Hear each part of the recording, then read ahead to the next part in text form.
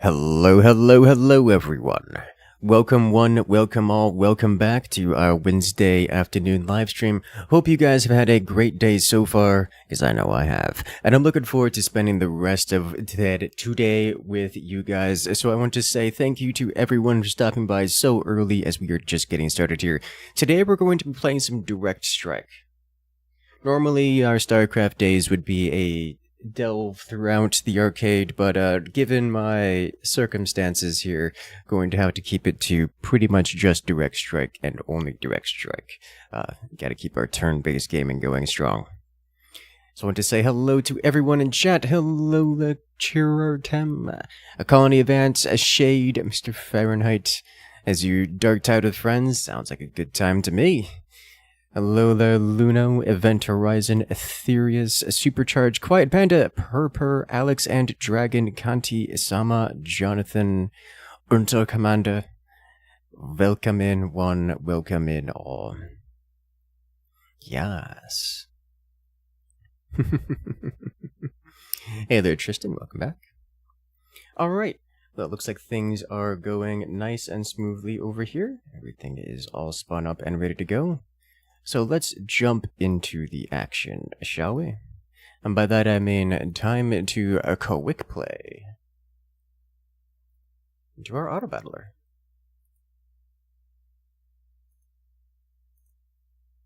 Let's do it. 2 broken arms? Yes, 2 broken arms. Great and horrible experience. Highly recommend against it. It is horribly inconvenient. Got kind of lucky, it's only fractures on my wrists and elbows. So that's, you know, could have been way worse. Don't have any like bones or anything sticking out the side of my skin or anything exceptionally untoward.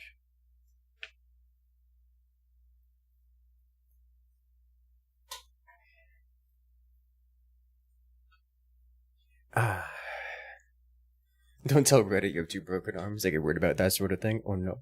Yeah, they're sweet, welcome man. How did that happen? I got in a fight with the floor. I survived, so I guess that means I won.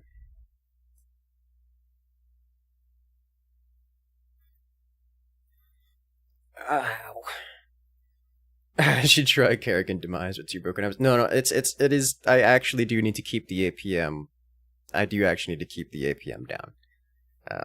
Like I can't, like I have to keep the arms unmoving.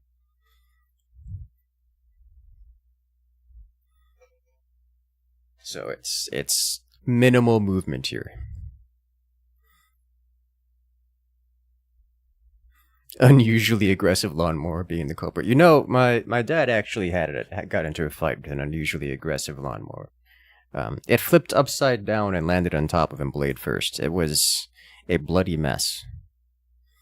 Luckily, there was an EMT very close by.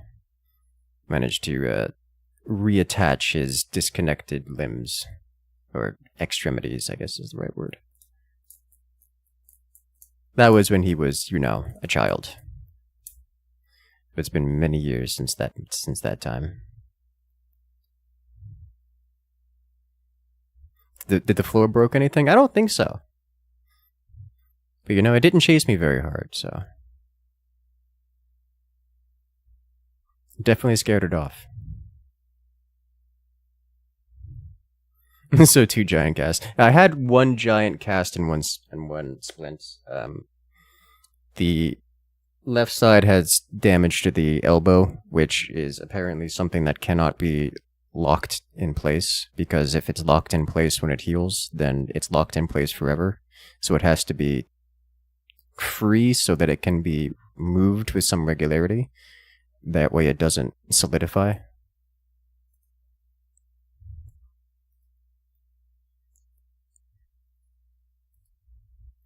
Which, I'll tell you, is not a pleasant experience. But it is the experience I must have.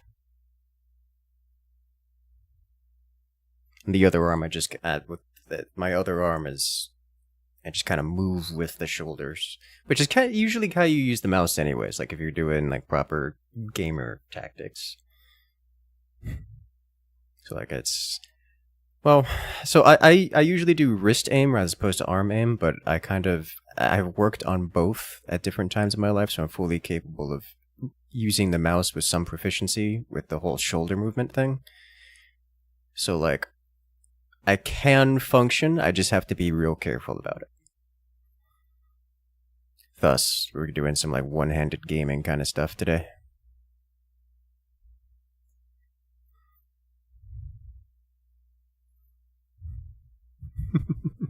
Don't borrow money from the floor. Look what happens. I know. I gotta learn to. You see, my first mistake was going outside. One of those brainwave detecting headbands. I was looking into setting up a what is it called? An eye tracker.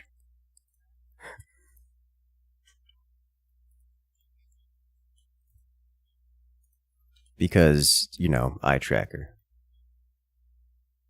Usually one-handed gaming is an entirely different genre. Oh my. Welcome in there, Fabio.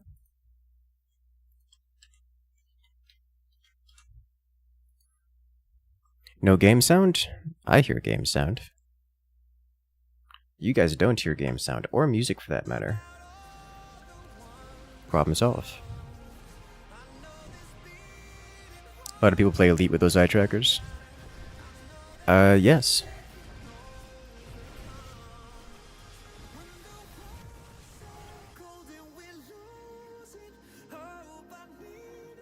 The eye trackers are a neat addition to some games.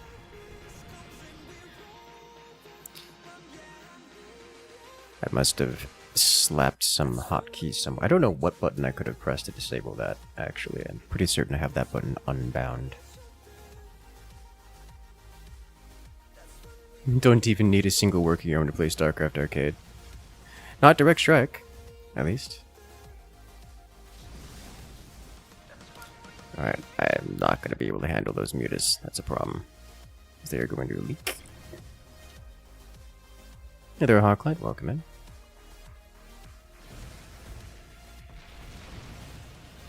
Worth it. Probably not worth it, actually. This dude's definitely going tier 3 or something. It's just going to be a bunch of aberrations all over the place. Yikes.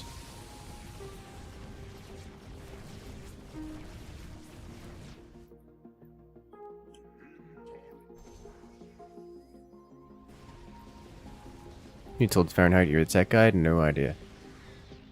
I didn't tell him that.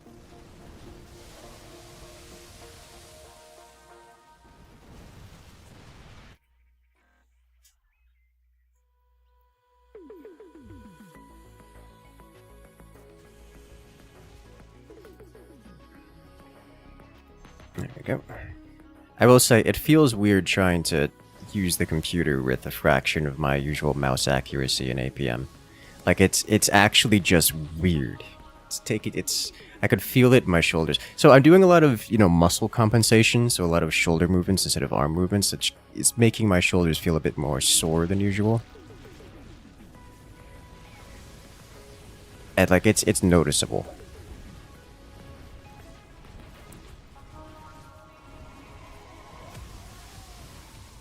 APM is down by like 90%, yes. And also the mouse accuracy, which isn't a big deal for something like Direct Strike, but for some games it can be rough to lose on it.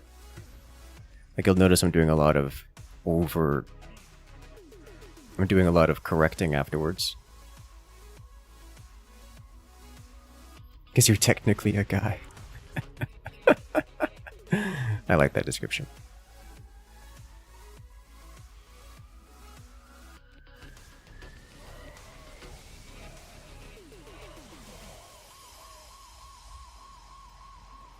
Dude, you gotta get anti-air.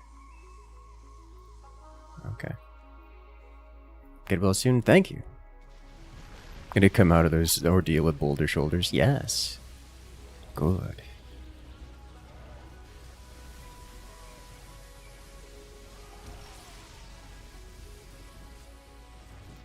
How going's things today? Well, I'm pretty certain my AC died today. Because I noticed it a couple minutes ago, because I'm like, it's a little bit toasty in here, what's going on? And I tried to turn the AC on, and it didn't. So that's unpleasant. It probably just needs to. It does this every so often. They fail safe for trips because the drain here is a problem, and so when the drain fails to drain, it disables itself until the drain is cleaned out. You just get that fixed. I mean, it's like 1 to 2 times a year, and it happens the end of last year. It's been a fair few months. No AC boot death right now. Yeah, so I'm substantially less clothed than usual. For reasons.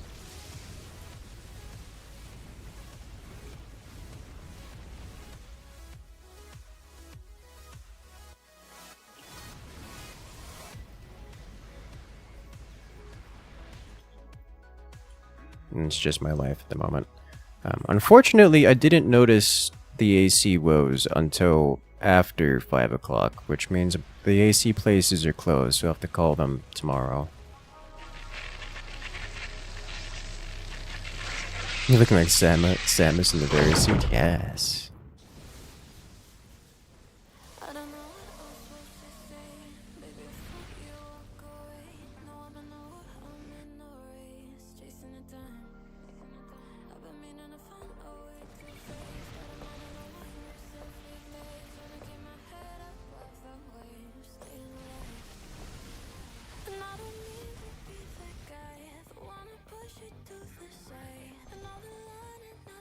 Okay. Come on.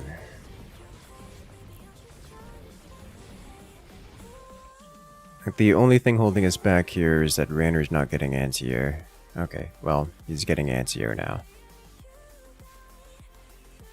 Did this man just get another fire bat? Why are you like this?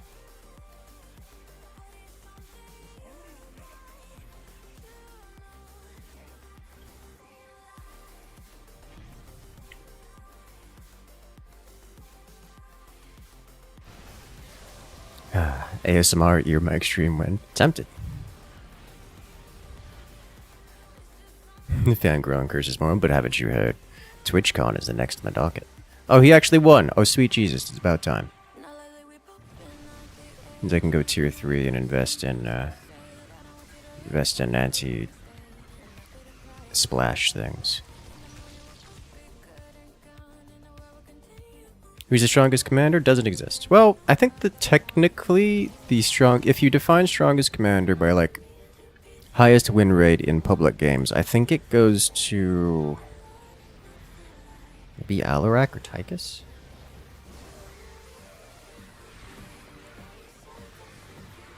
Going to QuakeCon. I've not heard of QuakeCon. That one's new to me.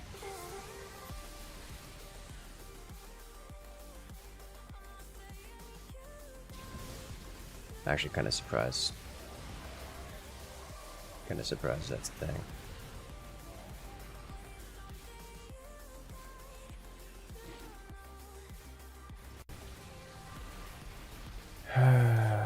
My dude.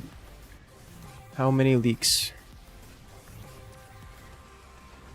Hey there, Banana Bean. Welcome in.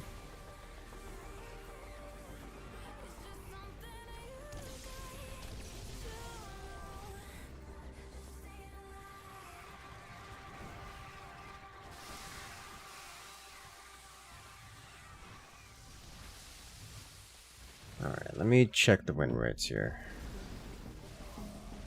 Win rates across the board in the past 90 days goes to... It's actually Stetman.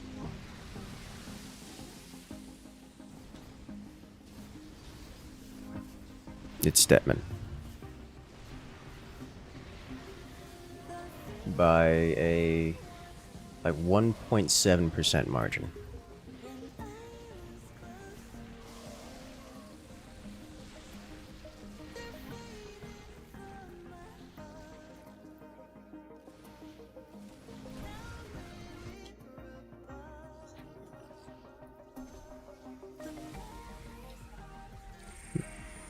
I think the biggest surprise to me is that the win rates are that close these days.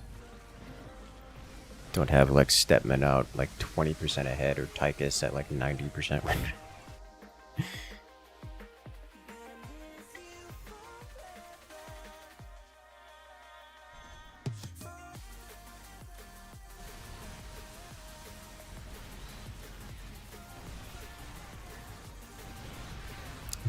QuakeCon existed since like 98 or like 96.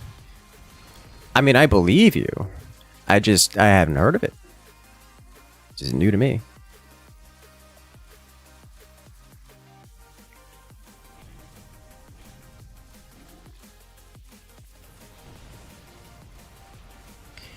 Let's try to ignore. There we go. We have a cleanish wave going into this.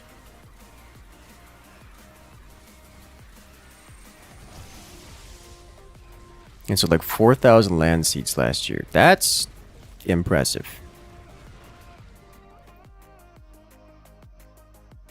Sometimes you hit a weird angle in the desk, you feel your APM and everything else mouse related slow down. Oh yeah, it's very APM can be very what's the word I want to use? Specific in that manner? Finicky, picky.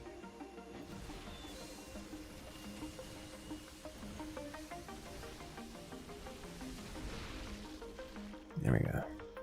Please kill him. Kill him now.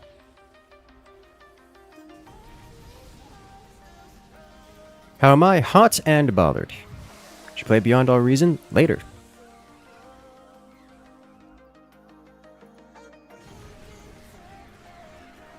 Poor Kerrigan. I have no sympathy. I have a little sympathy.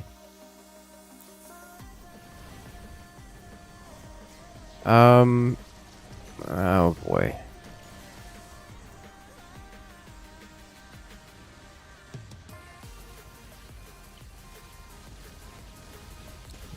We're gonna get the underrun and some damage in. And a lot of damage in. That's just about halfway. Oh, that's it. That's lethal. We win. We get it with the underrun.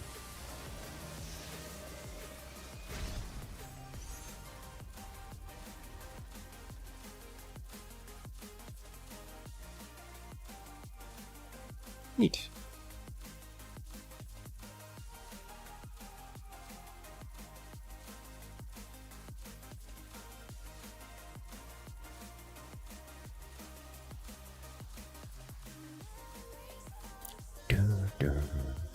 The question is, what happened to Dune? It exists, it is a game, it is a good game, and it is a game I like to play. I got an update, like, yesterday, which is really nice. I liked what I was reading in the patch notes. Win some money that you left at like 150, 160. Ooh. Fancy. That's a feel-good moment right there.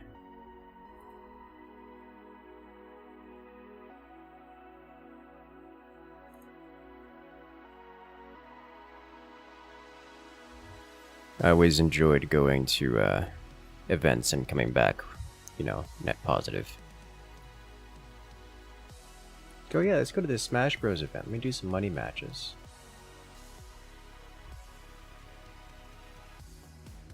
Smash Bros and Counter-Strike used to be my jam in that regard.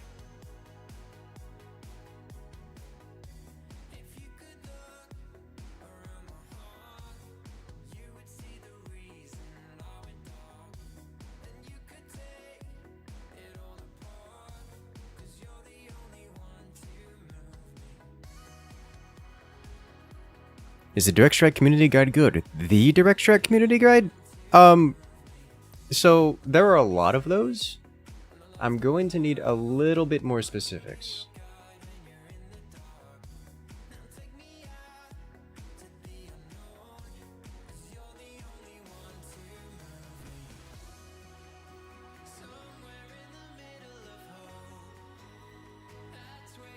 Alright, the Imperium. You found one from the Discord. Well, if you found it in the Direct Discord, it's probably up to date and probably okay.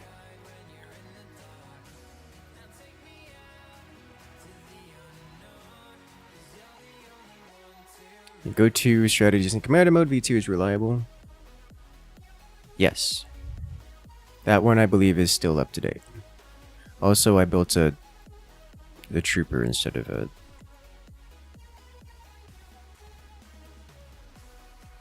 Zergling. I wanted a Zergling.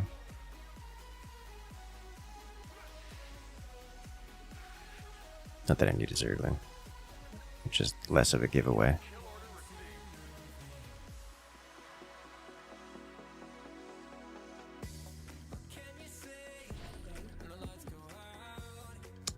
No reveal on my target.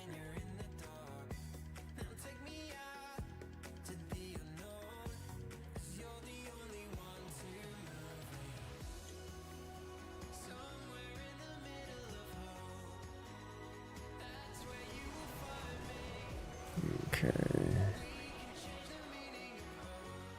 Photon cannon, something Protossy.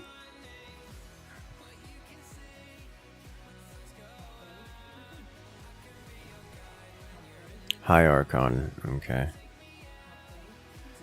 How do I want to handle this? He's opening with Archons, which is weird. You gonna punish me for opening tank then?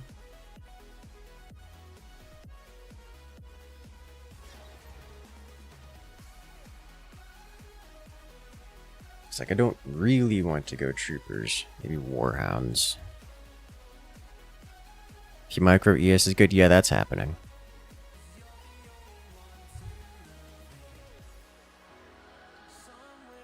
I could just go like Aegis Guard.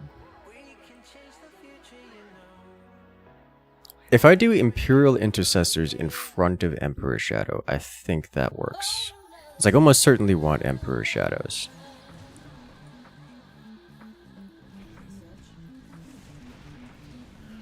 Because that's just good.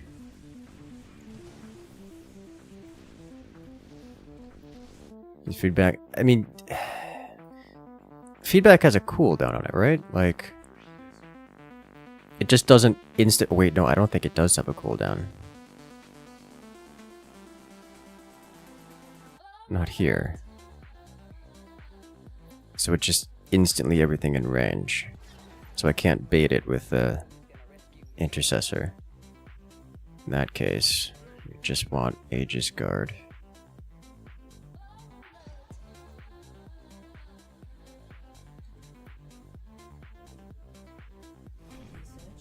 And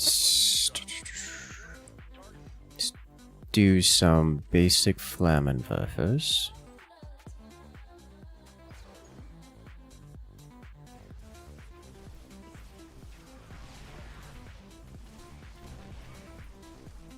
Probably a Storm Autocast, probably.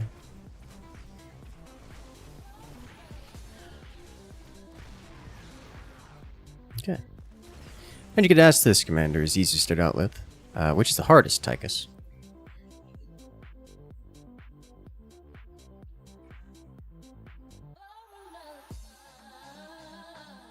Like it's that's just Tychus and it's not close.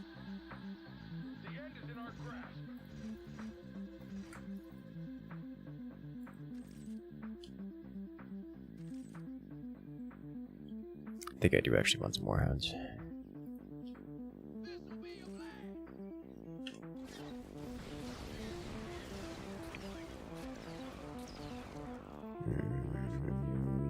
I'm gonna have a problem with this. I have no anti-air.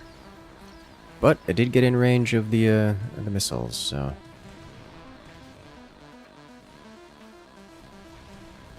And siege tank is behind some turrets, so we can do some work here. This man went Reavers already? Fascinating.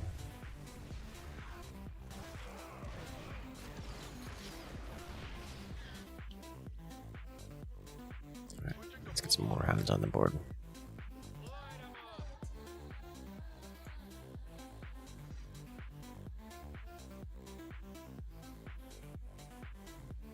also means I almost certainly want to be spreading out these dudes. Just to mitigate Reaver net mess. Got it in time.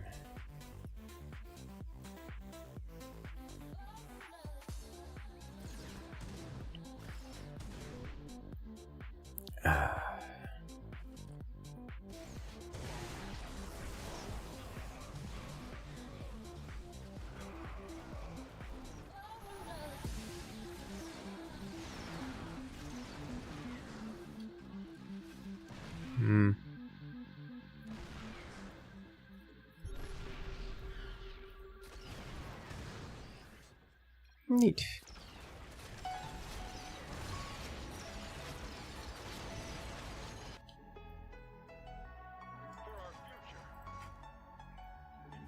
Alright, so we'll set you up here.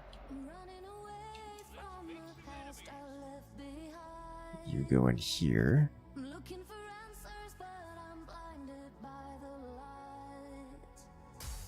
Am I just gonna go like mass siege shank? Is that just what we're doing today?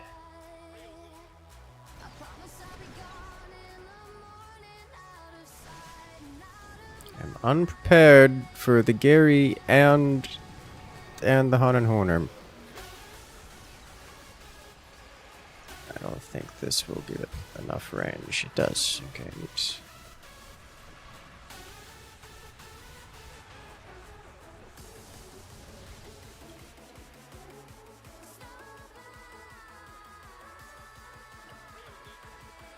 Right, I think I need to get one Sky Fury just to mitigate Gary issues. This is going to be a problem if this continues.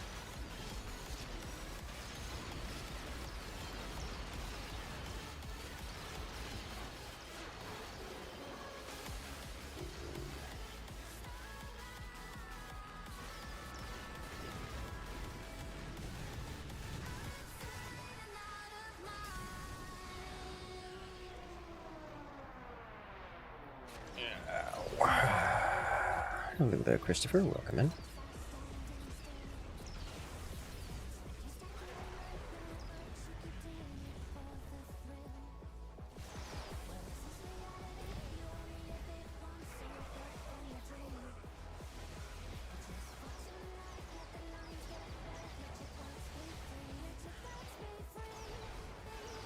Reapers are an interesting call.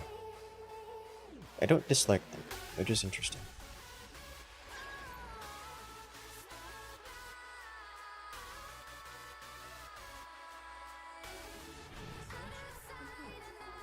Okay, more hound, please.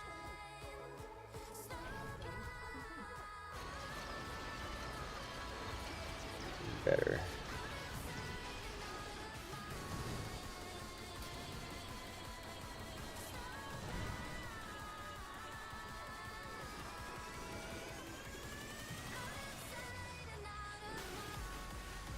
Oh, oh, that's horrible.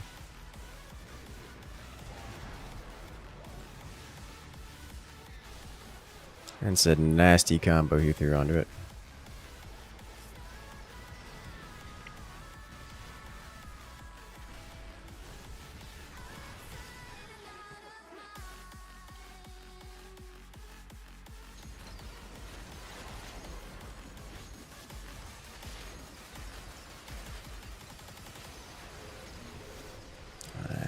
That's a lot of mess.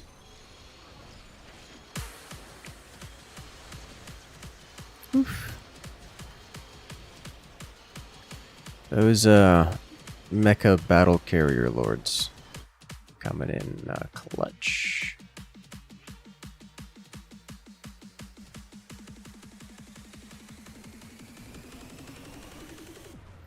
Alright, this whole leaking an entire wave of Widow Mines is a problem.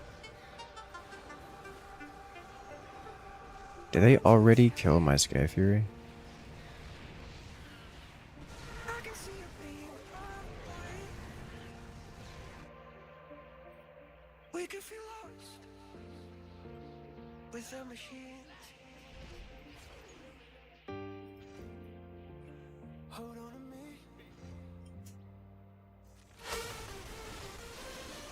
How both arms holding up? Very shoulders. Shoulder is still fully operational.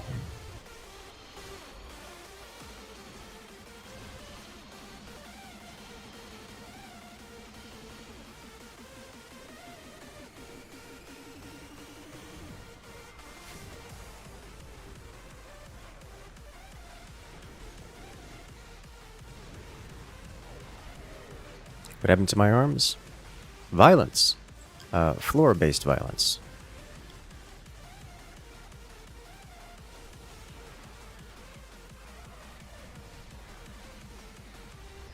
So no open side torsos yet? Correct.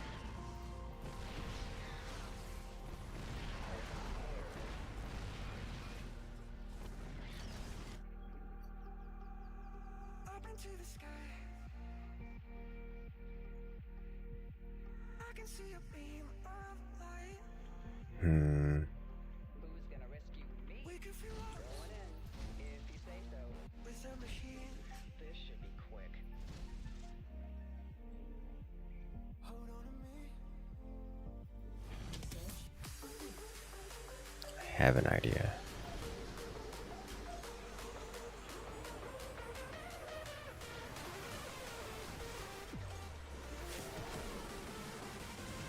This man's just clowning on the other Mengsk player.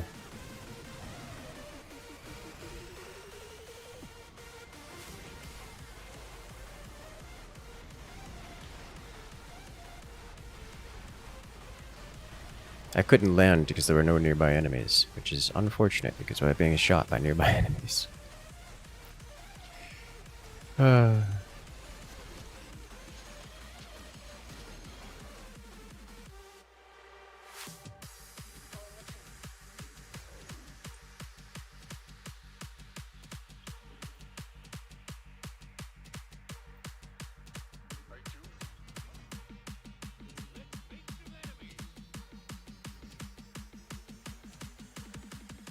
And away we go. When playing on tennis, if you feel Reavers are underpowered. Facing them, you want to just about wet yourself. They are a difficult to wield unit in times.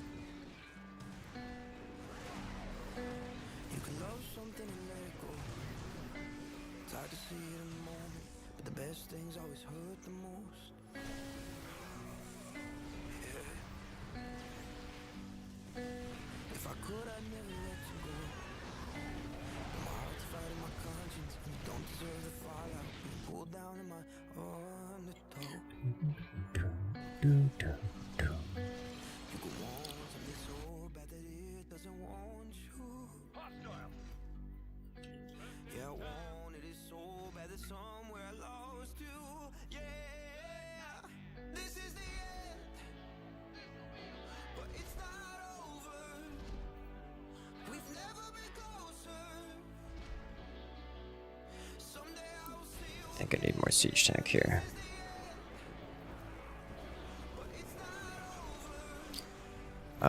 Shouldn't this guy be getting warhounds? Like, what? Like an Emperor's Shadow would be pretty alright. I think warhounds would be the answer for him.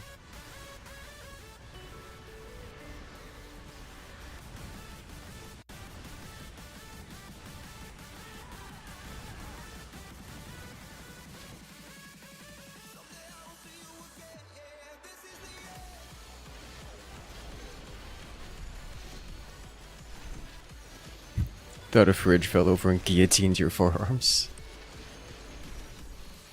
Oh no. Not quite.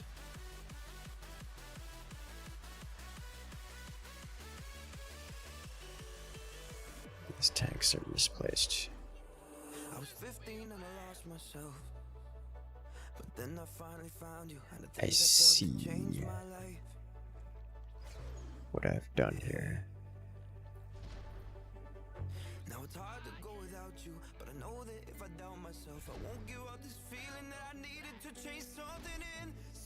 I will live with the consequences of my actions.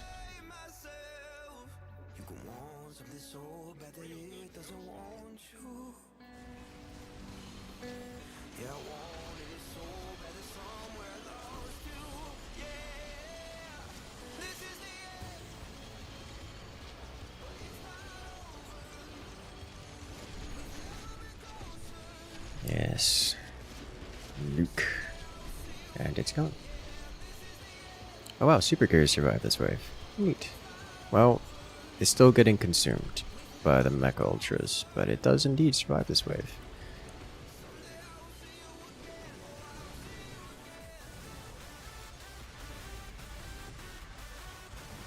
Forward blink. Don't see that every day.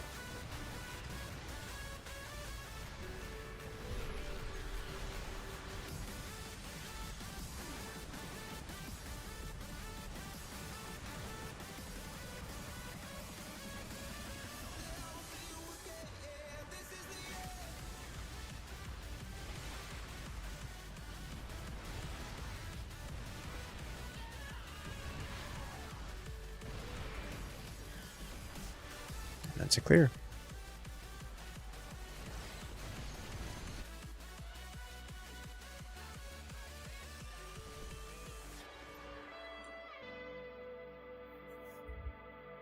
Emperor Shadow doing great work.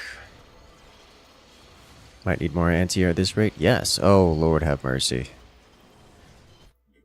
The answer is yes. I'm going to need a lot more anti-air.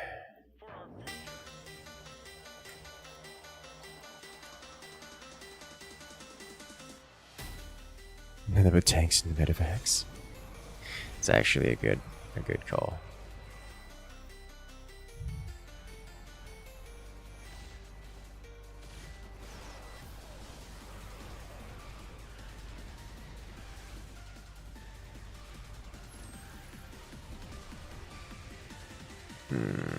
More Sky Furies, more like. You know, there's not a whole lot of anti-air from the Artanis player.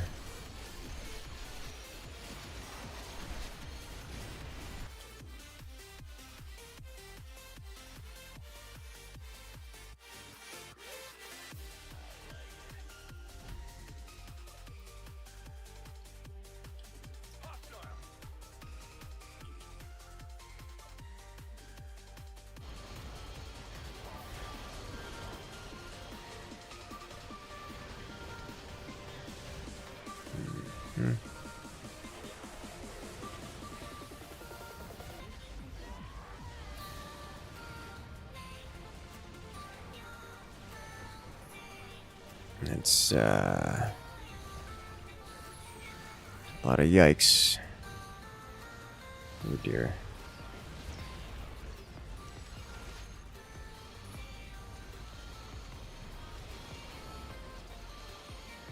The two-wheel locomotion. Yeah, I was in fact on wheels when I collided with the floor, which is why I had so much damage in general.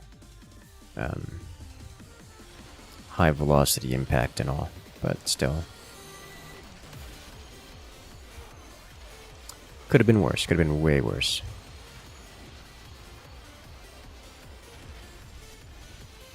This man disables his Earth Splitter, which I think will re-enable itself when it respawns.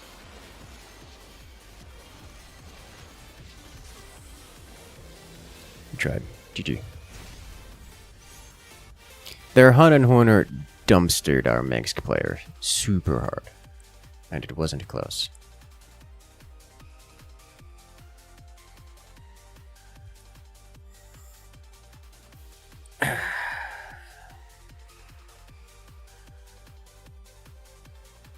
It's actually quite a nice showing from the Hun and Horner player. It's nice to see that kind of micro every now and again.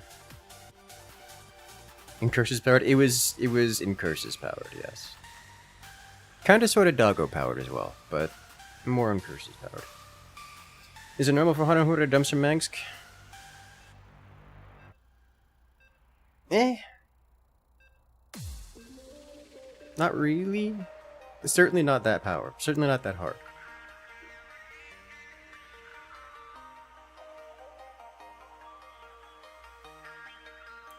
Like, Han and Horner definitely has advantage over Manx, but that's not what advantage looks like. That was someone just, that was a very well practiced and cleanly executed slaughtering.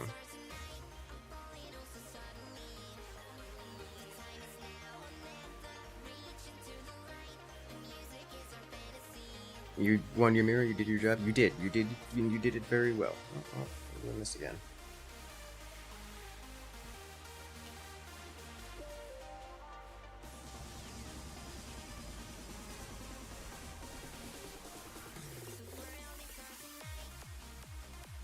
Didn't sell things to rocket troopers.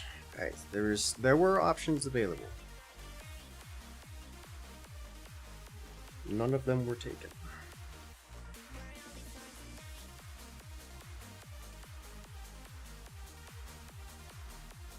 Yeah, no, I was taking Doggo out for a run, just back and forth on the street.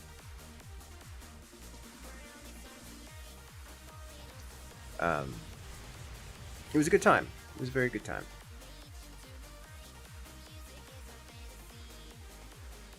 Right up until one of my wheels jammed, and then I was falling very quickly at high rates of speed. And by high rates of speed, I mean I was just about keeping up with cars when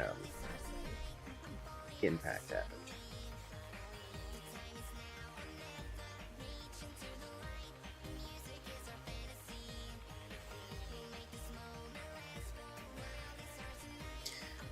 Do I want to start with this?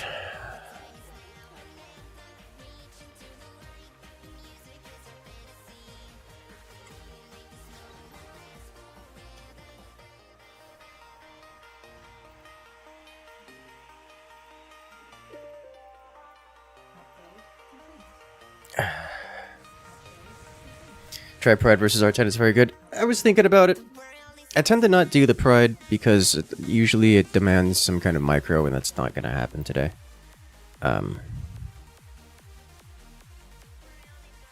But it is pretty alright. Especially later game. Pride late game is just kind of always good. Like, and once it gets its ability off, it's just great damage.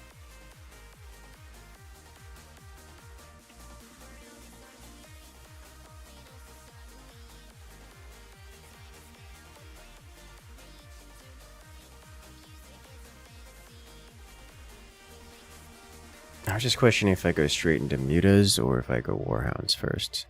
I think I go Warhounds first to guarantee you the execution on Alarak himself.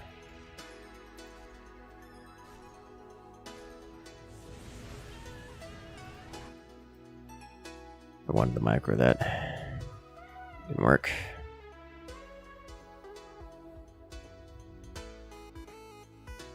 It sounds like you went too hard. Yes.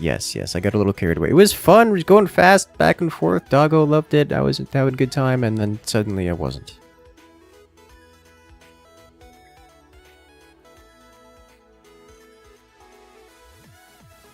Classic mistake.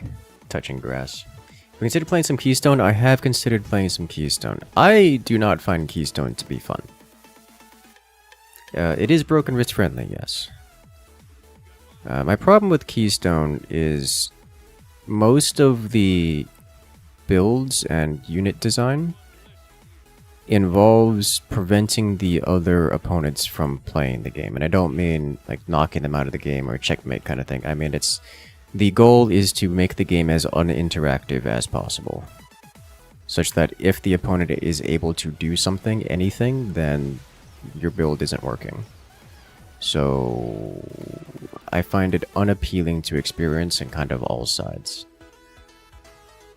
Like, oh hey, I got a cloaked mineral sapper that reduces the opponent's available mana per wave to 1, so they can only cast 1-cost cards for the rest of the game. Or, oh hey, I got a card on round 1 that does a game-ending amount of damage, and if the opponents don't also have that card, then this game will end round 2, and that's just it.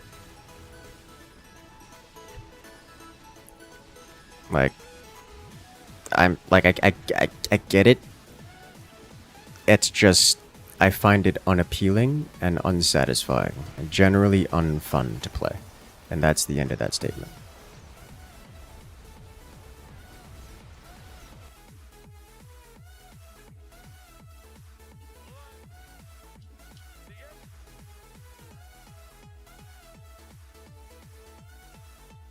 Keystone is if you took MTG and just made them out of blue decks.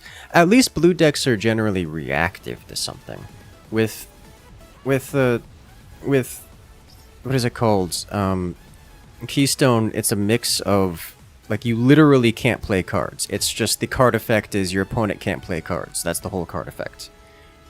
It's not like I played a card and then I nuked it off. It's not like they're playing some control deck that clears the wave every so often. You know, it's like, oh yeah, he spawned a bunch of units and then you know, he did a board clear. It's not that. It isn't that. It's I can't play cards to begin with. That's just how that works. That is the intentional design of Keystone. So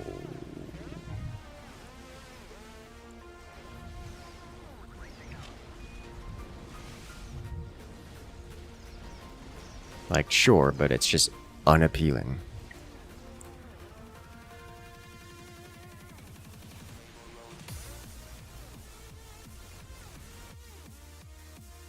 But yeah, so I'm gonna pass on Keystone.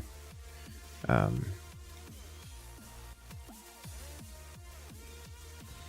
like the idea. It's just the execution is a bit unfortunate.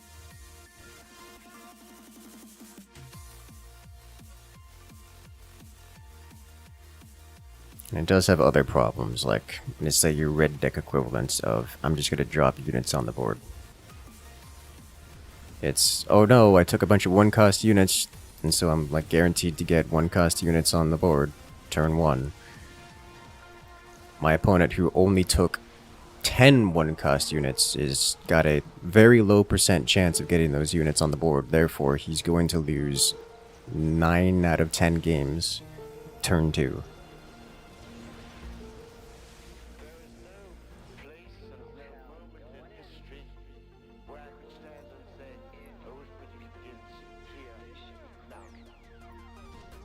Welcome to Keystone.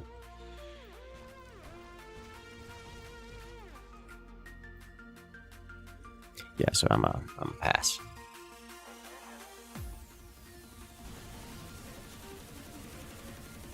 Also the one-hit combos. At least the one-hit combos generally have some play. It's like, oh hey, you have, you know, 10 turns or, you know, like 12 turns to do something before the combo comes online. But yes.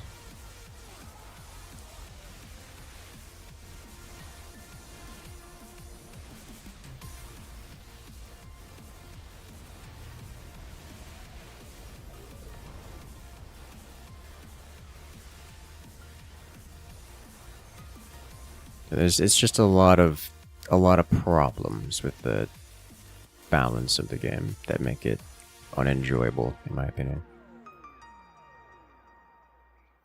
Like, problematically so.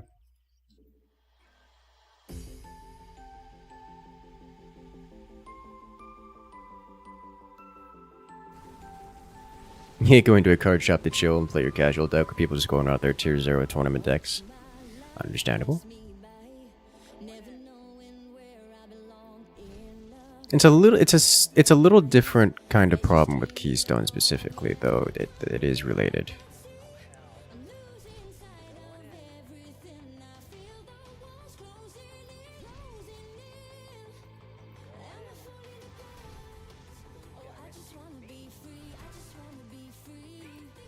Like with Keystone, yeah, you get these competitive style decks, but realistically, it's not the high optimization element. It's that the decks in Keystone specifically are uninteractive.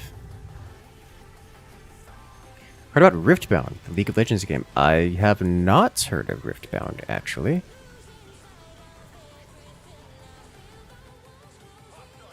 While the term League of Legends puts a bad taste in my mouth, they have made some good content.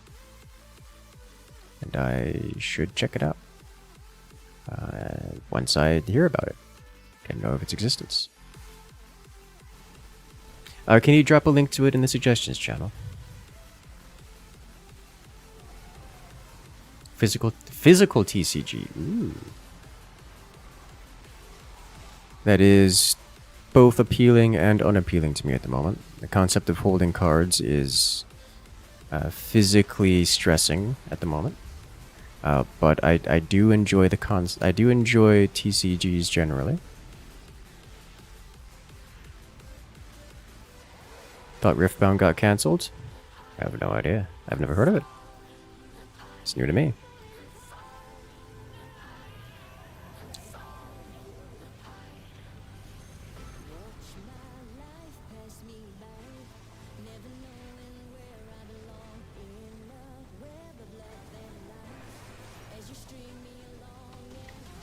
You know, 3 months to recover before it comes out. Ooh, I should be able to do so by then.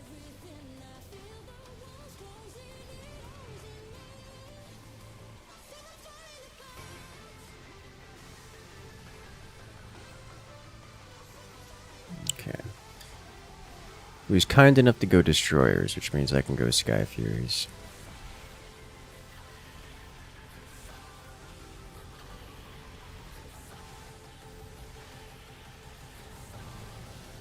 I should add in a second one of these first. For detection only.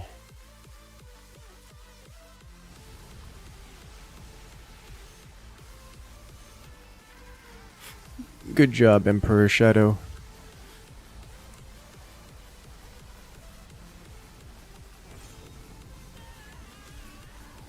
Nice. Money, money, money, money, money.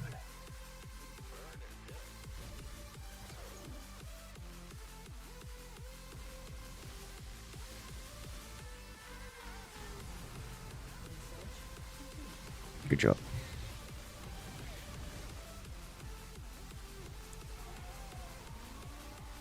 Does Witness even do anything besides detection? Yes, it actually has a very powerful buff. It grants it indoctrinates to nearby allies, which gives them 20% attack and 20% movement speed. Which is pretty big, because it covers literally the entire battlefield. Well, functionally the entire battlefield.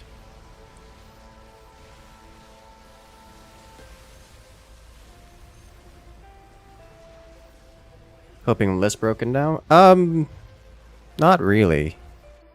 It's a work in progress. The whole less broken now thing is a, you know, a day-by-day basis. You know, every day is less broken than the last. Imagine if it's stacked, it would be ridiculous if it's stacked.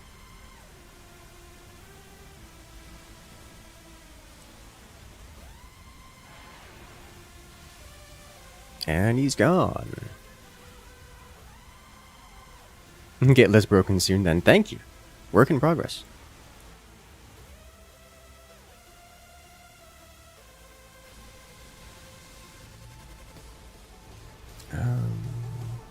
It's actually kind of rough then. I probably want to go Black Hammer.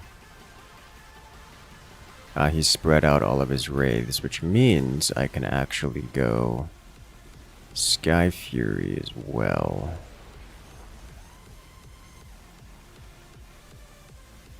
Yeah. We just went outright. Breaker arms again to make a content situation better. Dude, it is so difficult to do anything. Just like, literally everything is inconvenient. It's like, oh yeah, let's create content. Do you have any idea how difficult it is to do when the concept of pressing the go live button is actually a process?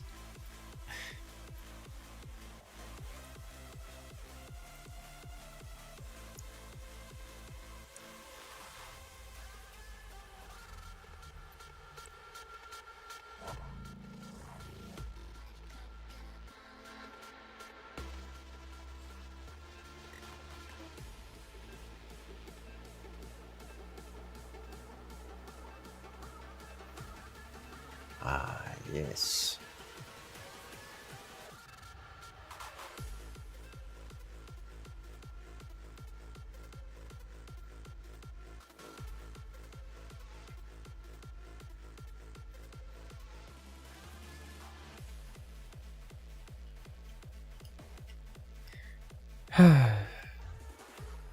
Thoughts on Kerrigan defense? It's fine. The game closest to that I enjoyed most was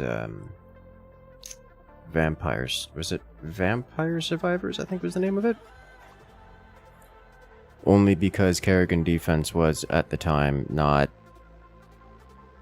Or Kerrigan Survival? Thinking of Kerrigan Survival, not Kerrigan defense.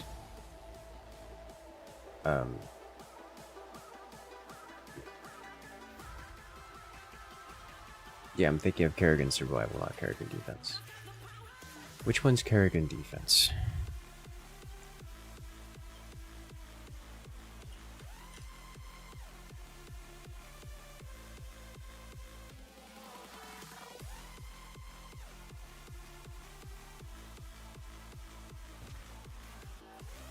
Kerrigan Survival APM heavy? It is. It is very APM heavy, and it's fun.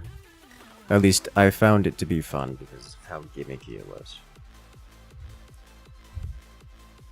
I could do things like, oh, you think you're safe hiding up in there, away in the corner where no one else can see you. Let me just cast range abilities, and then just snipe someone from out of vision range. Well, hello there. Vorgon, coming in and rejoining the incursion. For 3 months. Stay strong, those arms get better in no time. Yes, especially after working out. Why are you like this?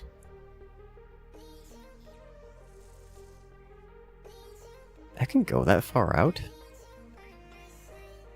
Huh.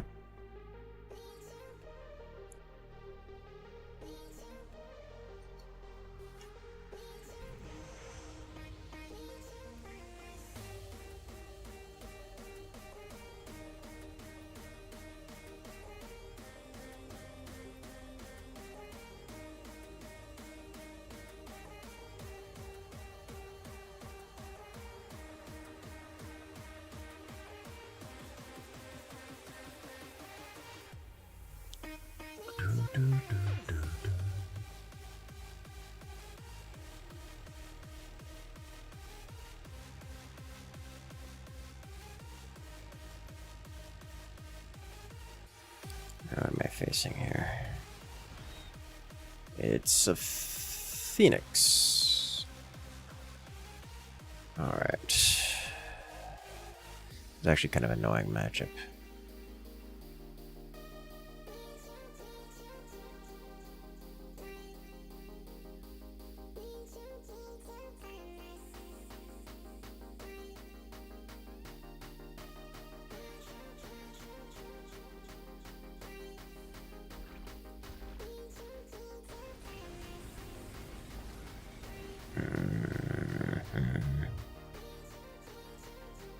Playing very well for playing with feet. Yes, thank you. It's taken years of practice. No, that I do have use of my arms to some degree, which is what I'm using. The mouse accuracy is in the dumpster, as is the APM. So we're doing things that are effectively turn-based at the moment.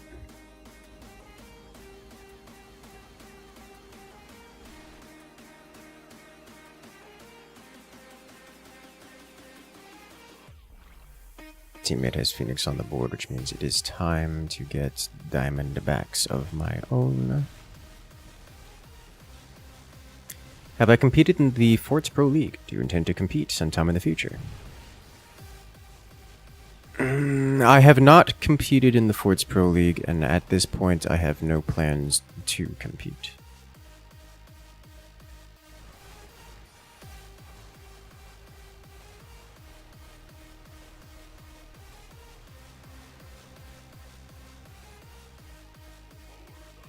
I enjoy the role as caster. Oh, that's rough.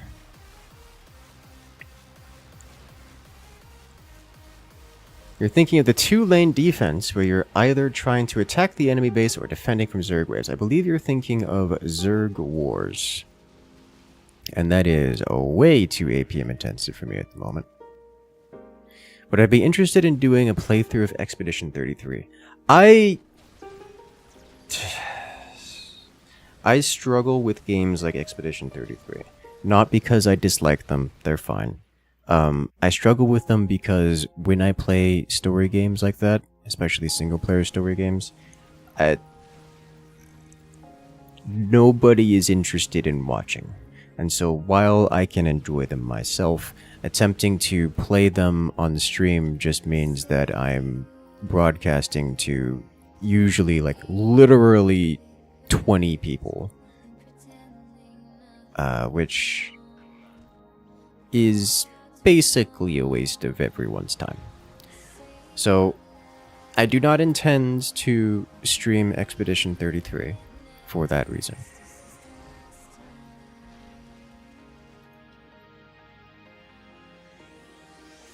I say that knowing full well that I have not made an attempt to stream Expedition 33. Why not? I believe it is in regards to the competing in the FPL. Because competing in the FPL is more time consuming than even casting, and I would prefer to focus on casting. You know, competing is all fine and dandy, but you guys get better content when you can actually see the matches instead.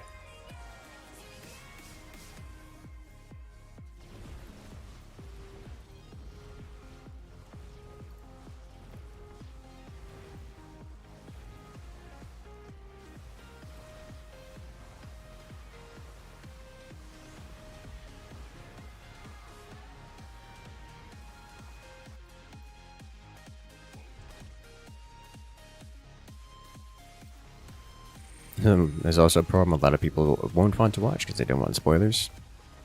This is true. Story games themselves have their own issues when it comes to content creation. Because story games, generally speaking, there's two kind of minds when it comes to people who enjoy watching story games. It's people who just want to see the story, so they'll do things like watch the story, someone watch one playthrough and then they're happy because the person was only really interested in seeing the playthrough and in getting the story themselves, but they aren't willing to play it. And then you have the people who are watching the story game because they enjoy watching a specific person's reaction to the story. Much of my audience does not. I don't have a big build-up of that kind of person. And you know, I got a fair few of you guys, so it's not like it's not like there's nothing going on there. But that audience isn't around this channel, and when I've attempted to do story games, I've struggled to get that kind of thing. I think part of it is the same kind of reason why scary games don't do well on my channel. It's because I don't have strong reactions to things. It is difficult for me to get a strong reaction naturally, and trying to force it tends to not work. And I try to compensate usually by doing things like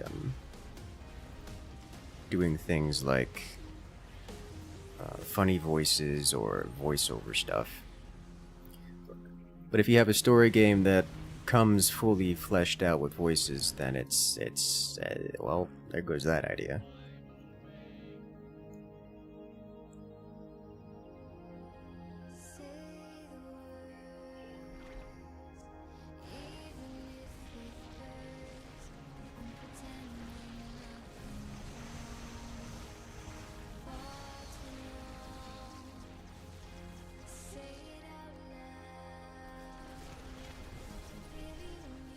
And once you get into the nitty-gritty of games, looking for secret stuff, doing side stories, people tend to tune out of games as opposed to pursuing side stories. Yep.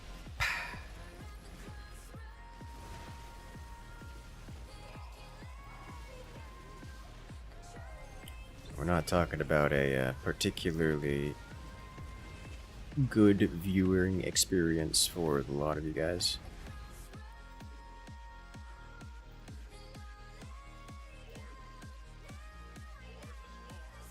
So at this point, I do not intend to do Expedition 33 and similar games, as interesting as they are.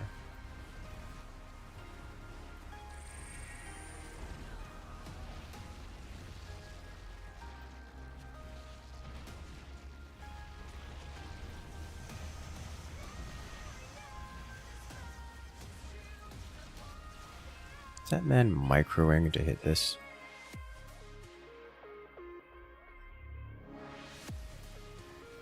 And to complete games as much as you can. This is often true, yes.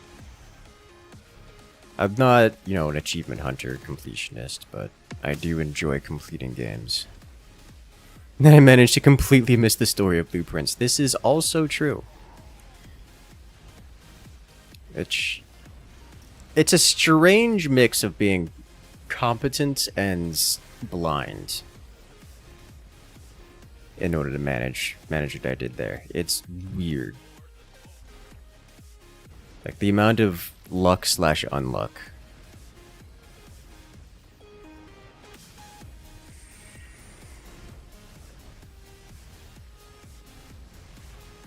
I'm not gonna be able to save that this time.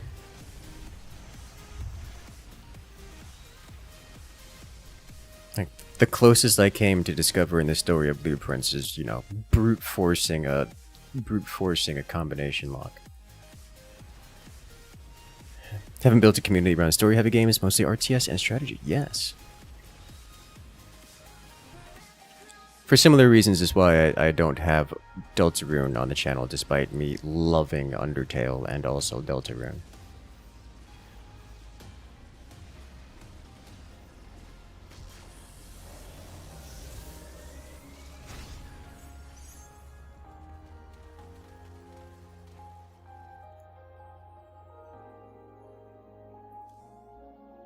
Well played.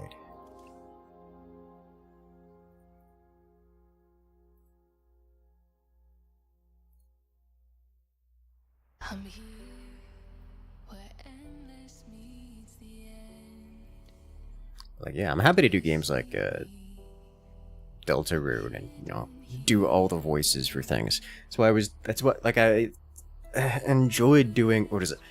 Y'all, when I was doing the wearing power armor to magic school narration stuff, y'all picked up real quick that I loved doing some of those voices, like especially Thalman. I was like, yes! It was so much fun doing that.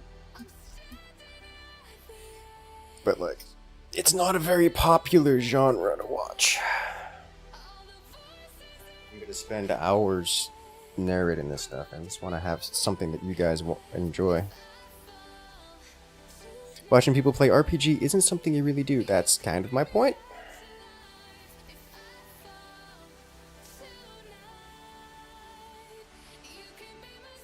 But it didn't work out. I mean, I'm tempted to go back to it. It's like, there's nothing stopping me from going back to it.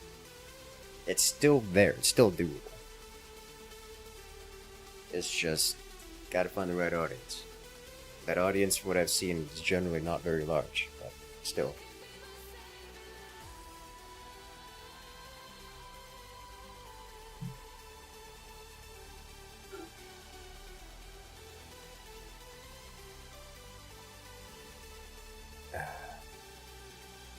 You don't want to watch me get dumpstered by Spamton the first time I encounter him?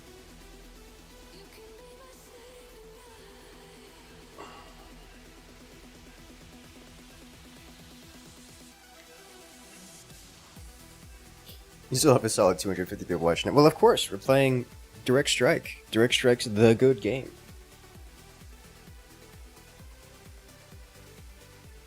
We're here to make good content for fans.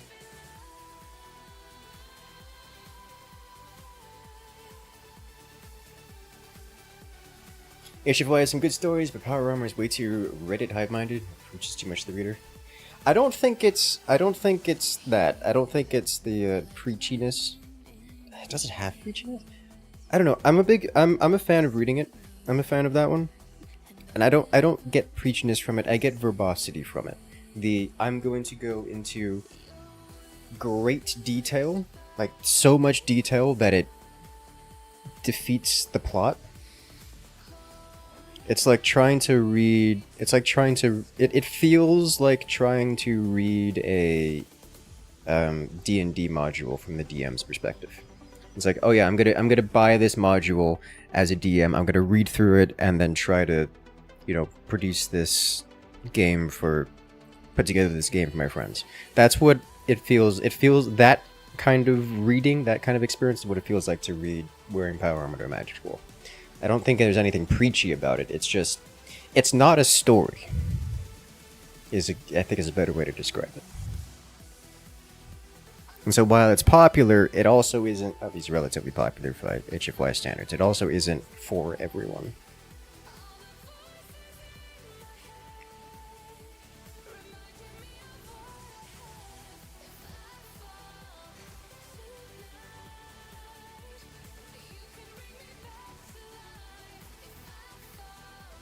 You replayed Deltarune when Chapter 3 and 4 came out, going from Jevil to King. Is it even possible to die to the King? Yes, as someone who has watched many of people, include... So one thing I like to do is, I like to be adept at telling people which games they're going to enjoy. Comes with having some experience in the field, I guess. And a number of my super casual friends enjoyed Undertale, and upon recommendation, also Deltarune. So I got to see a lot of super casuals. We're talking barely able to play Stardew Valley. Super casuals playing Deltarune / Undertale. The answer to your question is yes, it is possible to die to the King. Very, very, very possible.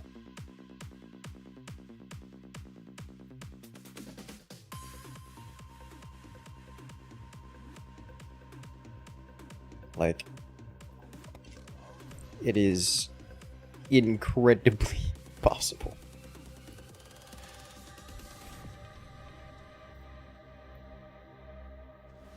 I was told Undertale was the bestest game ever, and you couldn't see the appeal when you tried it. Undertale hit at a time where... Undertale, I'm going to say, was like industry redefining. It hit at a time when meta commentary like Undertale wasn't super popular, and it spawned so many memes, so much stuff, that the jokes that Undertale put out there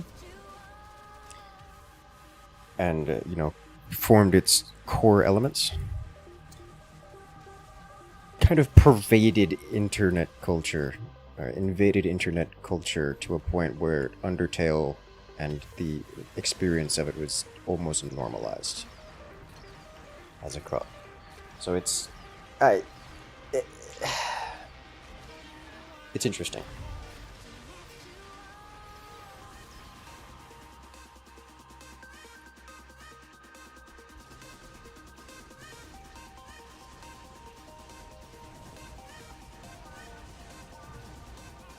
I cannot stand up and use the mouse. It doesn't work. Arm doesn't bend that way anymore. It's like Undertale, this very subversive meta commentary RPG. JRPG? JRPG.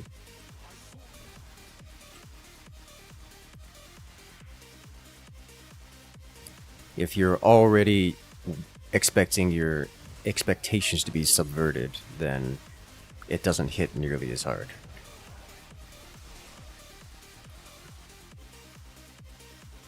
It is one of those games that once it was released, its appeal dropped. And so those who found it before they knew what Undertale was got an experience that was unique and unparalleled.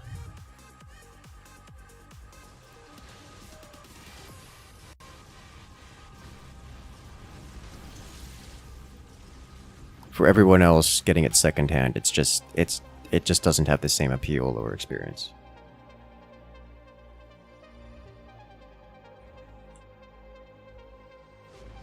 Like Sans, like the whole Sans fight thing. Like, if you know you're gonna fight Sans when you walk into the room, then it doesn't hit nearly as hard as someone who's like, oh, look at this goofy guy who in my last 2 playthroughs has been nothing but a jokester.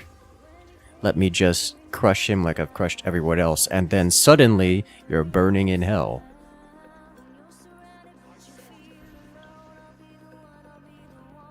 So that's the experience that people can't get today, or, you know, ever since Undertale became popular.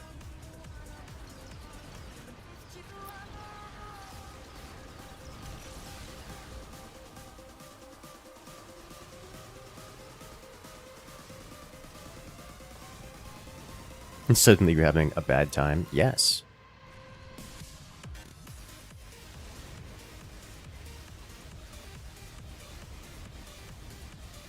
A very bad time.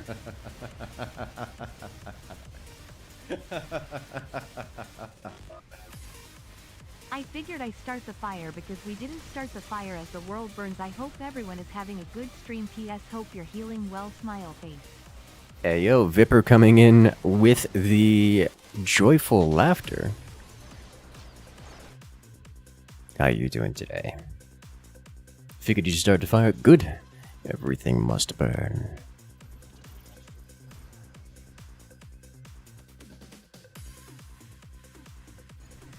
Don't care how much you leak as long as you damage the mirages and we win. Yes, I mean it's gonna work out well for us. You keep up the good work there, Craig. Why not get the range enhancement in the Carrix versus Carrix matchup? Because you want the mirages to be in front of your carriers. Do I have carriers? No, but if I get the range enhancement, then I can't get carriers without them being in front. So, like, I can get the range enhancement, it's just not something I want. Because the carriers are the real DPS.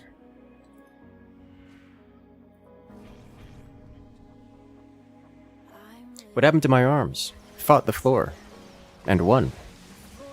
You know, I'm still alive, the floor was not alive because it's the floor and that's how the floor works.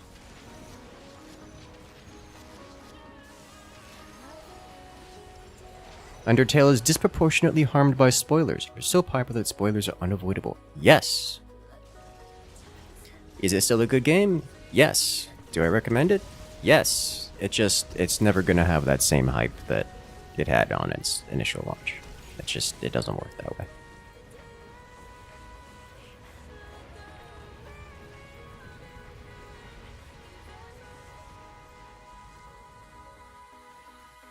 Can we get well soon? Thank you. It's a work in progress.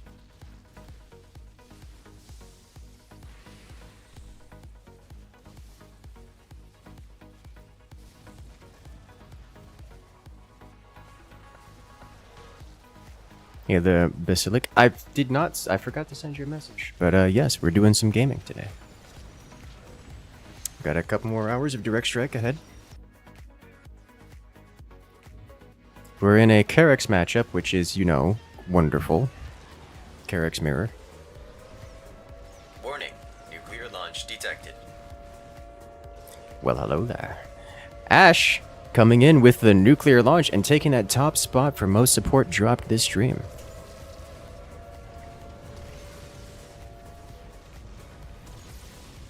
Hey Incursus, been a long time viewer, so I just wanted to give my support and say you're doing an amazing job and keep up the great work. Thank you, thank you. You have no idea how much I appreciate that.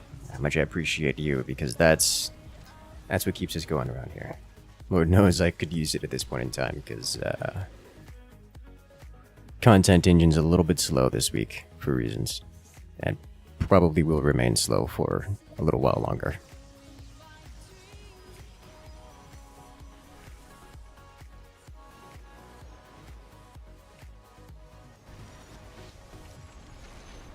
The floor is trending hard and planning for a rematch. Dude, I am scared. The floor and I have never been on good terms. But, I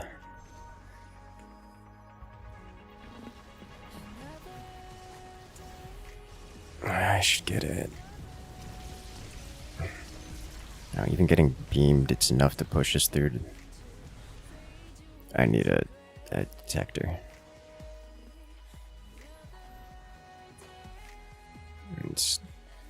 Yeah, we need one for now.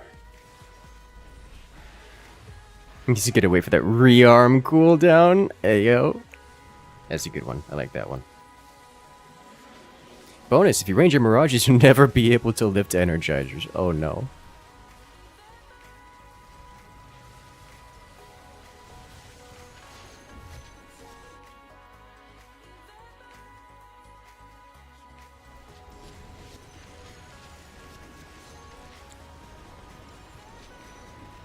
Sky Furies.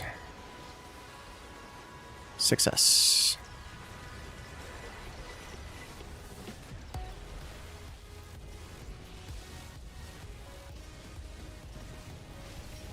I feel like my opponent is just copying me, whatever I'm doing, on a delay. Like, they're just waiting for me to do Carrick's things and then just copying whatever I do. Which is not a bad strat, it's just, he's never going to win doing that.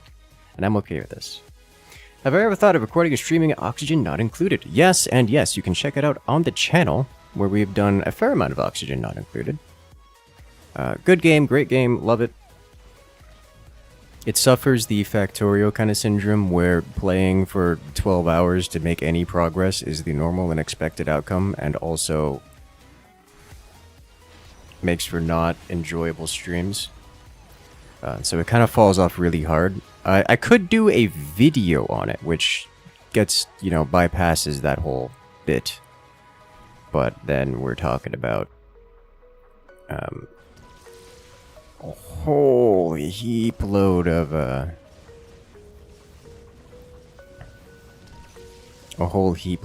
time and editing for what is going to be something I could do. Have you ever played Faster Than Light? I have not. However, I'm looking to add Void War into the channel, which is just Faster Than Light, but Warhammer knockoff. Legally distinct Warhammer.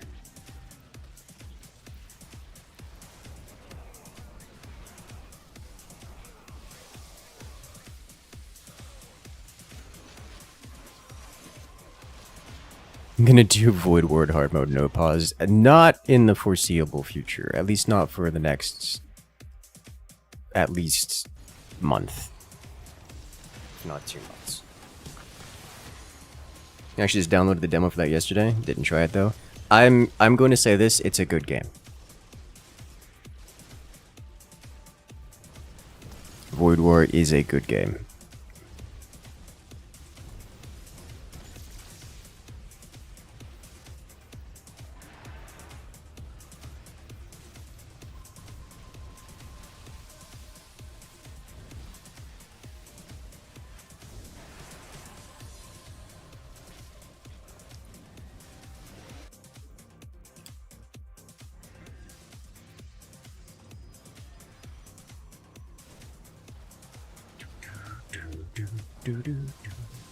We just found out about Star Sector, even binge watching into hard. Star Sector also very good.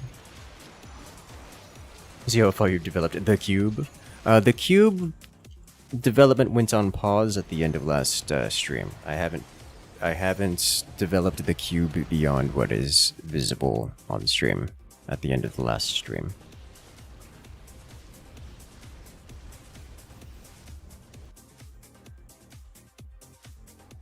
Year 3 of waiting for Beyond All Reason to appear on the channel. Why are you like this?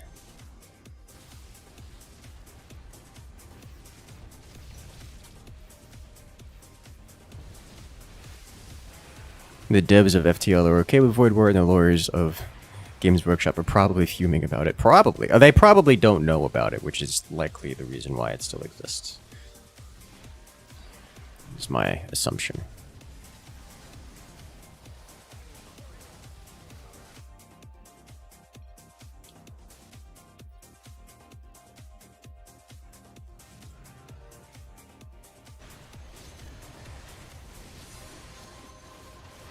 Have I considered playing in the upcoming Direct Strike tournament? I've considered it.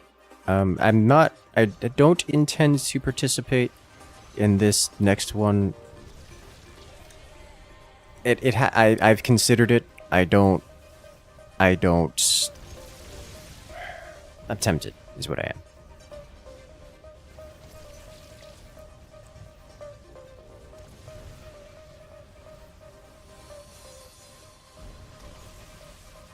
Okay, we're still ahead on the Carex mirror, but like that's all I can do is to just be ahead of it. Might be best to rest. Yeah, I'm not going to be doing anything competitive for quite some time. So I have a problem where I will injure myself to do things. So I need to not do that. For something that is borderline doable, like Direct Strike, I need to not. Because it's gonna be a situation where, oh, I can win this round if I just micro this unit. Let me just turn up the APM. And that's how I get myself hurt. That is how I get in trouble doing that. So I'm just not gonna put myself in that situation. It's a problem. It's not good for my health. At least not for several months.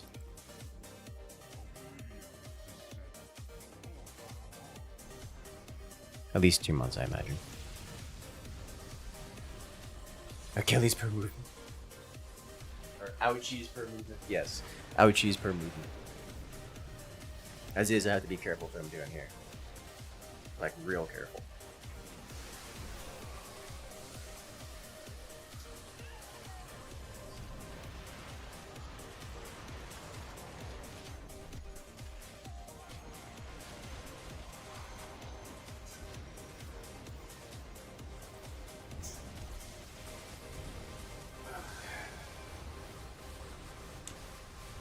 So no Dogga for 2 months? Yes.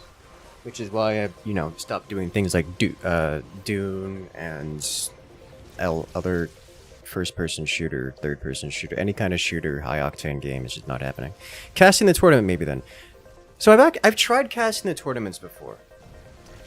I find them difficult to do because it doesn't have the same appeal as playing in the game. Like, so obviously people have different interests for viewing pleasure. Playing Direct Strike, they get to follow the perspective of one player who's slowly building up this force against an opponent player who's doing the opposite. It creates this kind of story, this 30-minute, or I guess closer to 20-minute battle back and forth. But casting the viewer experience while appealing to people who play the game tends to not be the same kind of spectator sport that you get from other games, or even just watching from one player perspective. And there's so very much going on at a level that the average viewer just can't understand, even when explained. It just doesn't have the same kind of appeal. And so I find it difficult both mechanically to cast, because it's just that difficult to keep up with everything, but also it tends to not be nearly as appealing for the viewers to watch. So I don't know that I want to cast Direct Strike tournaments. But I can be convinced.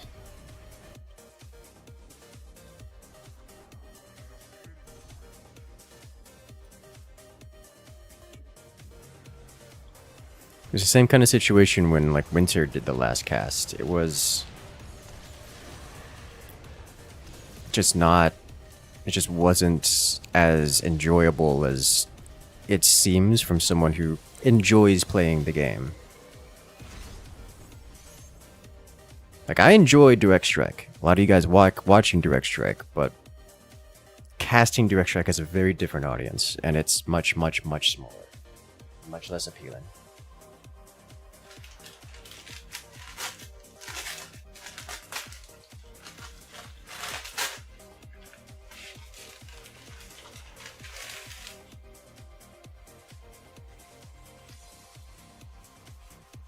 Like, I don't know.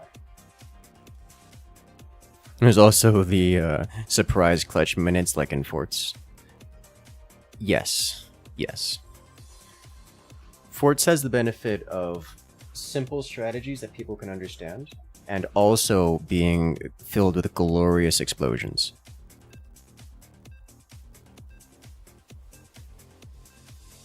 I think casting an auto battle attorney is just one too many steps removed from gameplay. That is my opinion as well. You don't even have to understand Forts. Correct. It's just mesmerizing.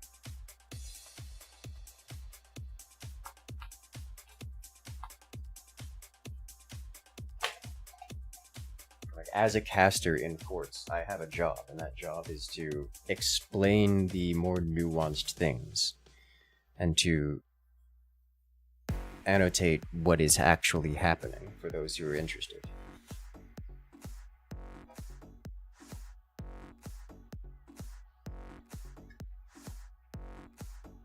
Doesn't really work that way when casting Direct Strike.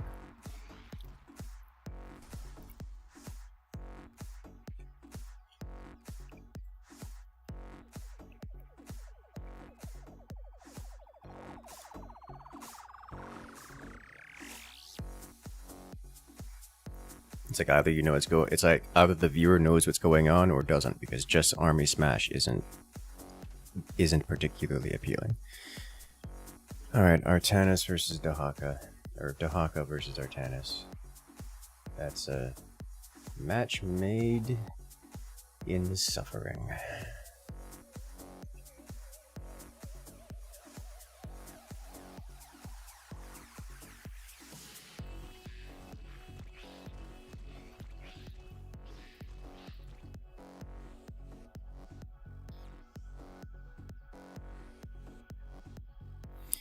If you would cast a Direct Strike tournament, would you prefer to do it solo or to do a trio? That only I would certainly prefer to do it with other commentators. It removes much of the downtime. Because realistically, you're not going to explain all the strategies and such to people. Like, that's not going to happen. Either the players understand. Yes, Craig. This is not the first time I'm answering this question, and I'm going to give the same answer. Either players understand what's happening or they don't. As a caster, you're not going to be able to explain properly what's going on. It's just there's too many different things going on.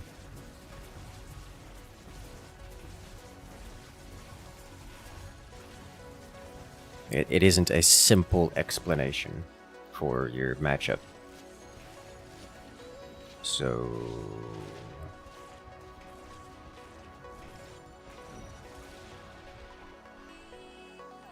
just having commentators back and forth while the army is mindlessly smashed on screen is just kind of the only option available.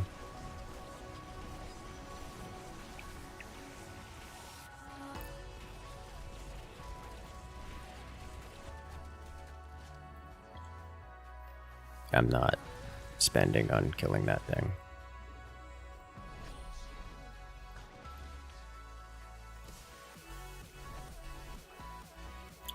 I'm pretty certain my Artanis is going tier 3.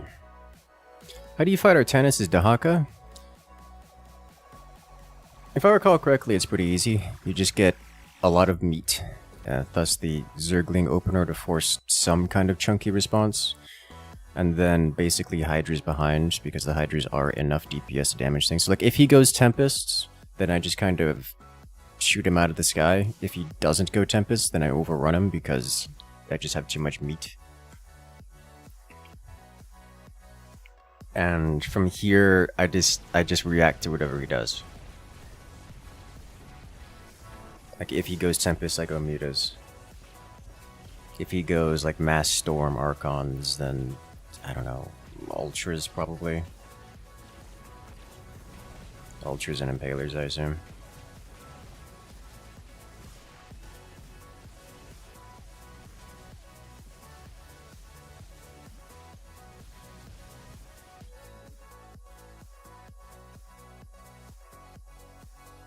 As in our tennis, you please you don't use mutas. Exactly. Dahaka mutas are disgustingly good versus anything aircraft.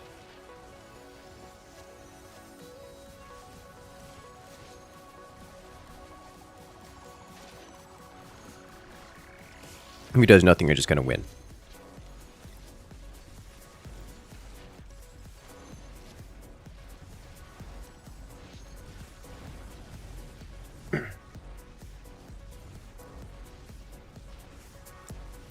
Could do the cross the obelisk for a stream. That's an interesting one. Okay, so he's gone weird.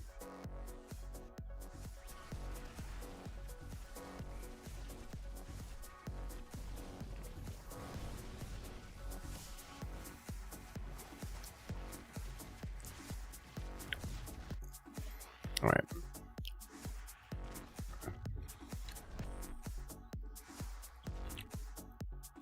And a few times I can do swarm hosts. I don't know if he has detection, actually. Let me throw one of these in here.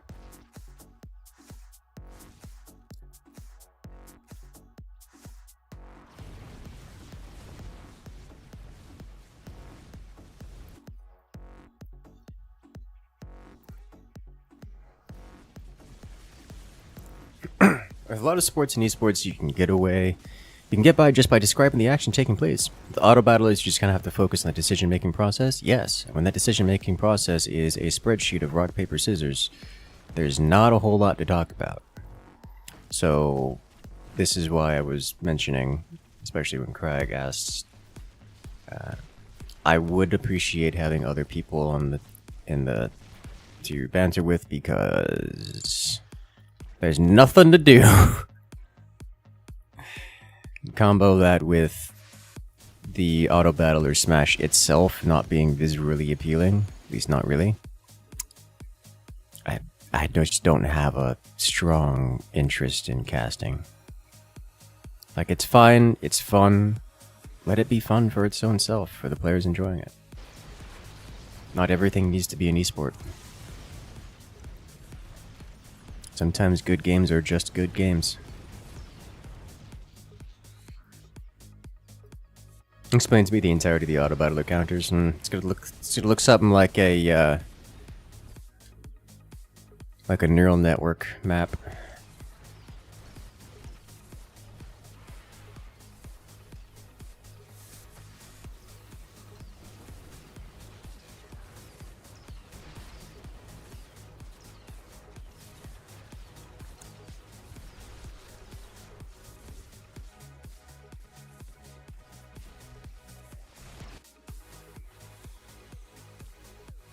I need another impaler and then upgrades.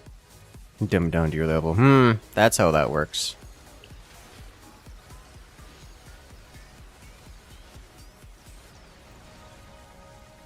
Gonna give it to you like a in a way a Marine can understand. Is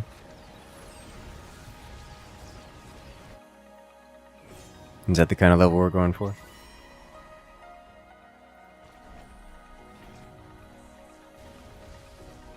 Still not a Marine. I mean, you're the one who asked to dumb it down. Like, gotta be all-inclusive here, you know? Have more minerals on the field than the other guy. That is a good start, yes.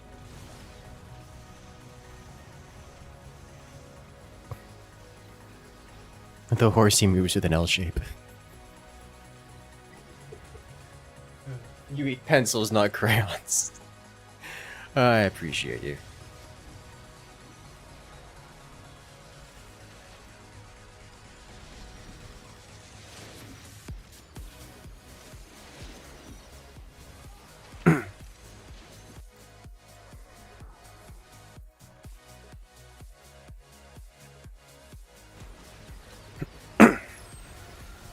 Alright.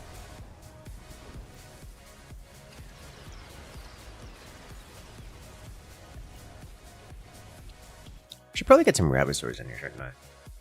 I mean, it's probably over. Is it over? That's...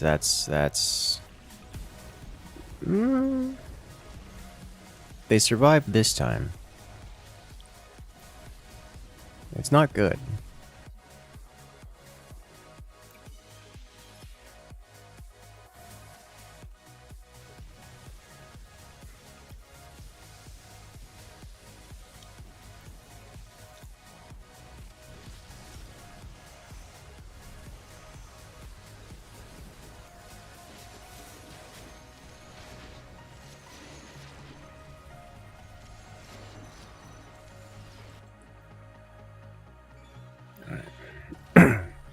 Dude went aircraft, so we're going into the muted train for the foreseeable future. Though I suspect we're not making it there. We didn't make it there.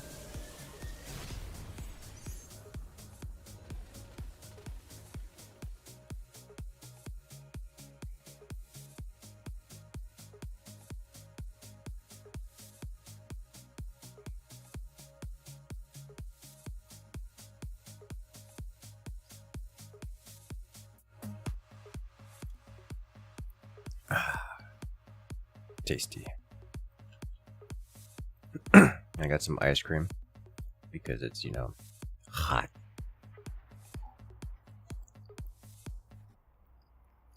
I don't know why I'm looking at that like I can choose, like I have options.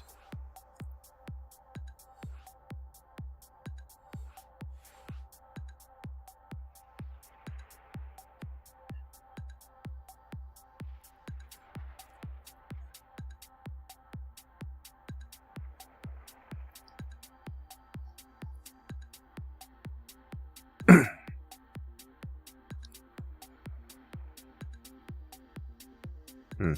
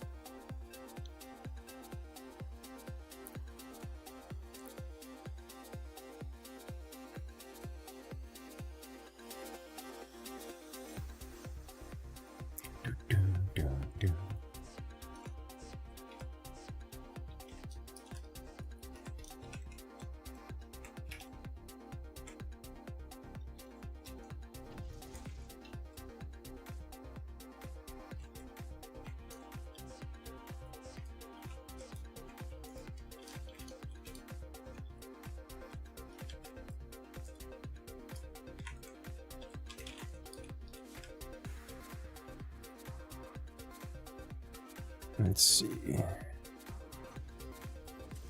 Let's go straight tier 2.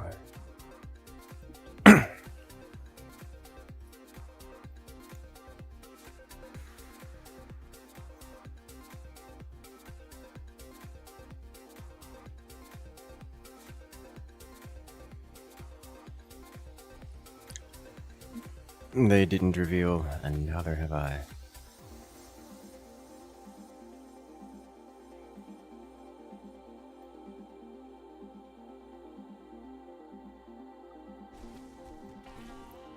Oh, that's Vorazun, second place. Good luck, Banana Bean, you're gonna need it.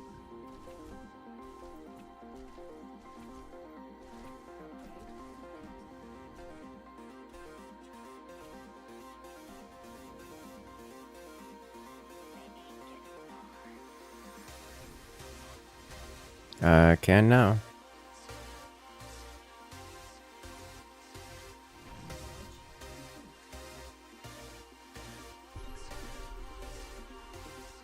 That's an Abathur. And more Centurions.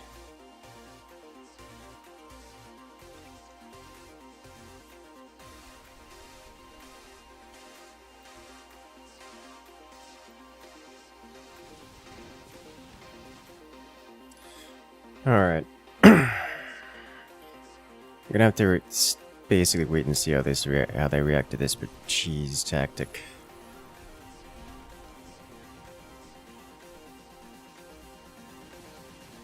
Or if I'm gonna have to do something crazier.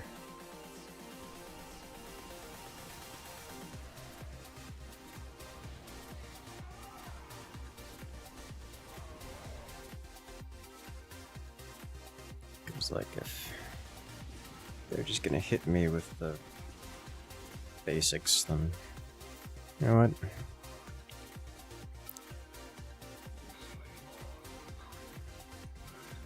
Let's just do this. Get some chonk on the floor. Deal with roaches.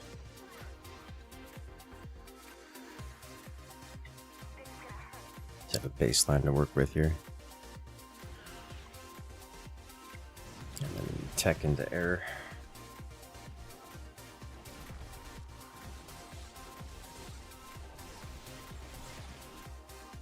I probably wants to fight Raynor on the floor, as opposed to going to the air, or fight Abathur on the floor.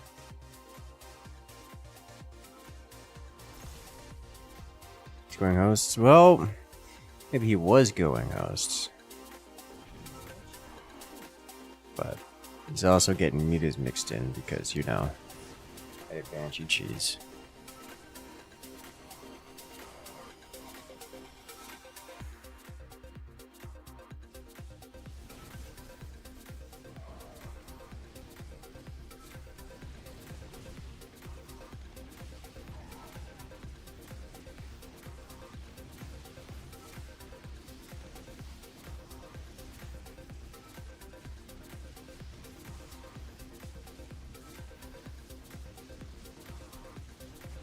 Okay, yeah, I'll go tanks.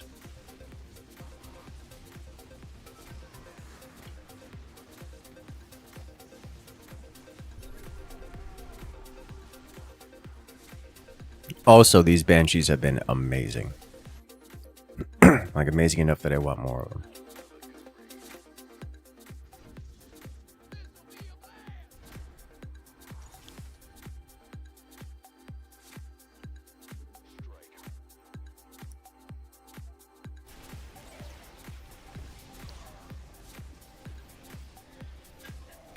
Like, it's just sitting here plinking away. All wave.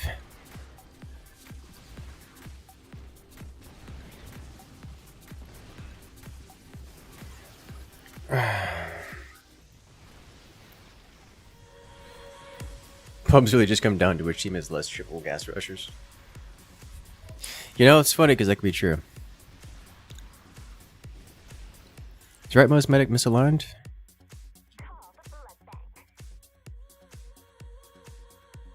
Something is misaligned. It's the Firebat and the Marauder. Thank you for pointing that out. That's an illegal amount of misalignment.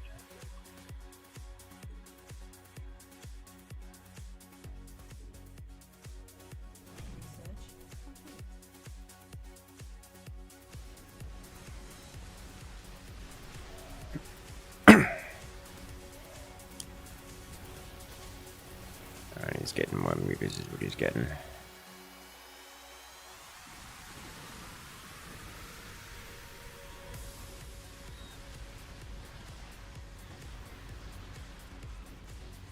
Marines, yeah. I don't know, I think I'd rather just do Vikings instead of Marines.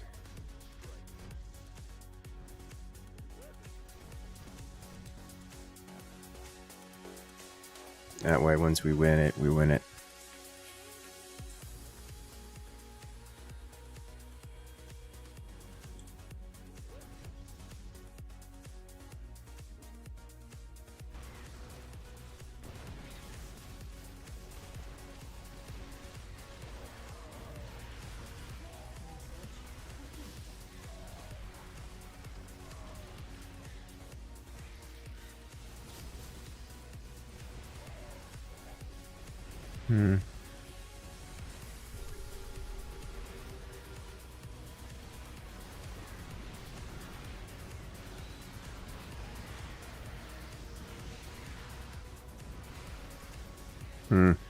The heals are a problem.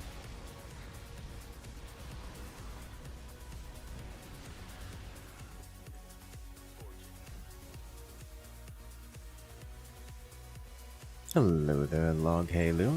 Welcome in. Should I say, welcome back?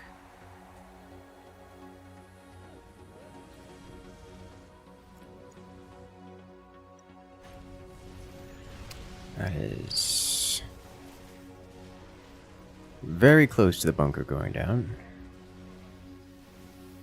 Very, very close to the bunker going down, and I'm almost certainly not going to be able to save this. Huh, saved it.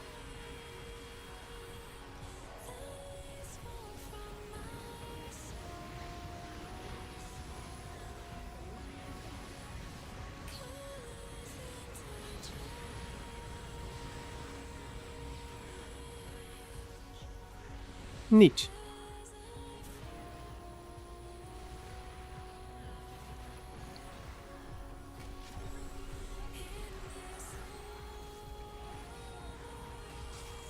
That's gonna get void rid so hard. Oh, we're losing this here. Surely. Oh, the knockback. Knockback. It's good.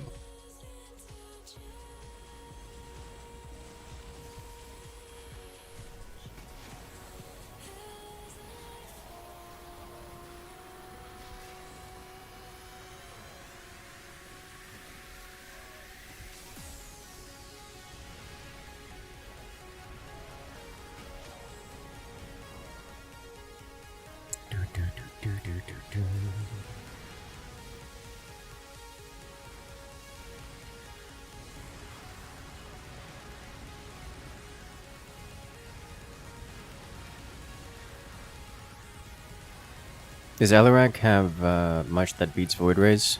Yes, Alarak beats Void Rays, like himself personally.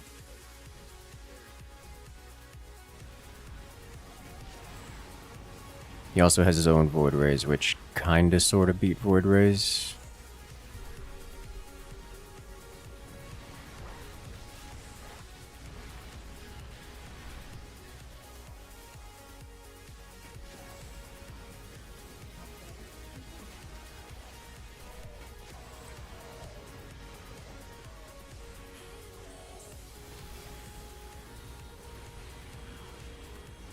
His Tal'Darim Mothership doing great work.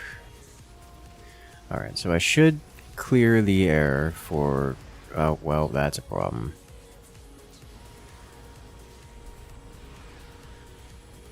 Not clearing the air anymore.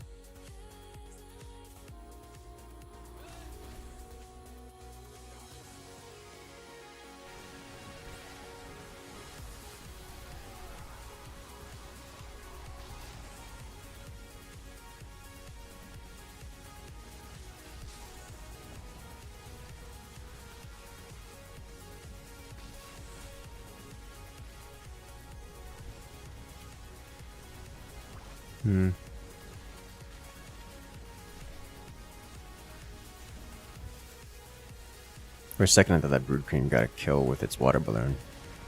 It's like, wait a minute.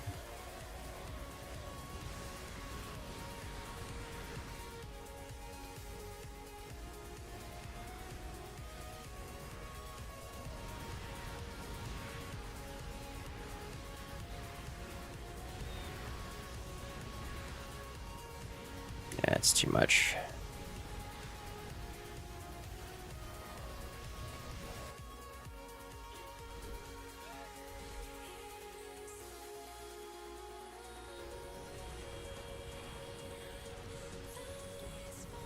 I'm amazed we still have our bunker here.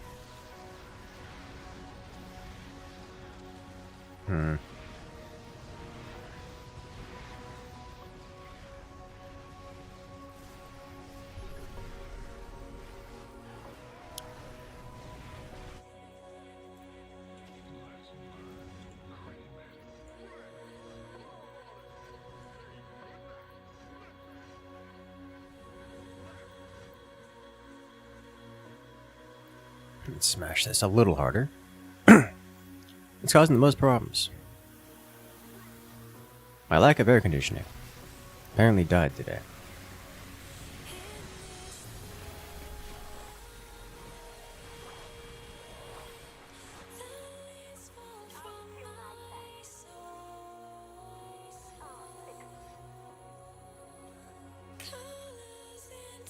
We're pushing. We're gonna get this? No.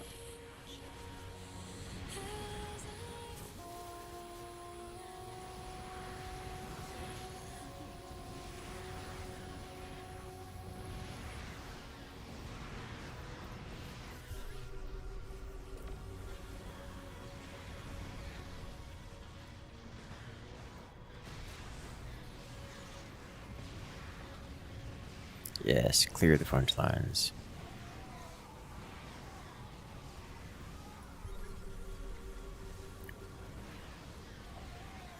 There's 2 Vikings just slaughtering all the Void Rays. Well, no longer slaughtering all the Void Rays.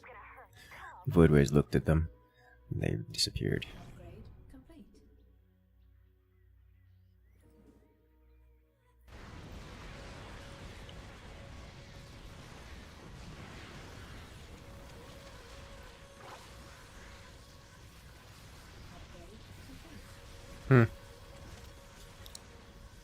Wonder if this is the job of the Hyperion, because he's still investing in air.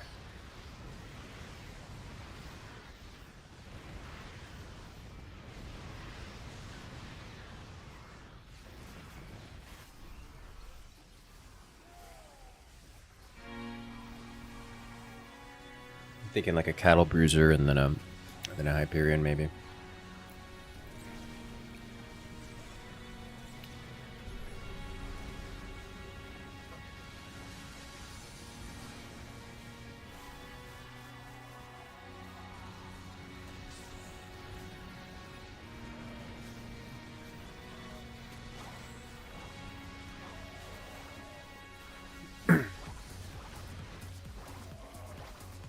And scan more that is mechanically difficult to do, but yeah, also yes.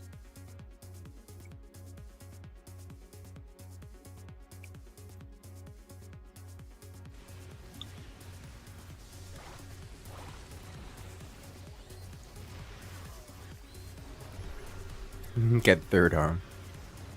But what about third leg?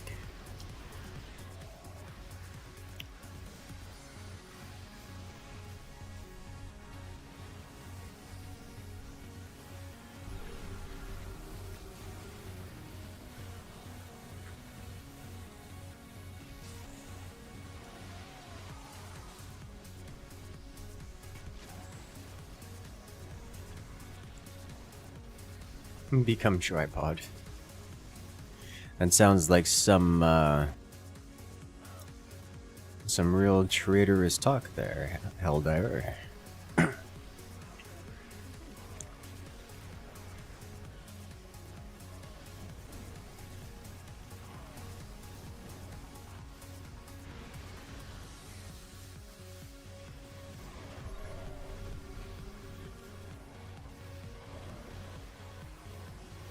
This Marine costs -5 monies.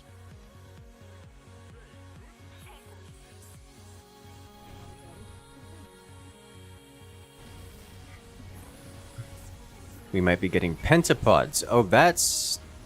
I don't know how to feel about that.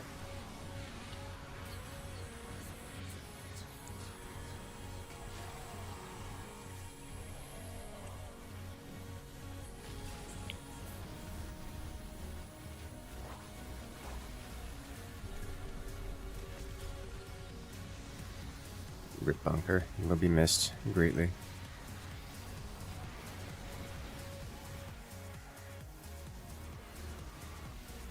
Alexander just yoinking everything. Devouring.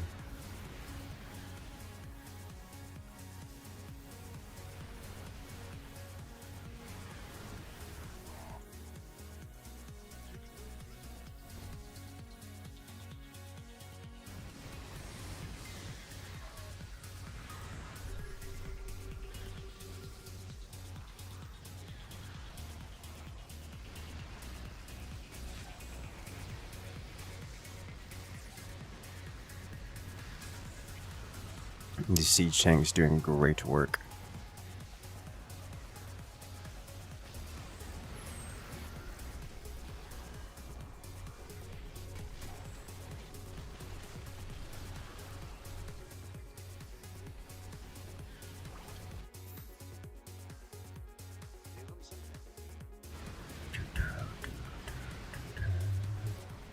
Before hype steals your scans, I want it to steal my scans. That's not a... I don't want to disable autocast on it. I want it to steal my scans.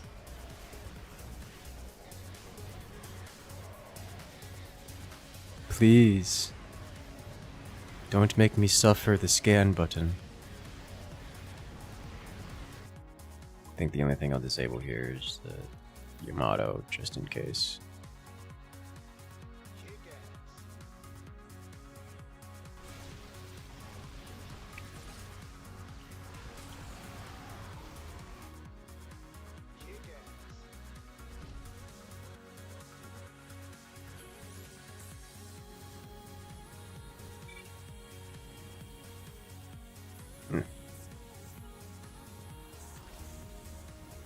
Okay. Can you disable scans? I can disable autocast, yes. On the scan. For moments like this.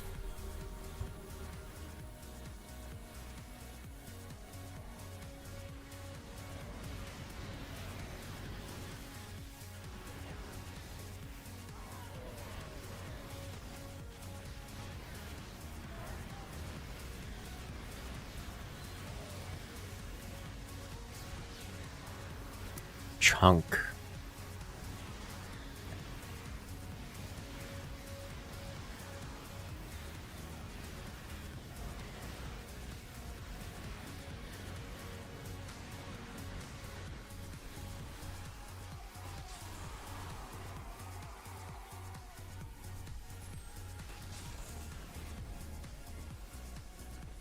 Needs to clean the mutas. I'm cleaning the mutas. The issue isn't the mutas, it's the devourers behind.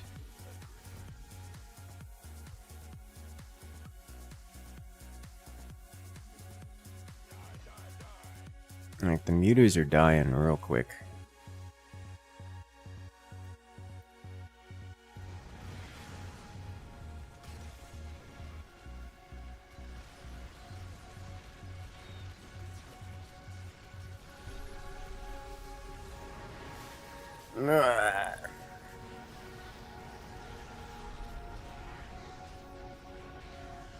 Here, let's do this. And then also this.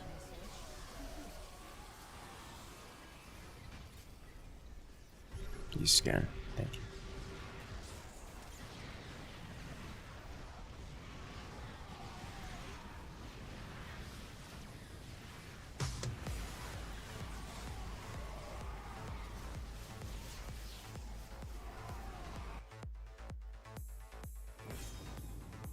Hey, we took it. Siege tank still doing siege tank things.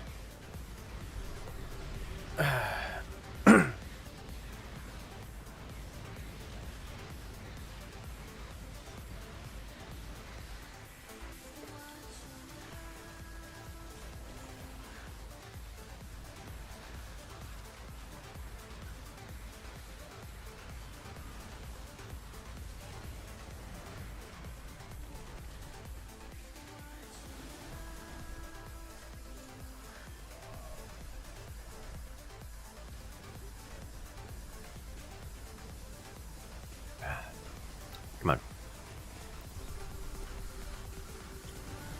Slap it. Slap it.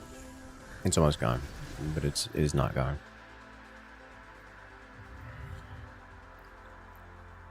So close, so far away.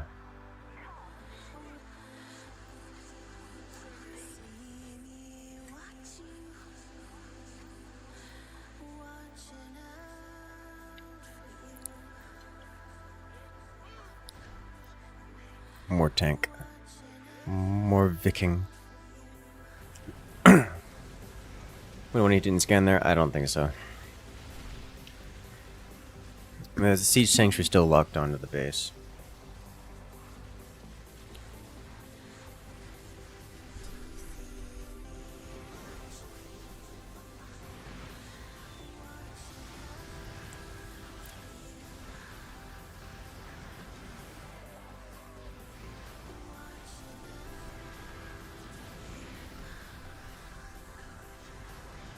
So scanning doesn't unlock the units.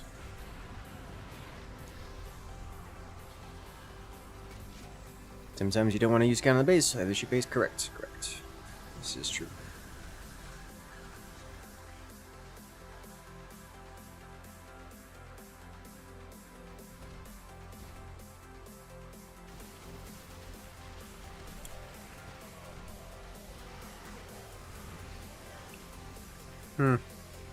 This is a dangerous rebound. There's Apocalypse doing wonderful, wonderful work.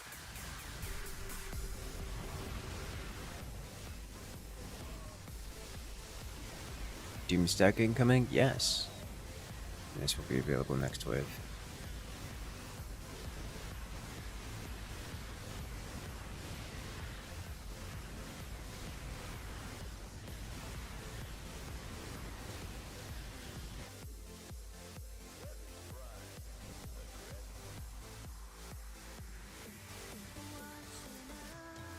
One hope I recover soon. It's several more weeks before recovery. For the question of how, violent impact with the floor. And the floor continues its trend of hating my guts, attacking me at any available opportunity.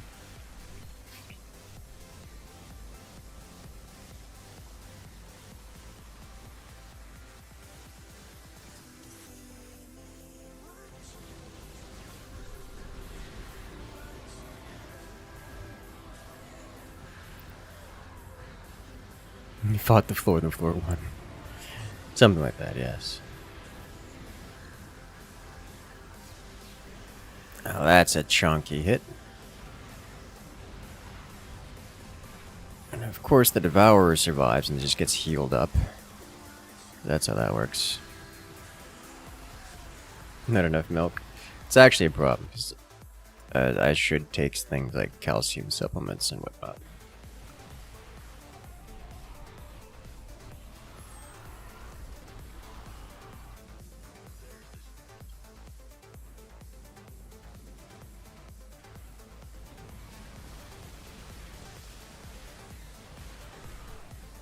The ground doesn't have to level up at all because it's already max level. Ayo.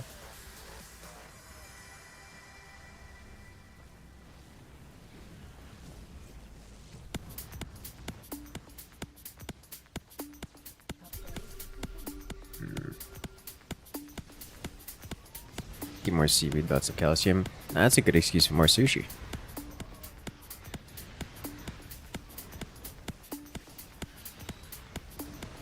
Oh, that's really bad. That's my entire wave just dead.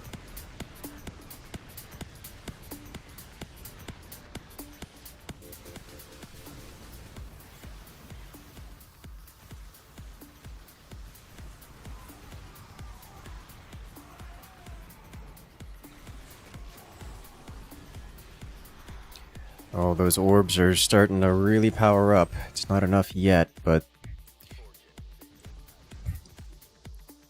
more orb, more power.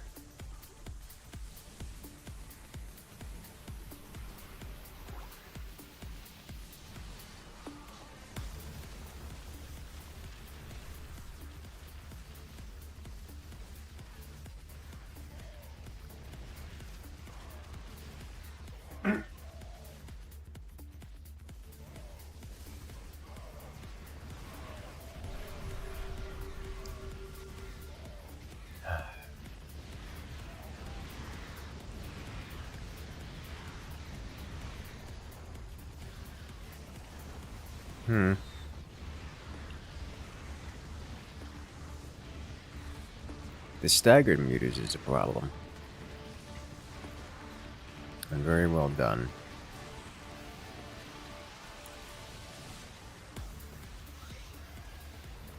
Those are definitely some auto-cast orbs.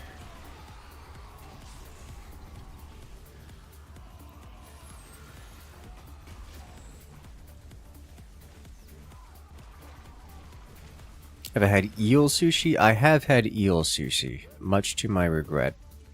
Well, regret's a strong word, but much to my displeasure, I have had eel sushi.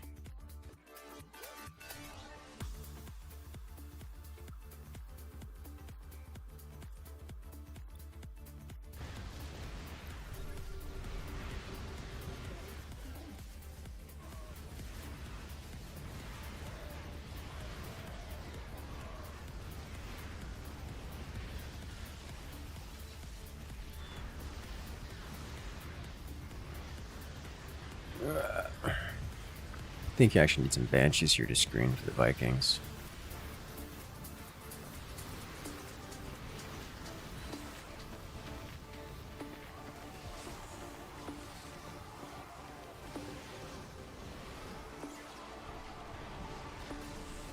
Do you not like the texture? I don't like the flavor.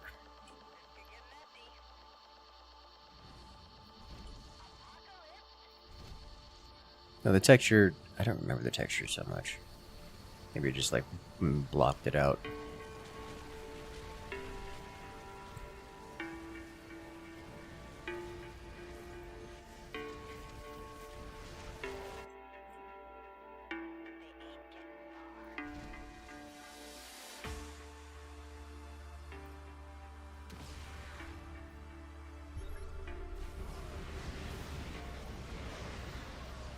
Next wave Yamato.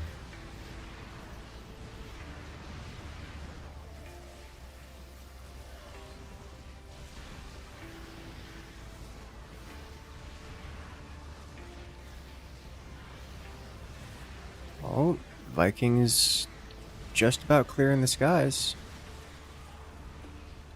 That's progress.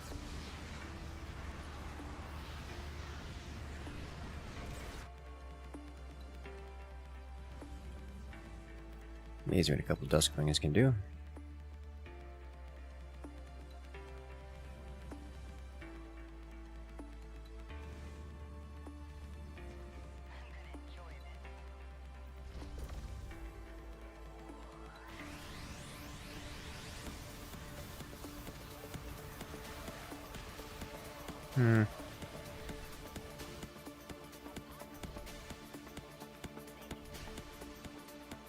Neat.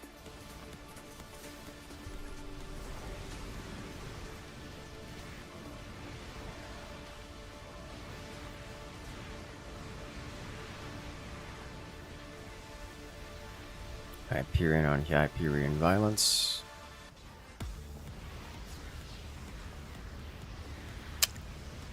How did I get 0 kills with the Yamato? What just happened? Okay. Just like the Yamato just missed and phased out of existence.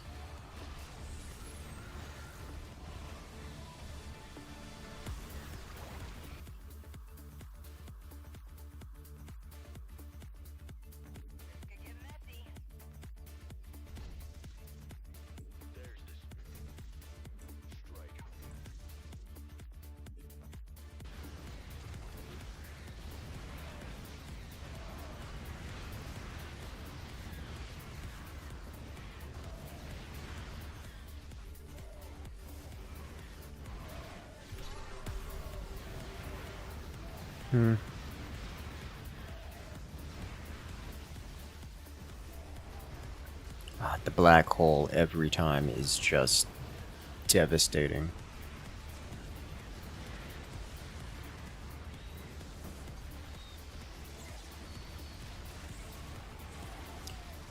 Our comeback here is going to come from the Ascendant's orbs.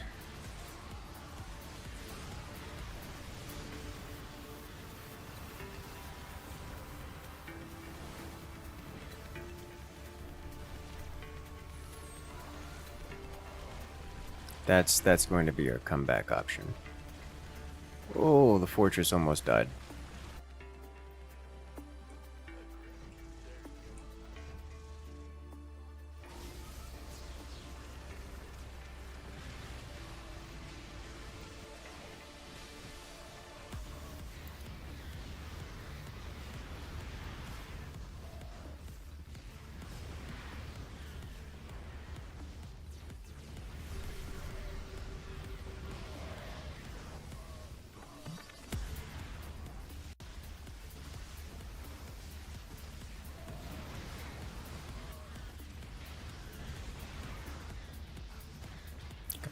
Clear the skies.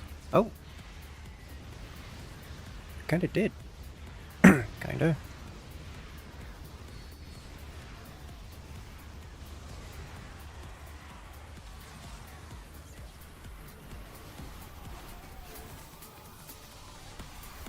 Ooh. That just hit a breakpoint this turn. Wiped out the oracles. Like almost in their entirety.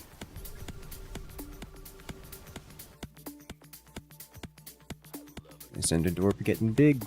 Getting strong. I need so many more Vikings. What's my view on functional programming languages versus procedural object-oriented functional programming? Is melting your C-oriented brain in half. I will say this. I enjoyed functional programming languages when I took it academically. I have been told that they are usable in some fields. I have never seen them used in any field, and while I think they are fun academically, I can't imagine them being practical in anything outside of like abstract math experimentation. I'm just unfamiliar with a field that would want to use functional languages. Like actively wants to use them. Even most sciences will use stuff like Python.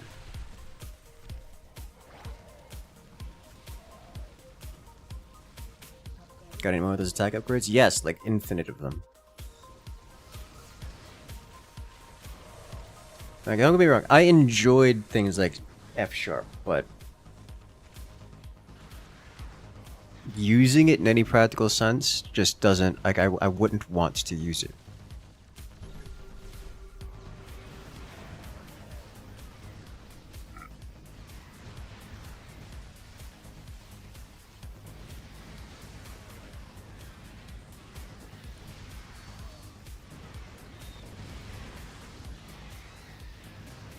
And we've hit enough Viking mass that we're basically just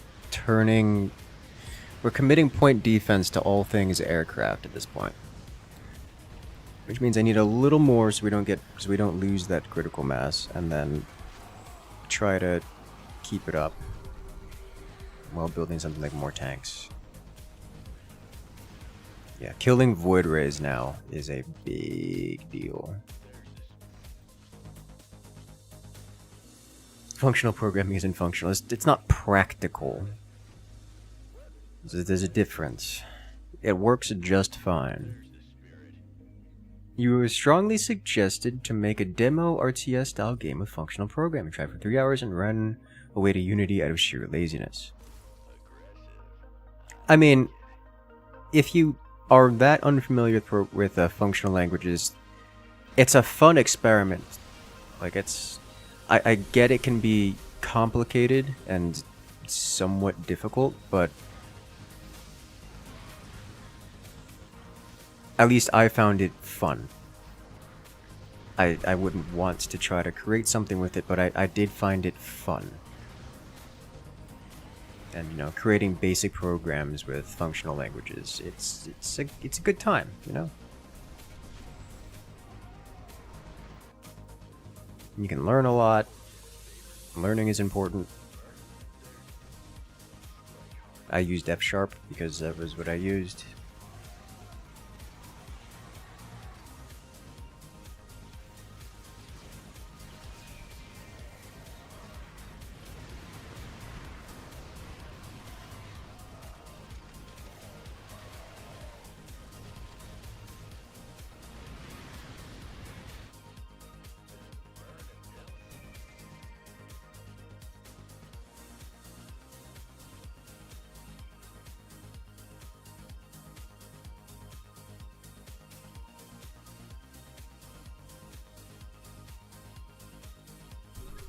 Most of our functions would end up being as object-centric as they can. Yeah, that's fair enough. I mean, the object-oriented approach has been taught for a long time, and while there are pros and cons of it, it is very easy to understand. It's hard to go wrong with it. per se.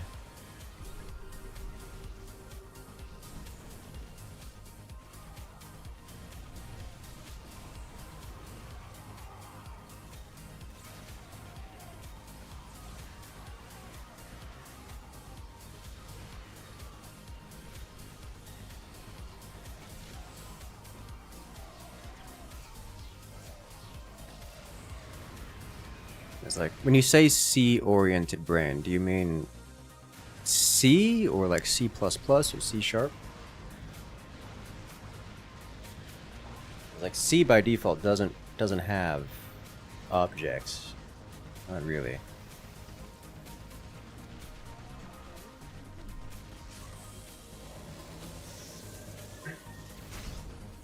You want procedural, that's what C is for. I mean, you can turn it into objective-based stuff, but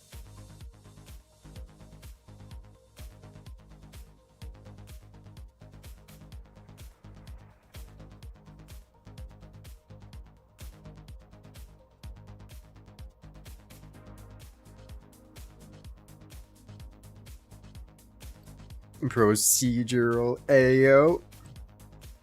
You know, that's the first time I've heard that. I'm surprised. I'm surprised that I'm impressed. That's the first time I've heard that. Well done.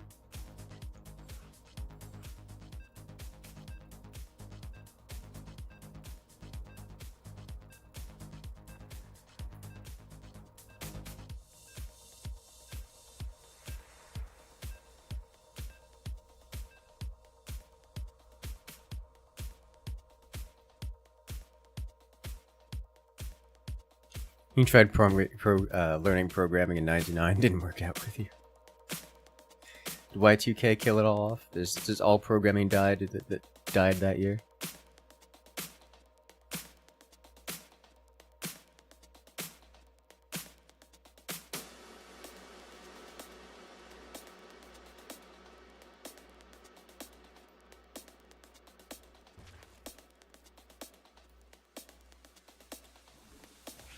Average unspent resources with 378 just to call things.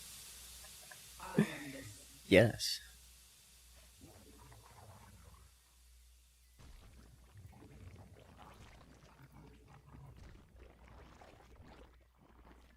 APOC good unit, APOC very good unit.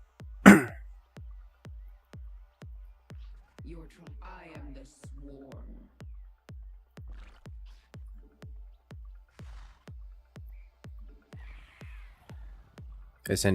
Ascendants are what won us that game.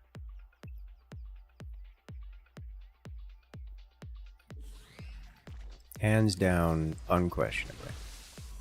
Like, yeah, sure, my stack of Vikings was good. Yeah, sure, clearing the skies of all things sky was effective, but it was... The Ascendants won us the game.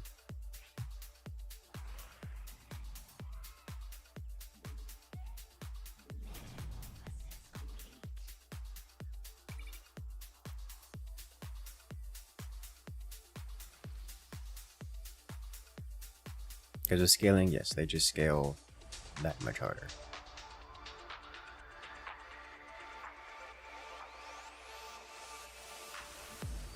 Oh, we're up against blue, dark green, orange, unrevealed. Okay.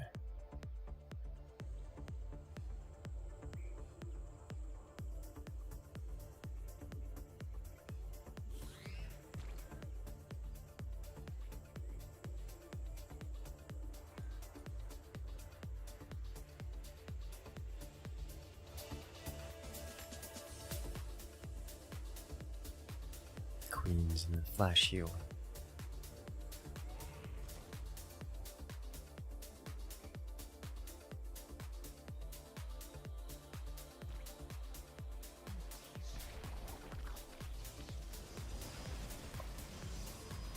Yeah, it's a Phoenix in the 3rd position. Neat. What do I want to do with this information? Got some options.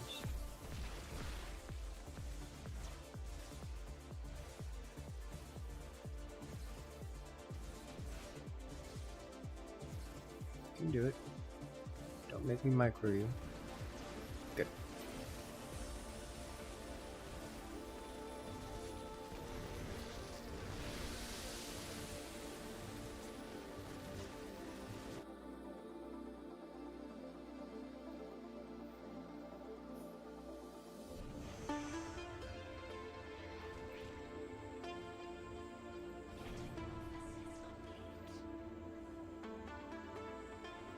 Can't go wrong with 2 queens. Yeah, I usually do 3, but 2 queens would work too. Just to give it a little extra something, something. Oh, something popped.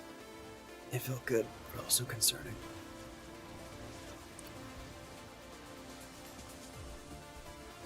Okay, we are repositioning these. Immediately.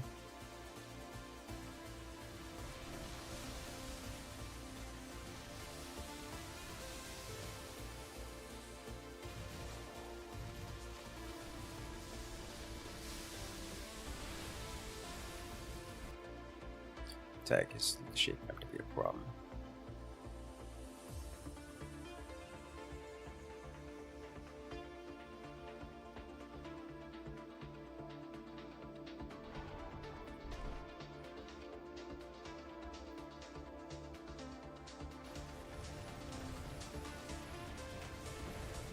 As is Abather.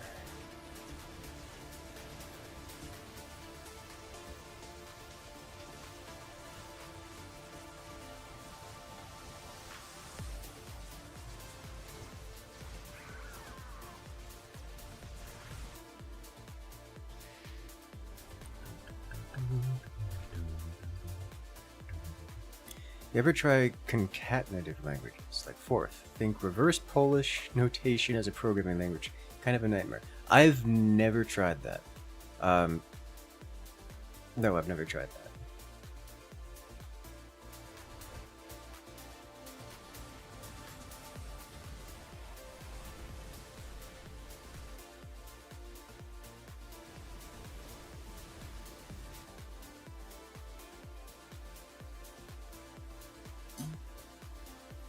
Wondering if I should bother with Hydra this year.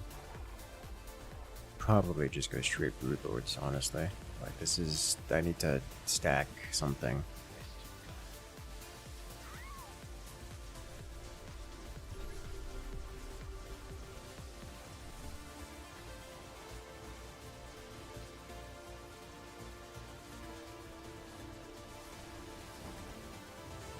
Reminds you, the Python build from Zerg Hex. Is that arcade game still alive? Yes, it is.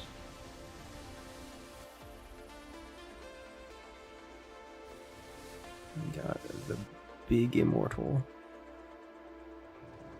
We did a round of it, not last stream, but the stream before last. Which was decent fun.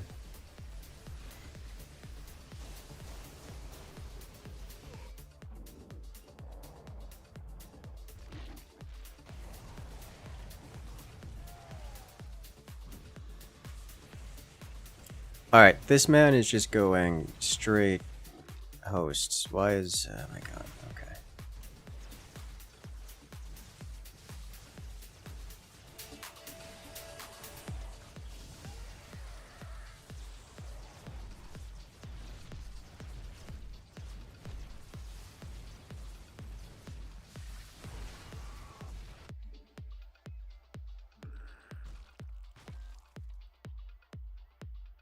Did I play the Zerg and Zerg Hex? No.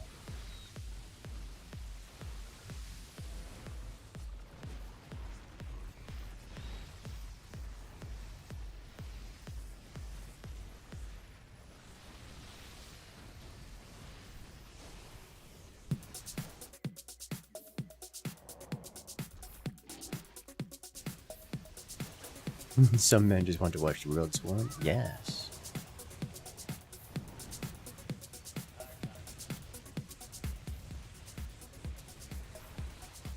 Mass Host is decently strong.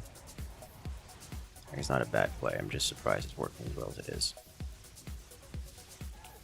Only 2 lines of Hydra. I'm just concerned about going Hydras against Phoenix. But I think I need to. It's like Kerrigan Hydras are just good units.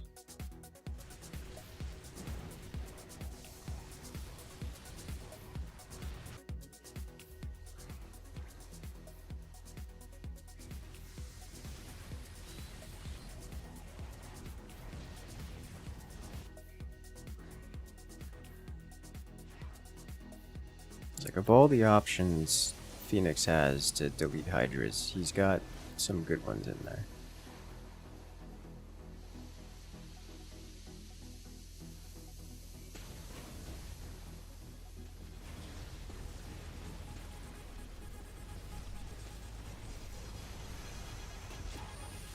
Oh, well, that's it.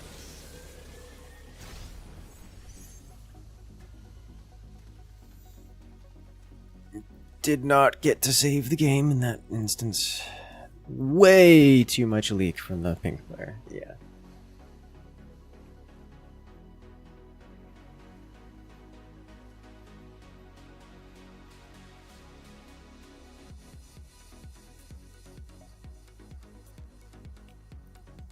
That leak was way strong.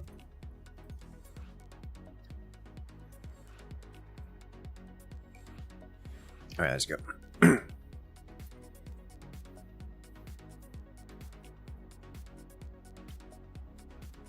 Round 2. Fight.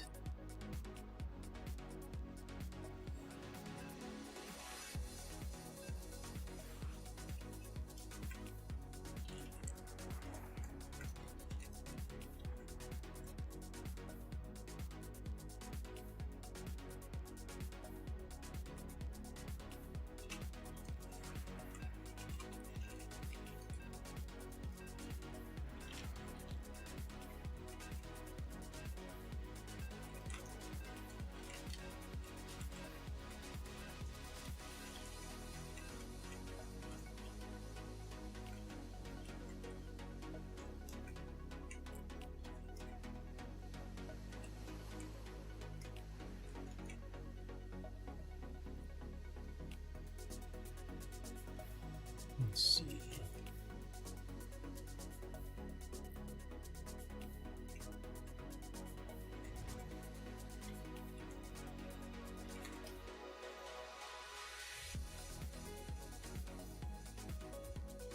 No, Lord have mercy. This is what's happening now?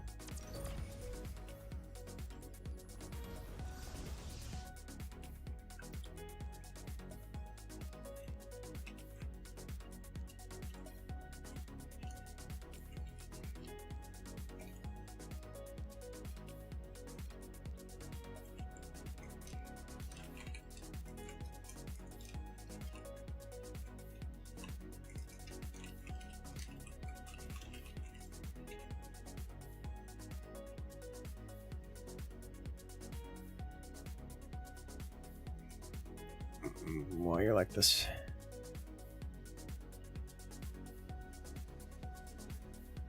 And it's a swan laser and unrevealed. Okay.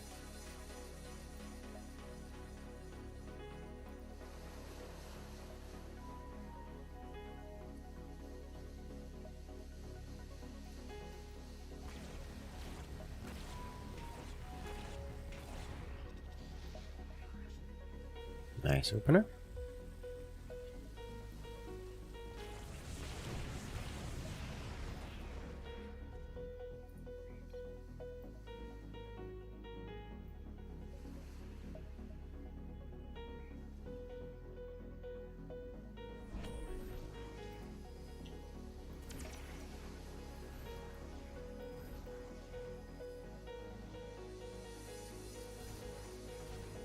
Let's see what we got here.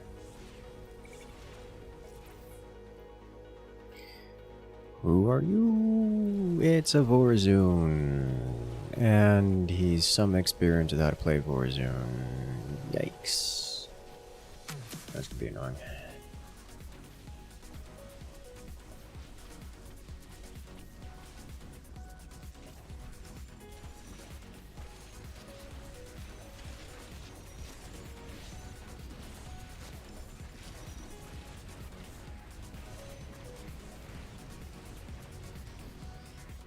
just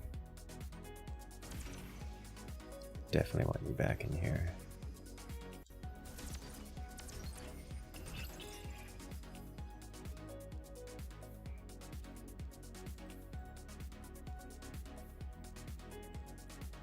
Probably want an early Warburn.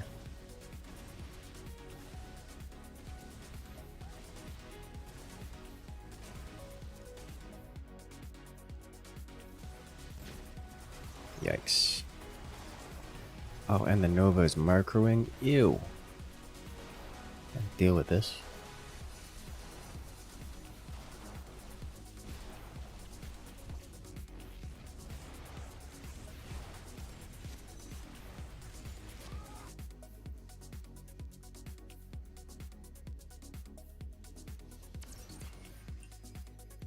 Let us go.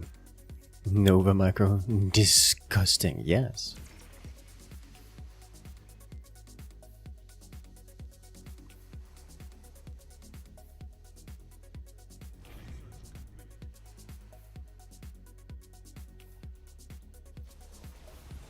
Okay, well. Let me get a detector.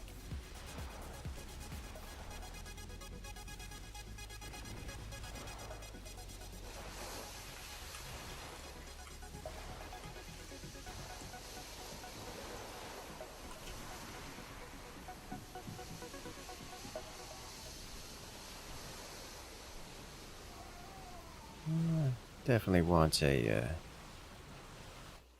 observer, and then also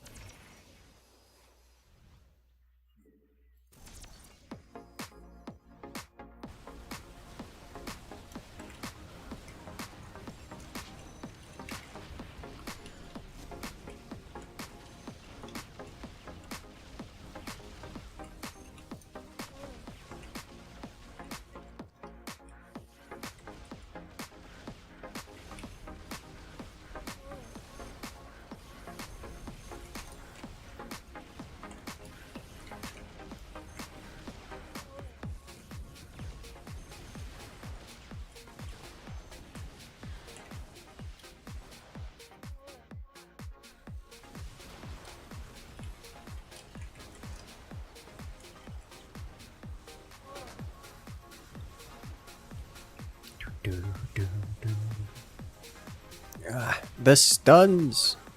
Centurion so strong.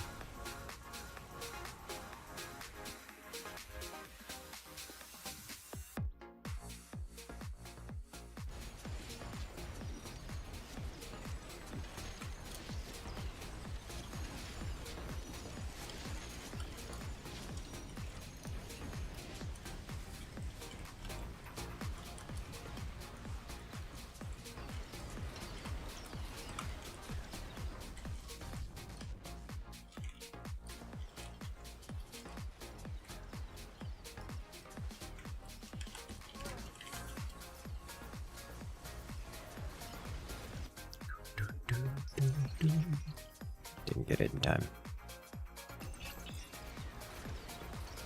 There's so much. That is not that much. That is not that much Nova. Well, that's unfortunate. That is bad. It could be worse though, actually. Actually, I think that's could have been way worse.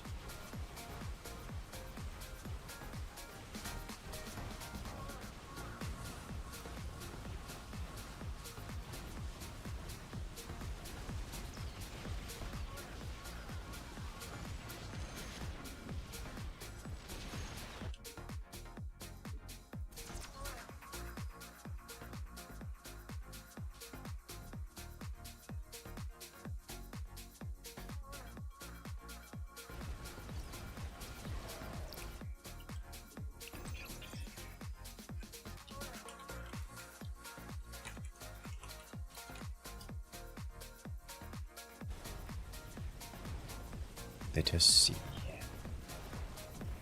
Is it time? I think it's certainly time for one of these.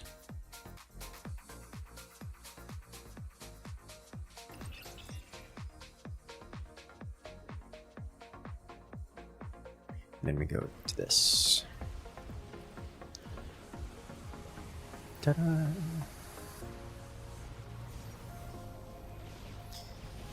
The wraiths are likely to be an issue for everyone except for Greg.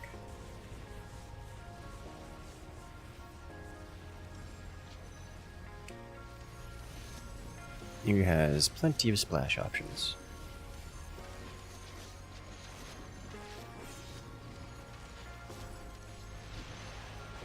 Rip yellow. Oh, my opponent quit.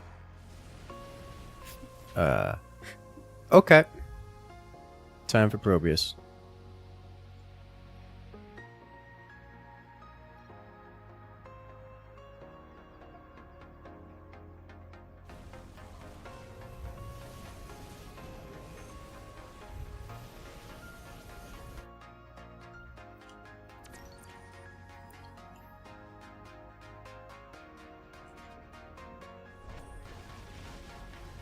Let us go.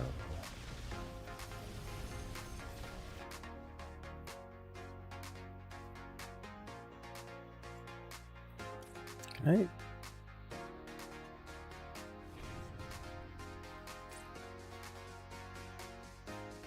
There are no others.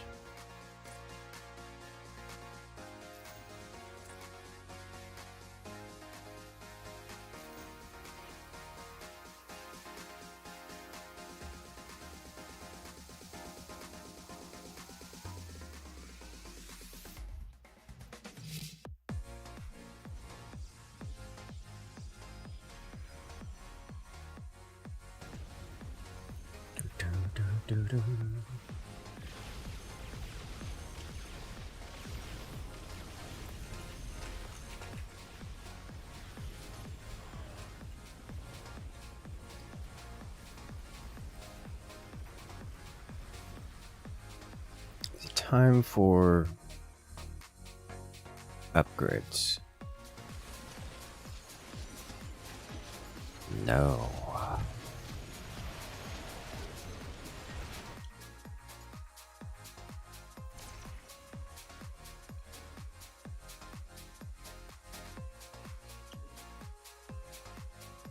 So I just need the scout and the carrier.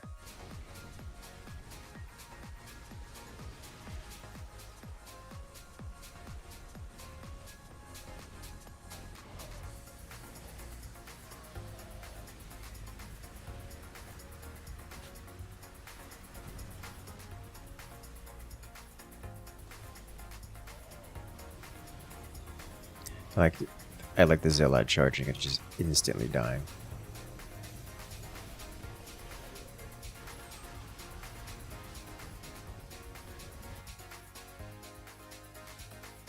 Classic Zealot.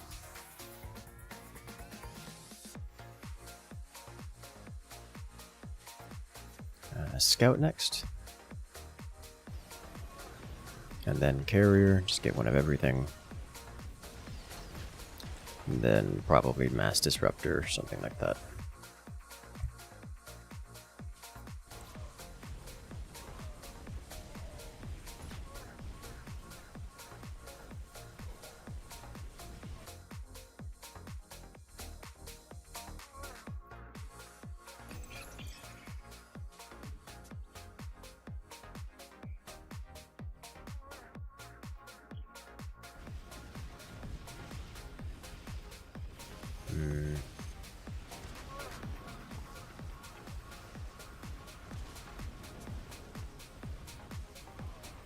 Go, Warburner, go.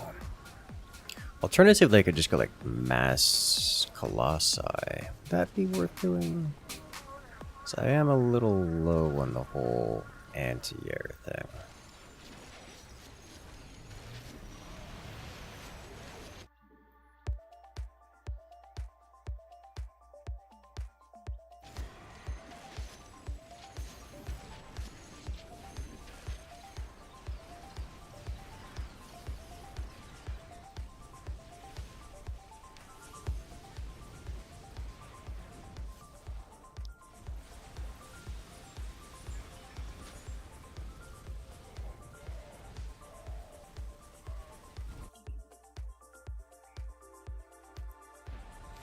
Just having Clawleron on the board will give it decent anti-air. these single target anti-air. Kind of sort of multi-target anti-air if it's, you know, permitted to survive, which is not a good assumption.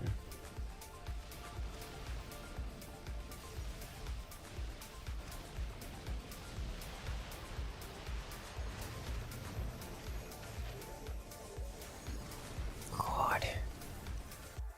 Science plus Ares are so distressingly tanky. And it's almost Probius time.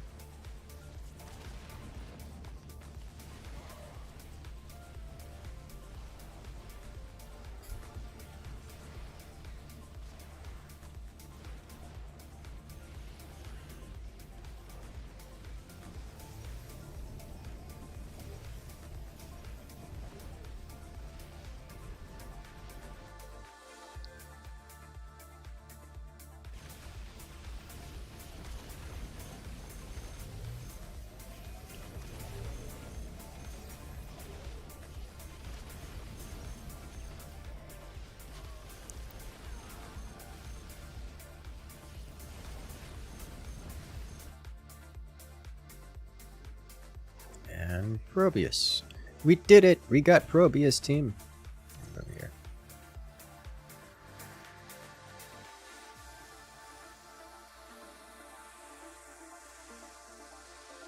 Alright. I'm probably just going Mass Immortal. With some Disruptor mix-ins. Do Disruptors right now, probably. Do Mass Immortal first.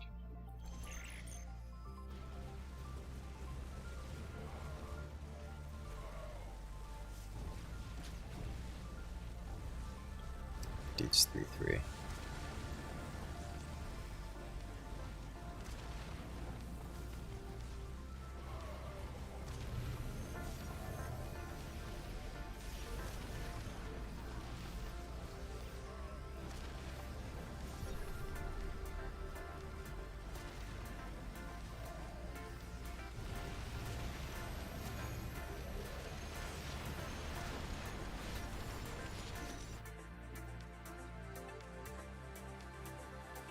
Let us go.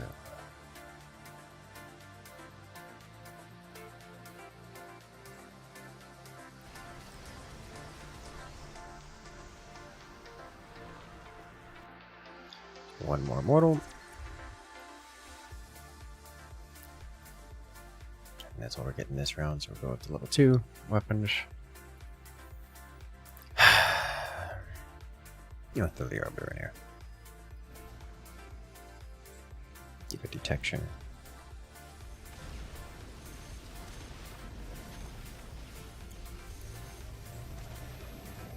The rays will do terrible things to the...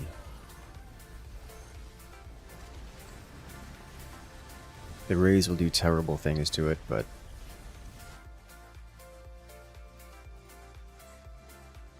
Alright, Disruptor time.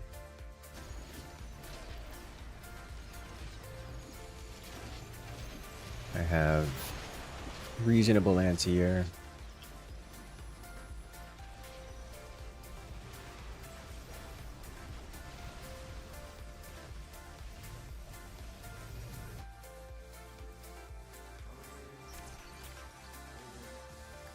Maybe I should put these in front.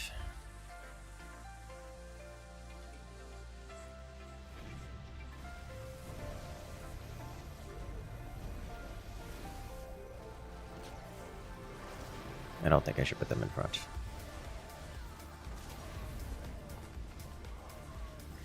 How much damage does this do? 150, which is enough to kill the Marines, which is good.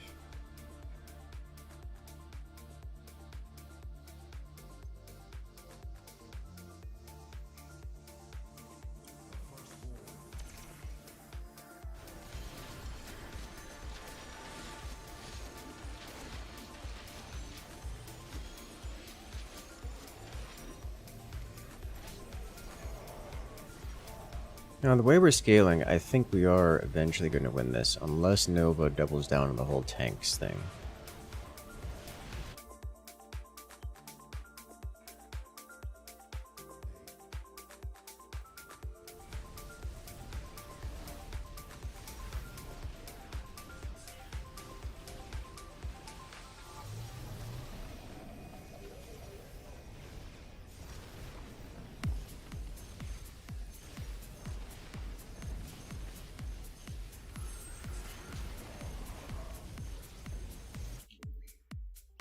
So many more of these.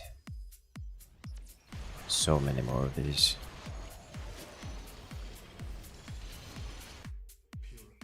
And they're so expensive.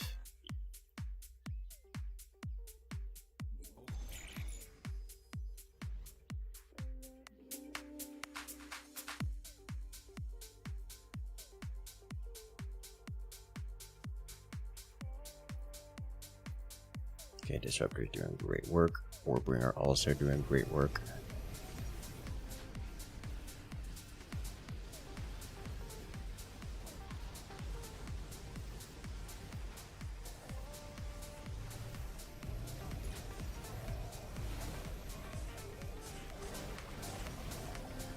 And Probius, you can do it.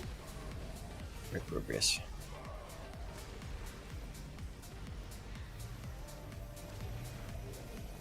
Oh, come off cooldown. Blast it. Yes. Good damage is good. That is altogether too much science and an existential threat to our safety. Well, you know, us generally.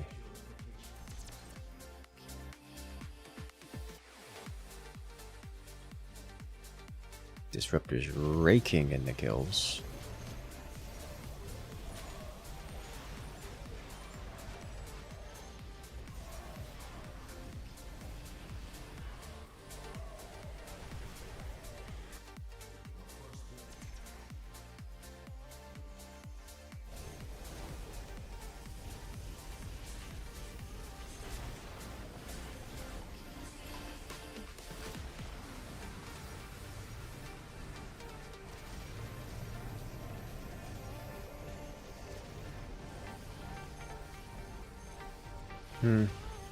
This is death.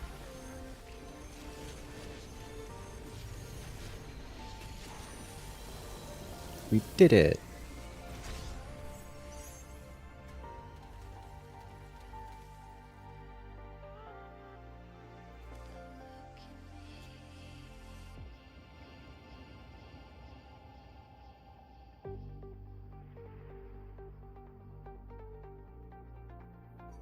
I'm claiming victory because we got Probius, and so that matters.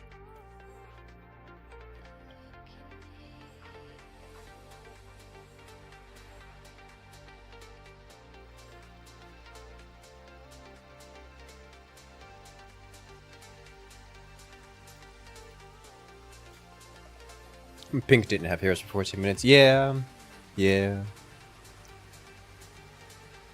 At least he got Phoenix.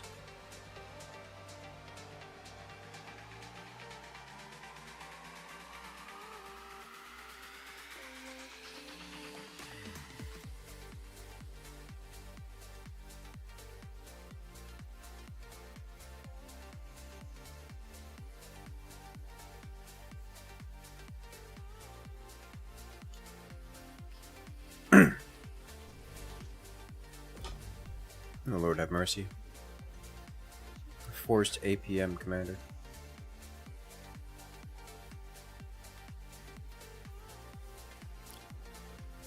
I am not prepared.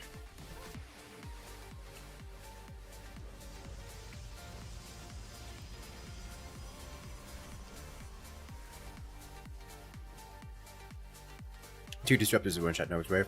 It was entirely Nova, which is the reason why I went disruptors. I had 6 disruptors at the end of that. It was very effective.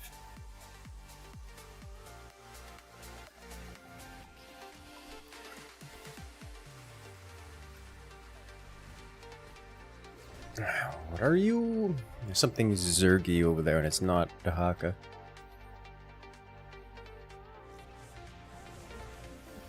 Have I tried Kerrigan Survival? Yes, like once or twice, a couple times. So Abathur, indeed, Abathur. Abathur it is.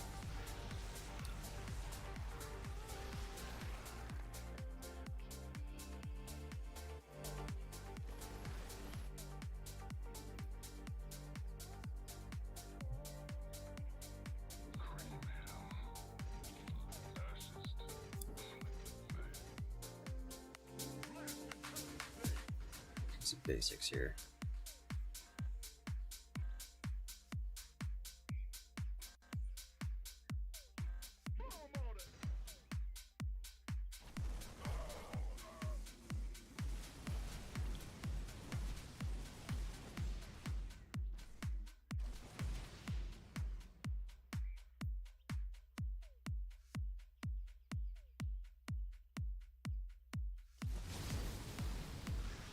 Marauders versus Queens. Queens win.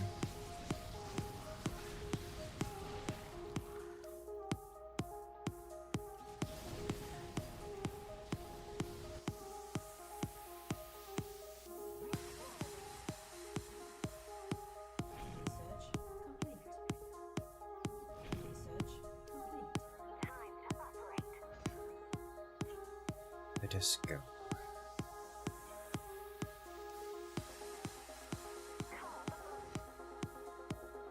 Get some medics to work with here. Hopefully they don't build mutas, because then I'm just going to be going Vikings all game. During Tychus, which commander is the most adaptable? That's a darn good question.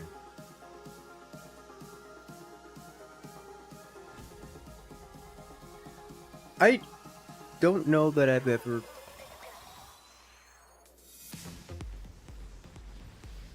You know, H&H would be a good... Probably H&H, because you can 100% resell value.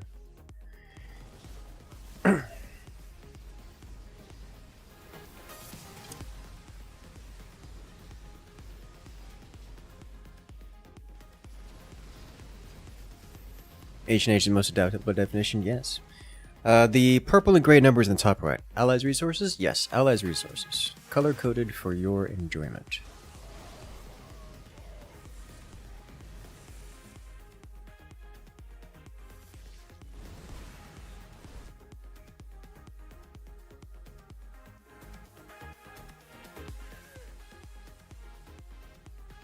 Mallory is great for adaptability. Yes, Ascendance, the one size fits all solution to all things hostile.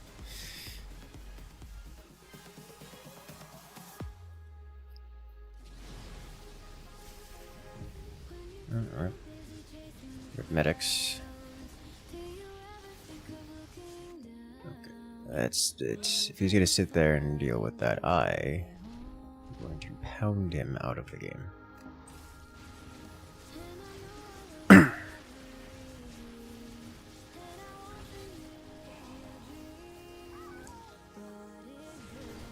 That's a nasty leak.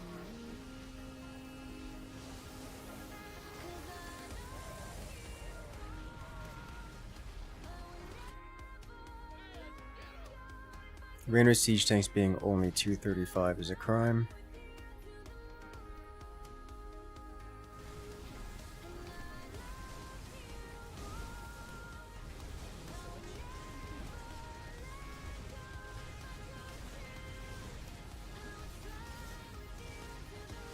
This bunker has 14 HP.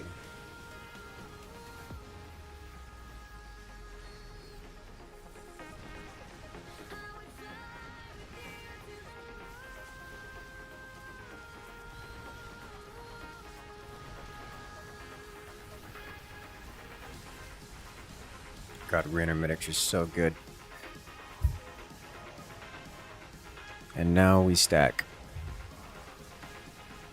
We have so many flavors of medic on the board here.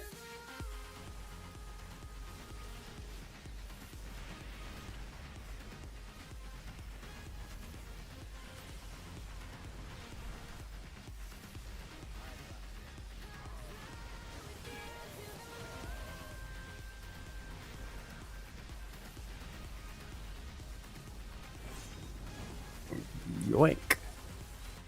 I just want to point out, that's a tier 3 Dahaka, by the way.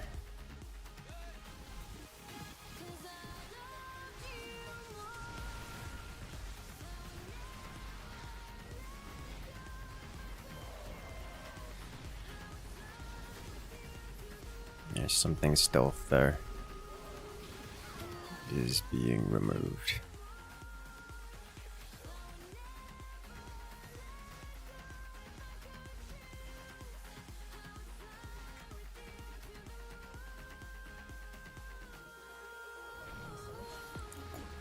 Cliff Builder bars, good protein bars, but a caffeine. Downside, when you run out, the loss of caffeine is tangible. How much caffeine, like what's the milligrams of caffeine in those things?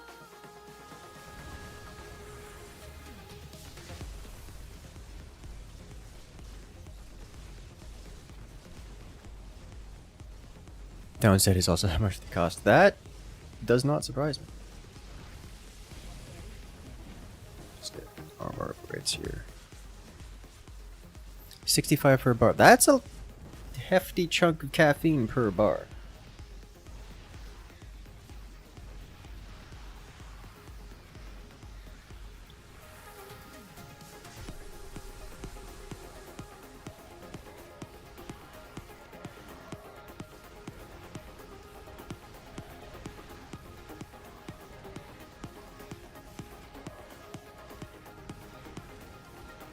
Oh god, those banshees are just killing everything.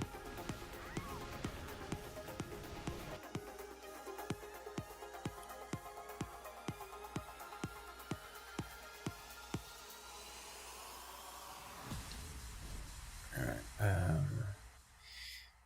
do I just want to start going Vikings? Probably just want to go start going Vikings.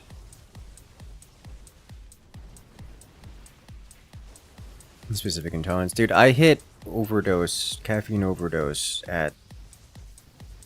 The last time I'm gonna say overdose on caffeine was like 50 to 60 milligrams. That was a trip. That was an experience. Do not recommend.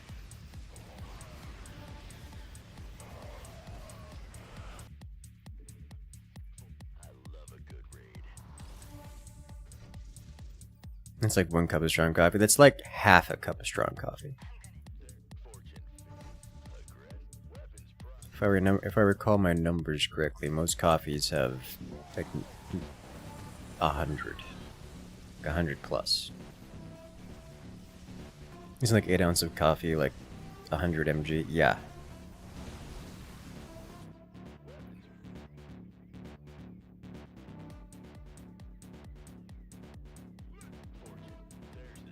It's like a mouthful of strong coffee is what it is. Maybe you're just a mouthful of normal coffee.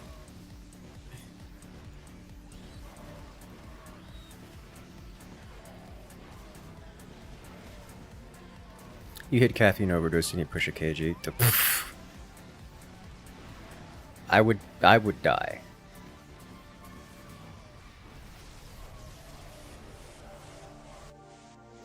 Like probably literally. Insufficient voltage or cooling.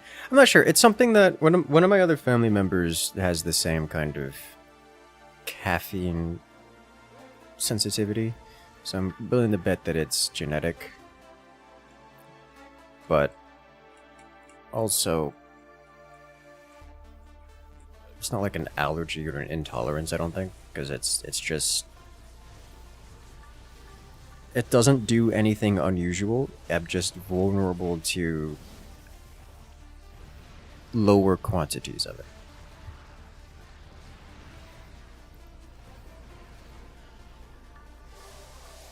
Like I get the same effects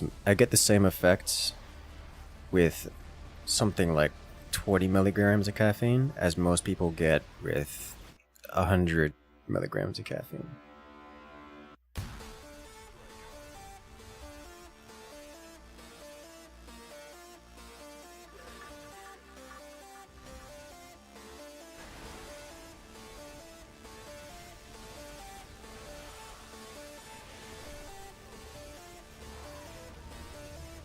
I used to drink 4 Monster cans at each day in work, which is like 120-ish. To death. Ah. Oh boy. Tea is your coffee? Well, you said, well, yes, but also I do decaffeinated teas, so more like water is my coffee.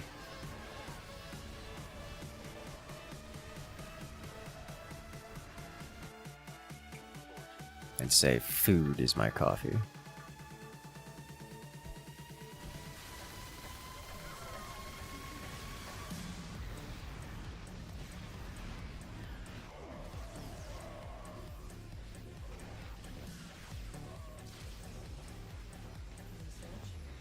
Comes highly recommended.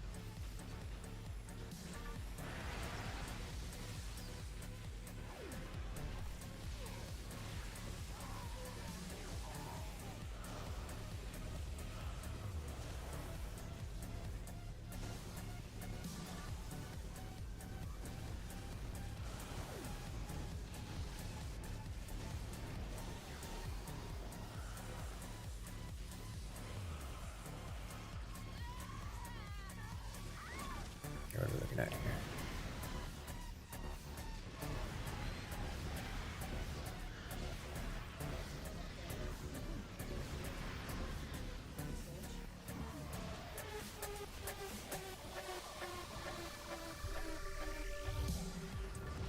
He did spread out his banshees. Which makes my life a little more difficult.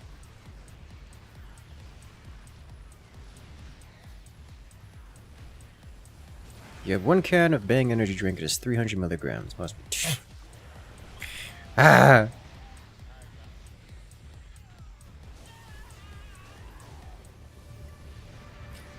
It's just, I understand it doesn't affect people, other people, the same way it affects me. It's just, I hear those numbers, and just as a concept, are terrifying to me.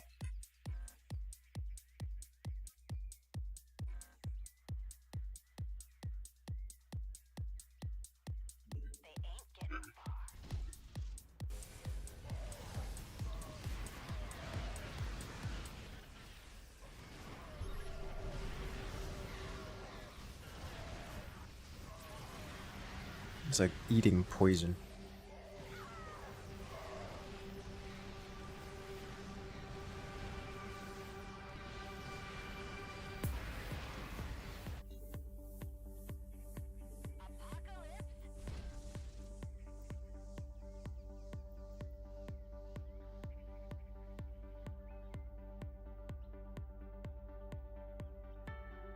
Aside from like 4 cups of tea per week, max 1 a day, you never have caffeine, it's probably for the best.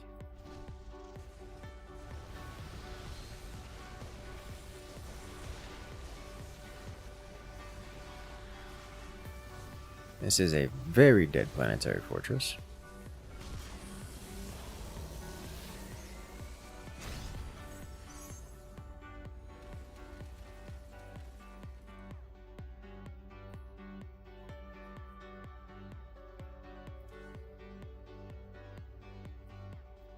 We did it!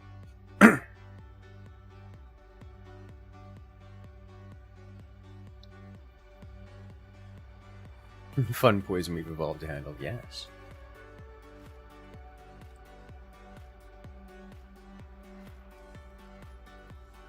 It's amazing how many chemicals have evolved to be poison that just are considered positive these days.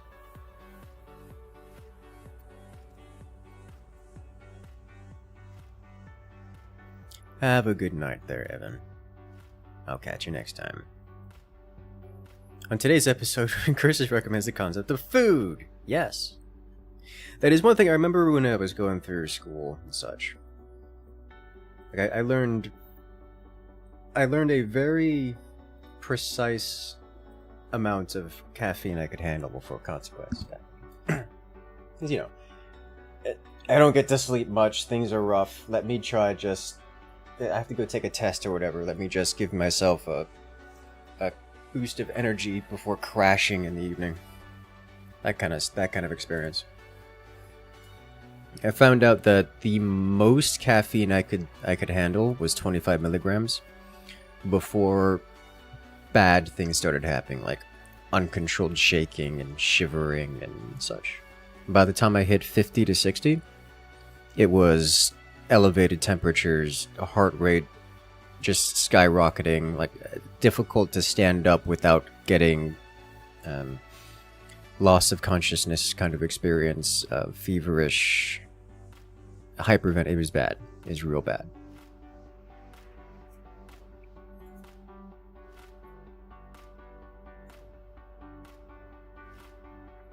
Do not recommend. In other news, I could feel every heartbeat, just like I could feel the blood pumping through my veins. It was terribly convenient though, because I could just get something like a bottled tea that only has a tiny amount of caffeine and just kind of sip on it, and it would work. Just to give the energy boost. Additionally, because I don't have the caffeine energy graph. You know, if we're plotting energy over the course of a day, I just have constant energy for so long as I have food in my system. So doing something like staying up all night, studying, or working on a project, super easy compared to teammates and other university students.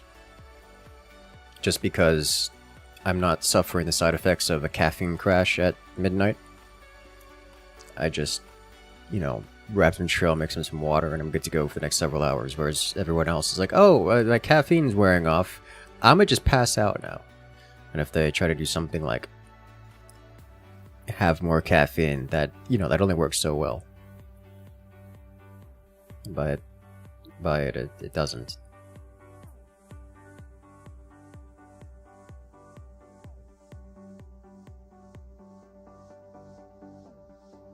Saw a guy in YouTube short eating a whole Manita muscaria, the size of a frying pan. The man went to space and back on that. I have no idea what that is. I want to look this up now. What does it mean? Yeah, we'll just open with this. The Mario mushroom.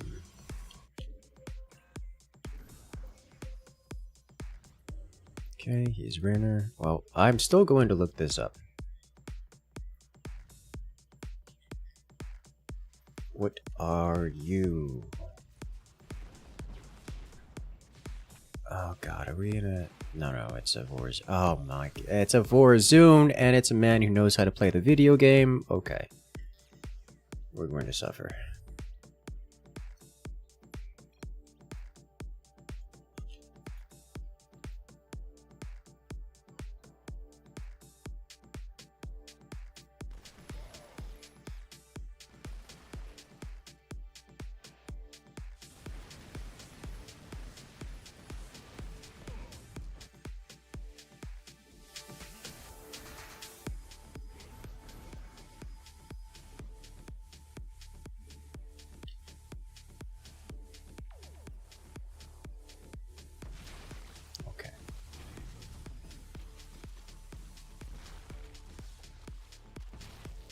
Fly agaric. Ha! Huh. So that's where Satisfactory gets that from.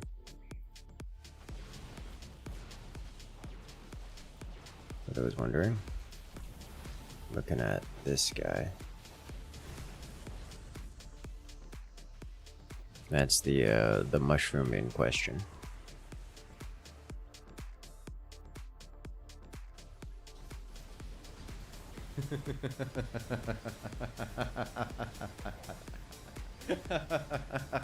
Well, hello there.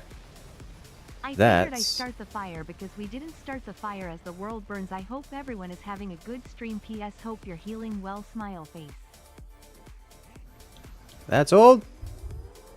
Why are you like this? Warning. We just changed scenes. You don't have to redo everything.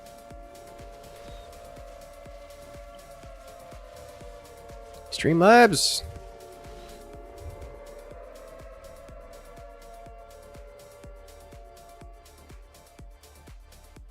Hey Incursus, been a long time viewer, so I just wanted to give my support and say you're doing an amazing job and keep up the great work. There we go. So we have Coda coming in to rejoin the incursion for 51 months. Thank you, thank you. Congratulations, friend. You've regained access to all the beautiful emotes here in the channel as your special access role on Discord. Welcome back to the party. 51 months is a long time. No arms in a dream. May your recovery be swift and the Zerglings swifter. That is a man I appreciate. Just had a woman convicted of murdering her ex's family with mushrooms at dinner. Interesting. Not something you hear of every day. And some prime witchery.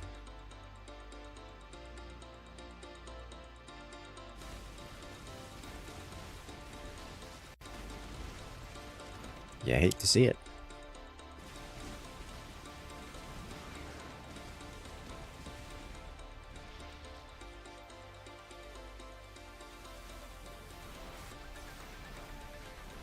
This is not gonna be a fun experience.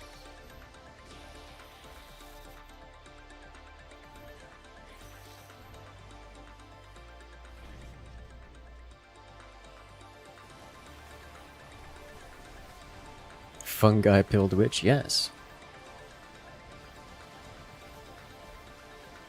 Having mad discussions here. Welcome to the internet. And trial has been in the news for 3 months. Interesting. I hadn't heard of it, and I tend to keep up with these things, so that is going to be interesting reading for me later.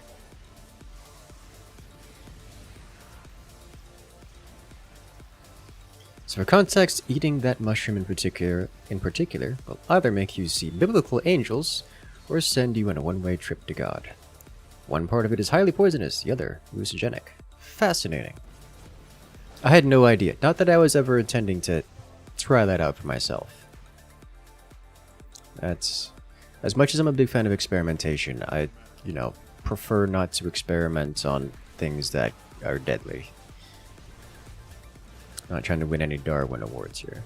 Australian news. Oh, that's probably related to why I didn't hear too much about it.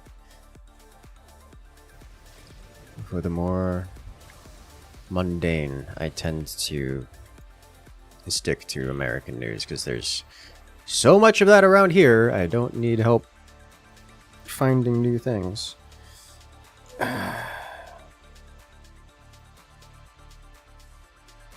When properly prepared, it still tastes awful. I believe it.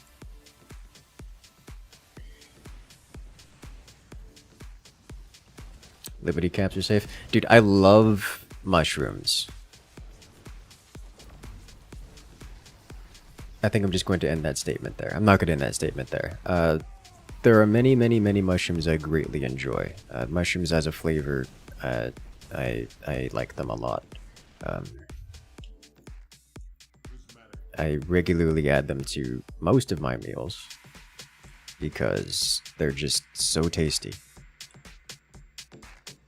And the ones that aren't particularly tasty are very absorptive, which makes them extremely susceptible to flavorings and marinades. Which is nice.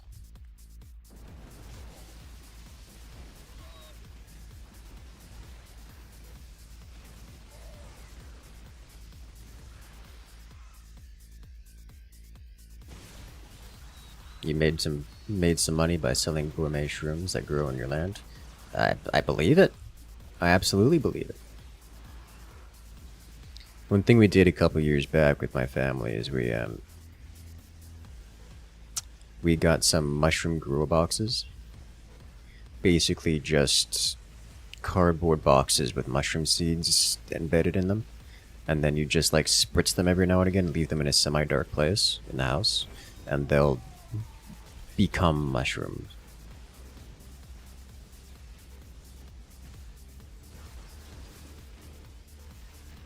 After making that admission, don't use mushrooms to poison anyone. This is how she got convicted. Oh my god. Why are people people?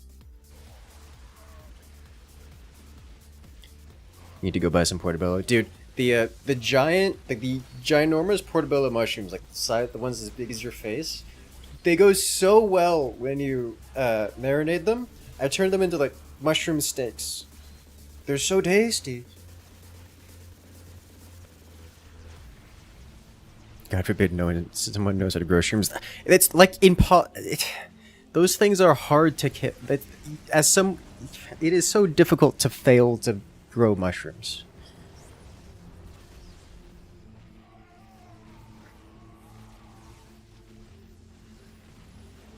Have I had puffball mushrooms? Yes. Yes. They fall into the category of mushrooms that are good for flavoring before adding into stuff.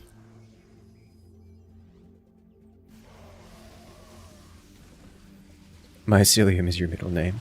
Understandable.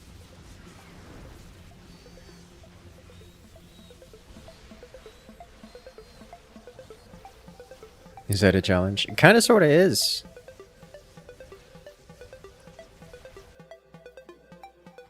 Like most mushrooms, they just go. You stuff them whole, seal the stuffing in with mozzarella. That's another good one. I tend to not do that because that's a lot of work. But I do enjoy a good stuffed mushroom.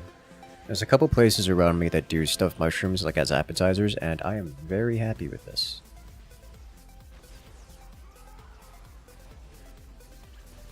I will commit Void Ray until I am forced to stop. Which may be never, but might also be very quickly. Mushroom soup is so good? Yes. So, for those you who have been around, you know that I come from a Polish family. And borscht is one of the favored meals around these parts because of that. And my family tends to prefer the mushroom iteration of borscht as opposed to the beet iteration. And don't get me wrong, we do both, but generally speaking, when we're doing some big family events, we prefer the mushroom version. It's just, you know, a mushroom stew, and it is so good. It is one of my favorite meals of all time.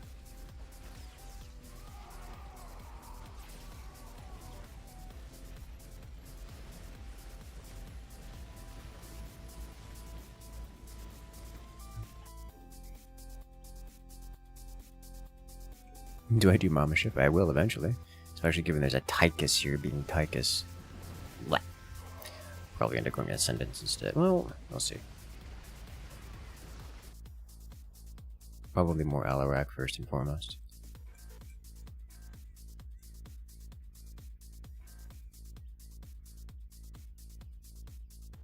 You got a wonderful recipe for stuffed mushrooms. Used to make it in a restaurant. So if you drop that in like links and promotions or suggestions, I would appreciate you, because my mother has been looking for recipes such as that for fun things to do, and I think showing up at her place for a cooking day to make stuffed mushrooms would be a wonderful experience, and I would love to have a recipe to do that with, because that sounds like a good time. Where's link? Link is in the description below if you're on YouTube, and also on Twitch, actually.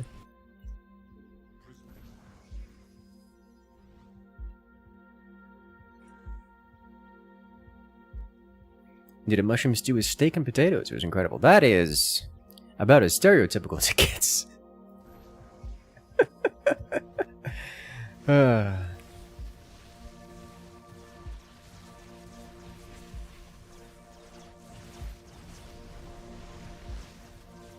Discord, yes, the Discord.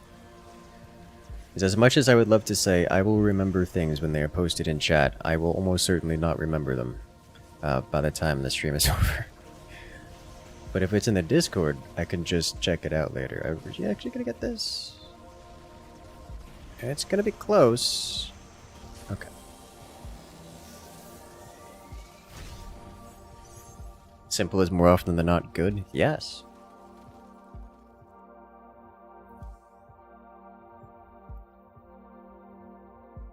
You know, I hardly ever fought the Vorzir in that round. We just kind of offset them early.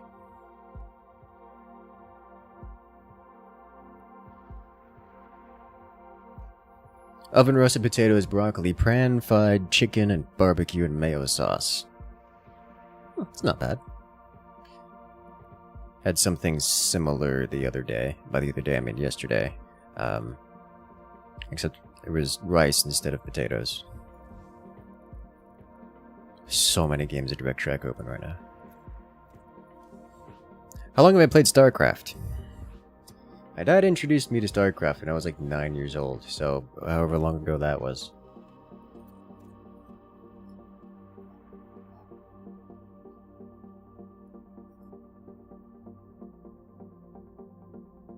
can't math. Longer than the number of fingers I have available to me to count on. Which isn't very many given my current hand conditions.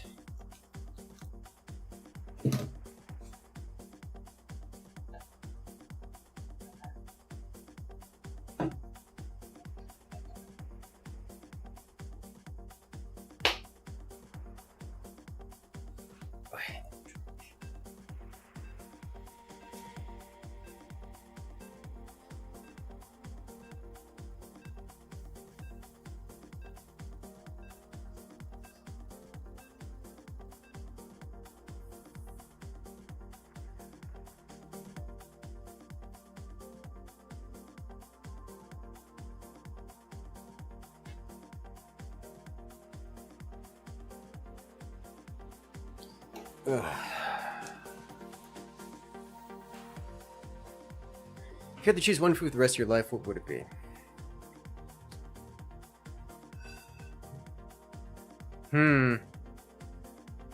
I don't...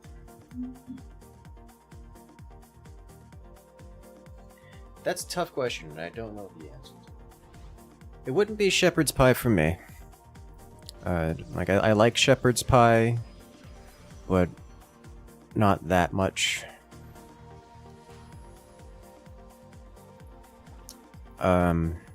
Might be something like a chicken marsala, I think. Maybe like a chicken Riesling. Chicken Riesling, I think. Probably be it. I remember running out of build space in Desert Strike all the time. It's funny how long the topic of food goes on in chats like this. It's a good topic. I mean, it's a relatable topic everyone can get behind. Like, I mean, come on. Easy to understand. Half of y'all are hungry. The other half are devastatingly thirsty. Can't go wrong.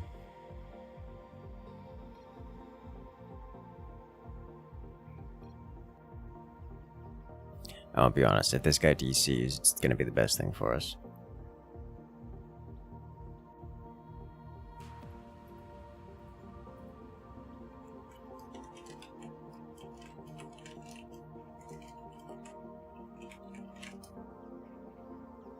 Because this matchup sucks.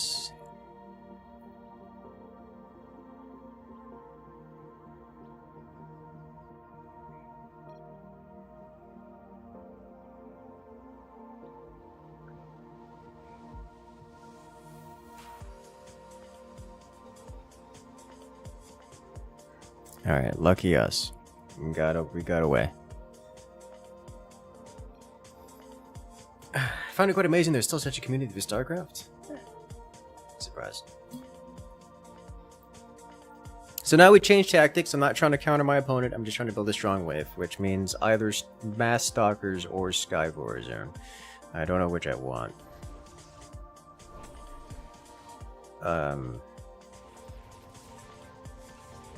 We've got Stetman and Phoenix.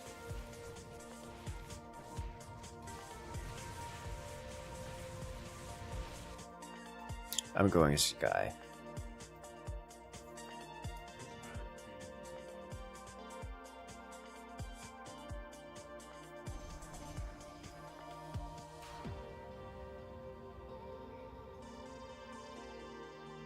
You have a flight tomorrow. Oh? Where you heading? You got a, what is it called? A convention or some similar?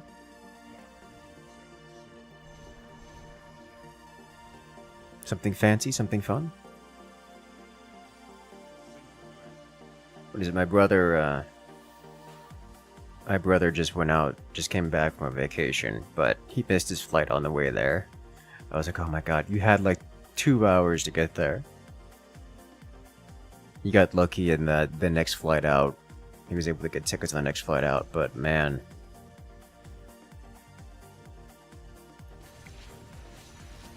Heading home? Ah.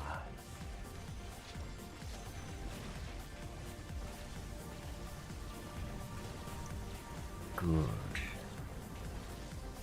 Time to recover.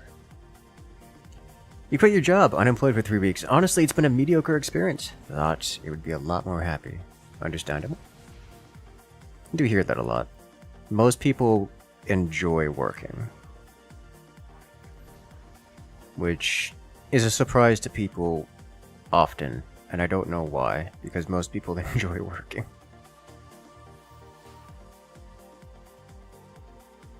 This game looks intense. Intense isn't the right word. Complex, I would say yes. I am literally playing this with broken wrists and elbows. Quite literally playing it one-handed. So intense is a strong word, but it is complex. It's like rock, paper, scissors if you had 10,000 combinations.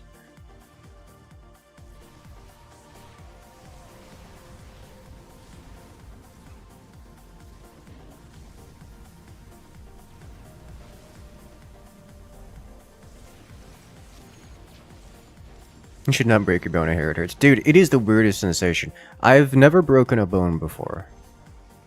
And these are like these are only fractures. It's not like I have like anything sticking out the side of my it's only fractures. But I can feel it. Like I can feel like the pain and the soreness inside my arm. I'm not accustomed to that. I'm accustomed to things like, you know, scratches or knife cuts or whatever other surface level abrasions, damage, trauma. And it's I've never felt this kind of pain inside of my like core, and it's weird.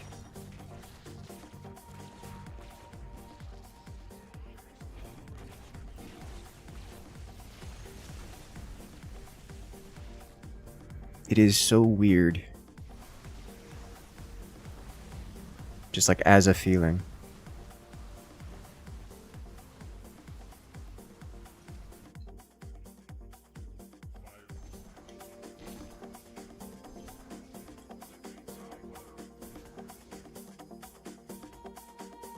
You've never broken a bone before, he says with 2 broken arms. Yes. Was that an accident? Yes. I got in a fight with the floor.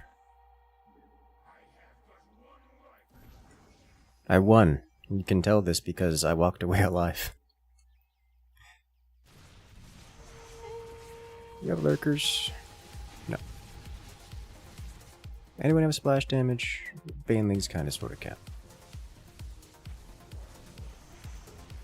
Wait till you start itching where you can't scratch. Dude, that has already happened. I have fought enough sleep paralysis demons that I can handle that, but...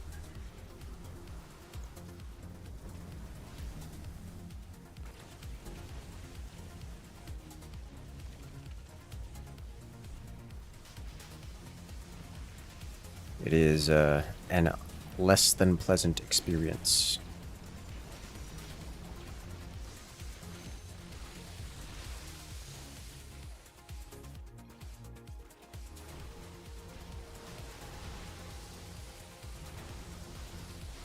I got it perfect with the banelings. Dude, I had to time that so perfectly after the aberrations died, but before the banelings crashed. It's a beautiful wave clear.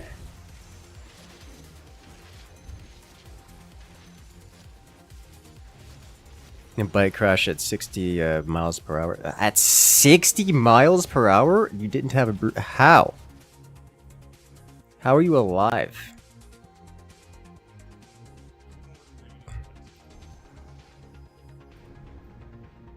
$60 miles an hour is a lot of damage. A lot of energy. Car crash, no skating accident. Was taking the dog out for a run. Just on the street going back and forth. I was on my skates. And, one of my wheels locked up, and then suddenly my legs weren't underneath me. I presume I hit like a pebble or a twig or something got jammed in the wheels.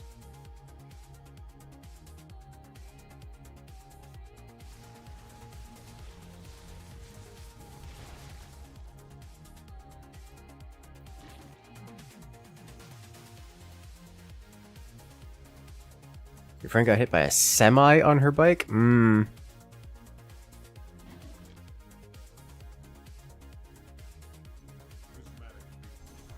ambulance came by, he just walked to the nearest police station, understandable. So yeah, I walked to the hospital a day after I broke my arms. I was like, it's not so bad.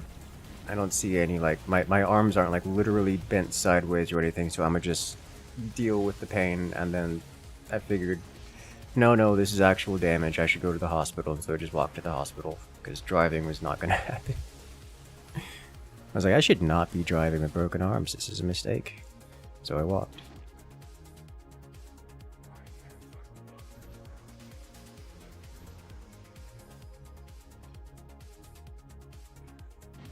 Pain will go away. Never mind, it won't. Ow. Yes, that was my thought process exactly.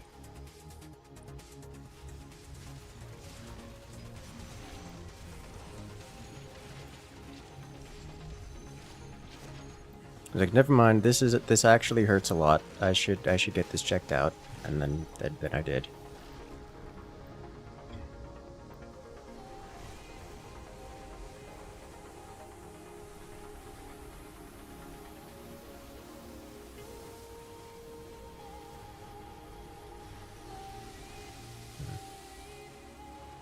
I feel like my wave is both useless and the only reason why we're winning.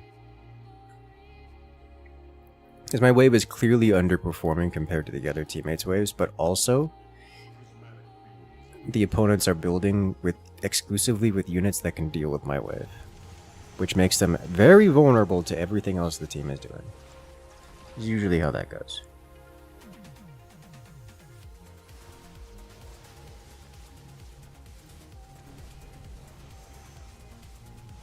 It's like, this is just mass adepts.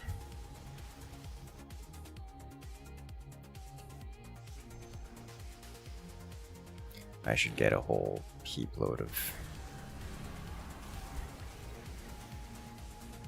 oracles. Is Garrus happy building a zero? Yes.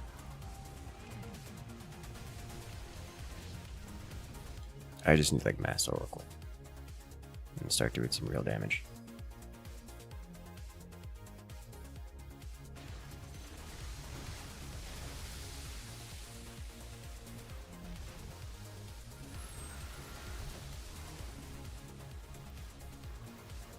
Don't understand why you wouldn't go to the hospital straight away. I just figured you didn't need to. And that's it. Hey, that's the end of the statement. I was like, it's just a bruise or something, I'll be fine. Wasn't just a bruise. But I didn't know that. It was basically in the middle of the night, I was sitting there wondering why my arm wouldn't move. I was like, not a bruise. Okay.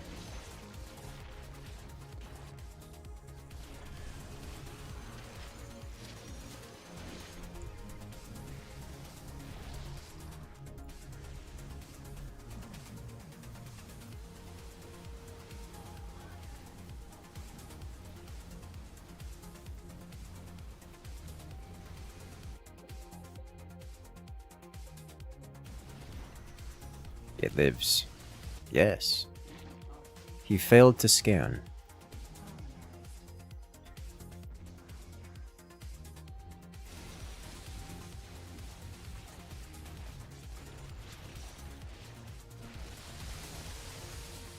Yeah, no, it wasn't pricing. It wasn't like scared of going to the hospital because of some costs or anything. I just figured I didn't need to.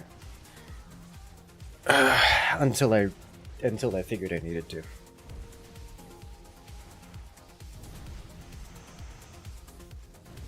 Sold all the dips or carriers. I am okay with this one. I am prepared for such things.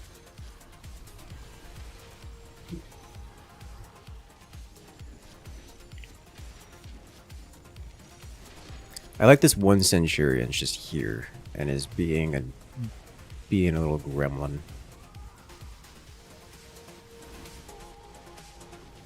Ah, I see. Problems.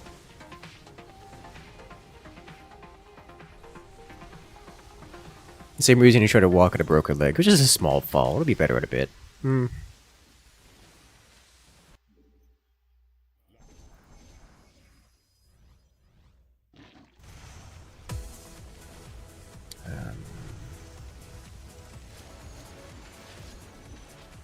There, get those ultras in there.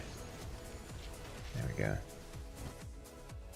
I'll just clean up that floor real quick. Maybe that wasn't a good vortex. Probably still was, because we don't have any air splash, not really.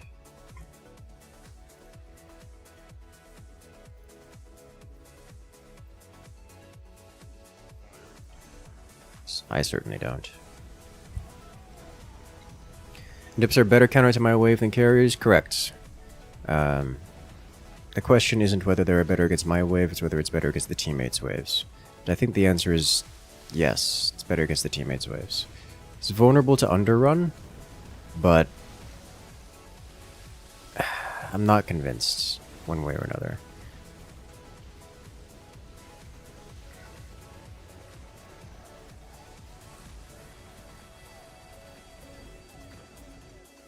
Because yeah, I can handle those carriers real well.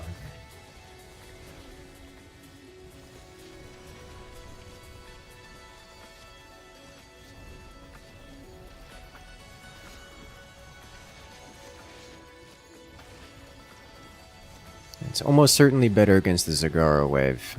Not sure if it's better. Pretty certain it's also better against the Kerrigan wave. But like, now I'm just gonna kind of win the game for them, for us. Probably.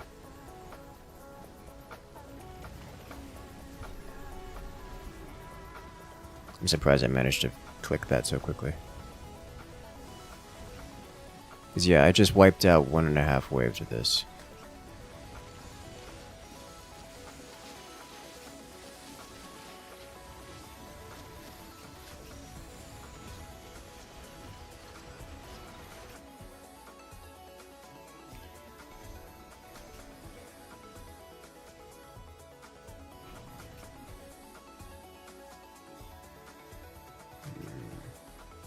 Alright, I'm going... I should probably have gotten tier 3 already for that 3-3 upgrade.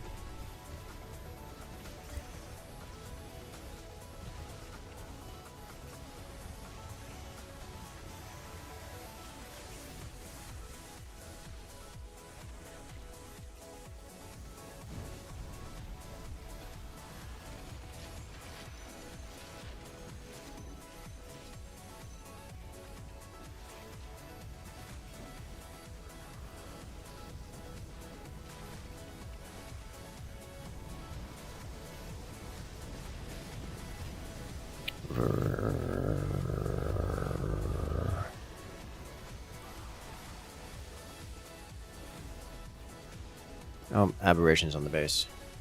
That's it. Does the ground turning Zerg mud do anything, or is it just for looks? It does do things.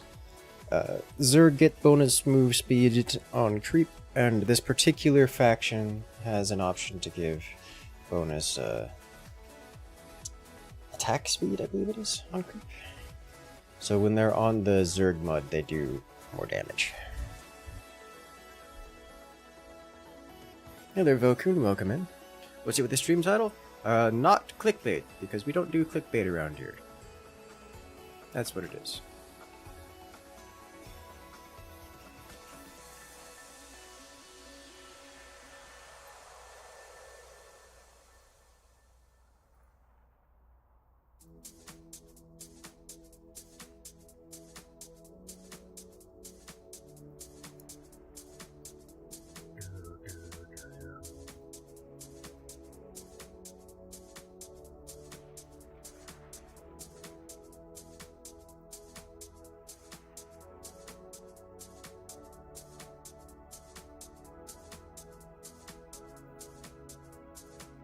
Let us go.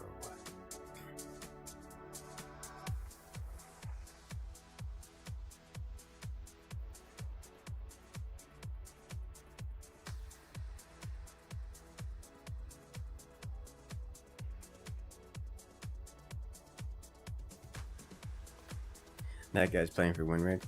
Are you surprised?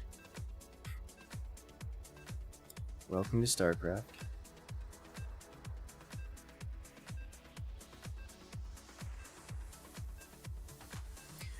Am I okay? I am okay. I am uncomfortable, but I am okay. How did I break 2 arms? high velocity impact at the floor. How am I gaming? Inconveniently is how, and very slowly.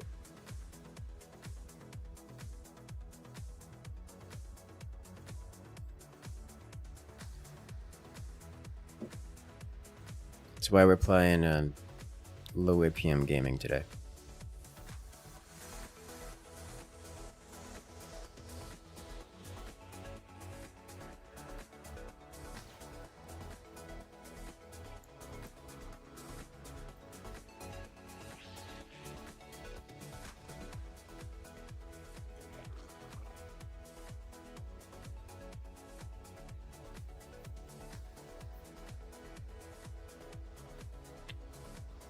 I'm too broken. As you see, it's not my hands that are broken. It's actually, well, I guess one of my wrists is fractured, so that does count. But the fingers are fine on both arms.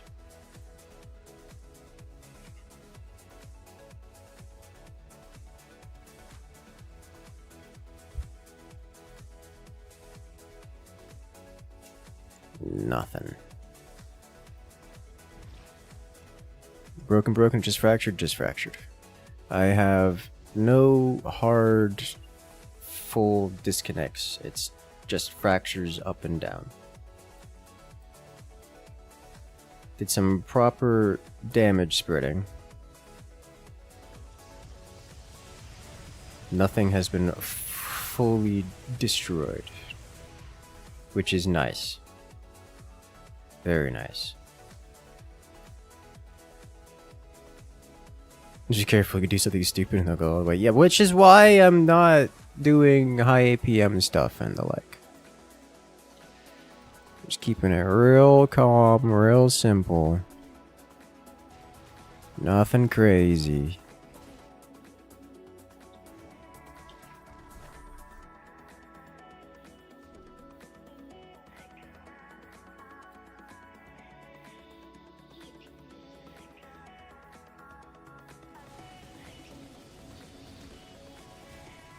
This dude hasn't built anything, and now I'm concerned.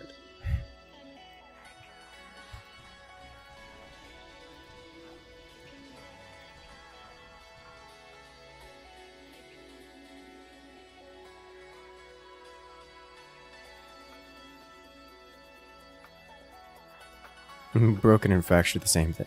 Well, terminology-wise, generally speaking, people, when you say broken, people generally think your bone is physically disconnected from your body.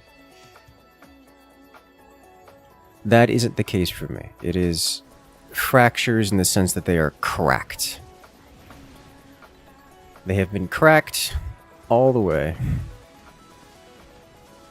Well, every injury I have from my bones is a crack, so to speak. A fracture, yes.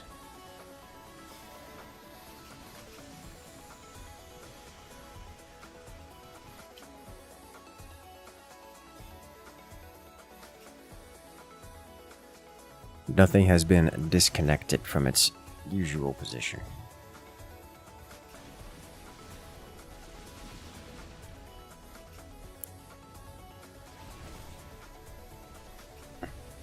What's the dog? What's his name? No, I was dog sitting for my brother. Temporary doggo. Just over the weekend.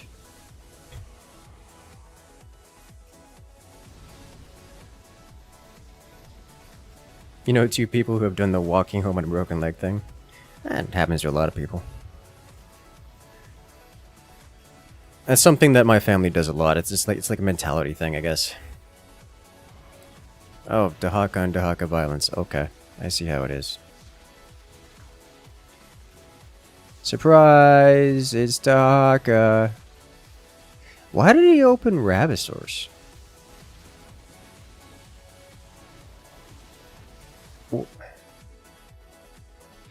You knew what I was going for. I was hedging this. Why did you... Why have you done this?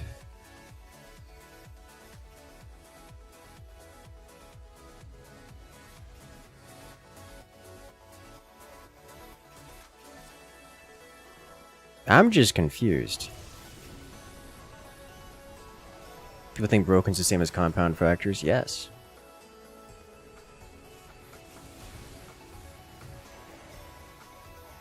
You know, it's. I think it's just because regarding the pain thing, like obviously everyone's different, but I think the big thing is that, at least for my family, we were raised and grew up in a way that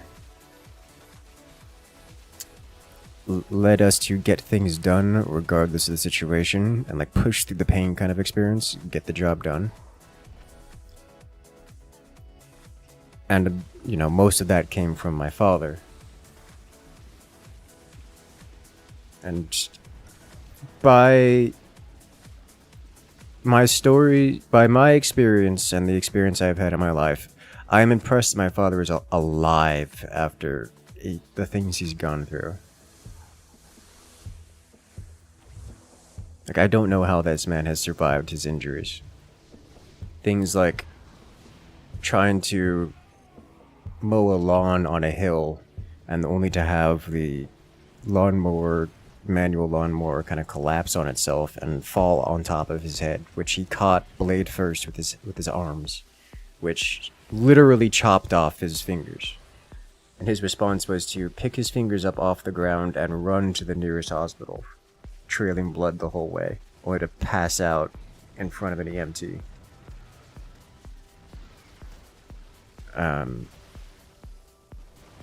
Other things like riding his bicycle downhill at uncontrollable speeds, slamming into a telephone pole and breaking his arm, like bending it 90 degrees. So his response is to, you know, pulling it. Wait, no, that was when he dislocated his shoulders. No, for that one he dislocated his shoulders, went home, hung on a tree branch, and forcefully shifted his shoulders back into their sockets by hanging on them. He had another one with a broken arm where he straightened it by, you know, putting his arm beneath his, you know, between his legs and just pulling it until it was straight. And I'm just looking at this man like, alright, first off, half of those things would kill most people. And your response is to just fix the bones and make them straight again. Which, you know, this is welcome to my family and the mentality of my people.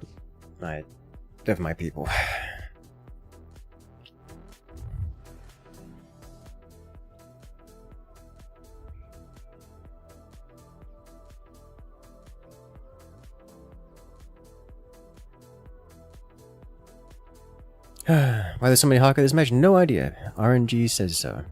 Is one of those dads too? Yes. Apparently I'm one of them. Apparently I'm going to be one of them someday. Because I've already got the reaction to injury element down. I'm sitting here. I was just ranting about this the other day, where I was annoyed that my arm. So right now my left arm, due to the elbow fracture, won't go perfectly. It won't go straight. It's kind of like locked at an angle position. It's not locked. I can move it around. I can bend it, but I can't fully straighten the arm. It just doesn't do that. And I was going on this rant because I am greatly annoyed by my lack of ability to straighten my arm. And I'm sitting here like, I just want to put this thing in a clamp, like vice this thing, and just like force the bone straight again. And I'm like, just don't do it. Just don't do it. Let it heal. Just do regular exercises. Work the way over to. It's fine. I don't have to crunch the arm. I don't have to crowbar the arm back into proper shape. Yeah, but I want to.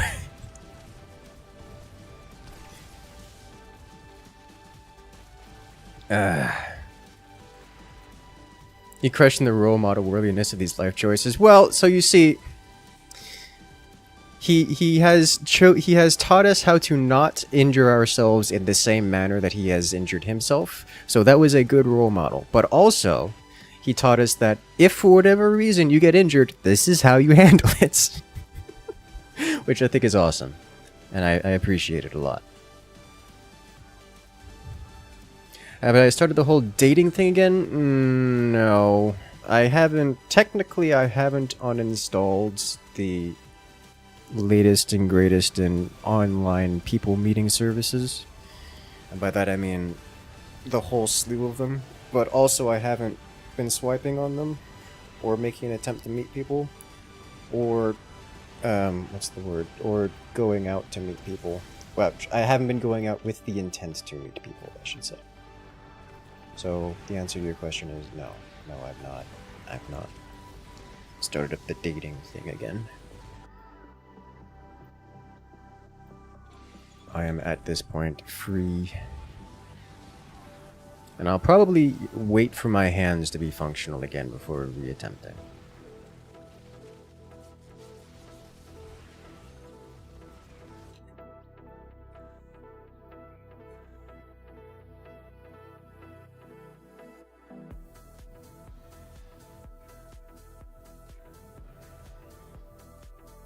You know, hands and arms are kind of important.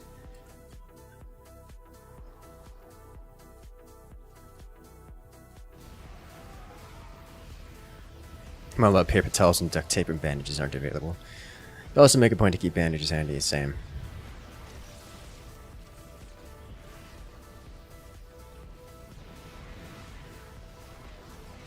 You don't find somebody to beat them home, you know? You raise a good point.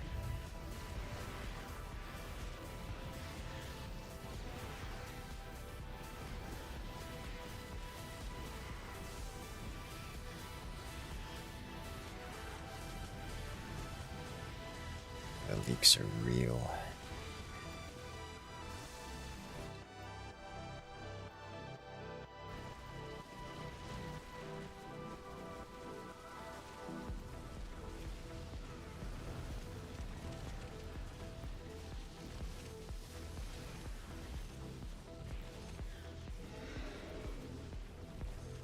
And this is just about a clean wave. Just about. Almost. And new games that came out that you played and enjoyed. Anything looking forward to coming out? I'm looking forward to putting Void War on the channel. Honestly, the list of games that I'm looking forward to right now is kind of cut short by the whole ARM experience. Subnautica 2 got delayed again. I heard about that.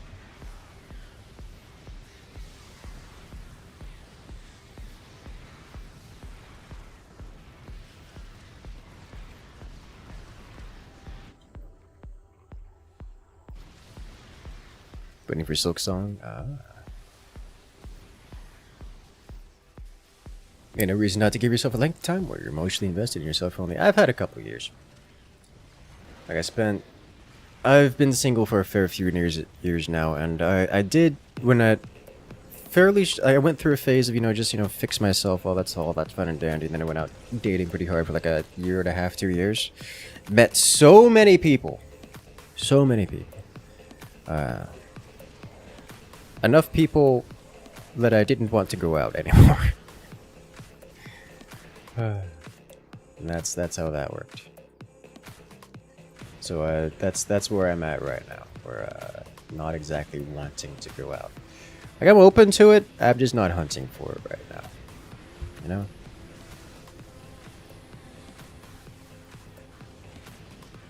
There's Phoenix's Mirages, or wiping the sky something fierce. Yes.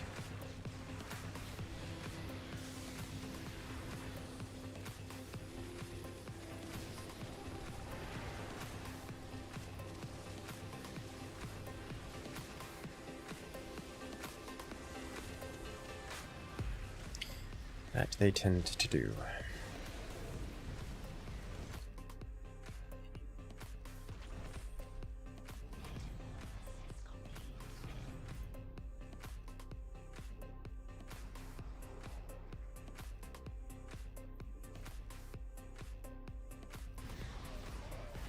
Which is nice, but also it's not enough.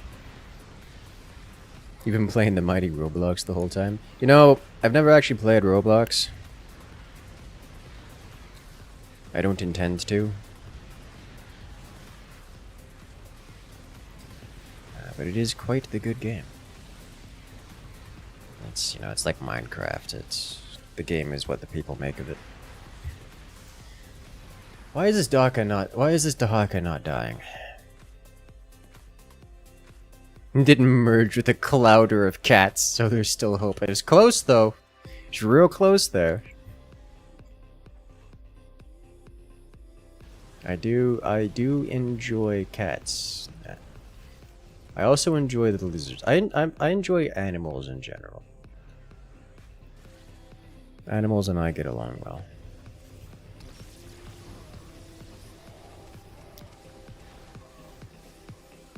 Suggestion: every time someone comes in with a stream and asks how Incursus broke his arms, you answer them with increasingly wild stories. I approve. Do it.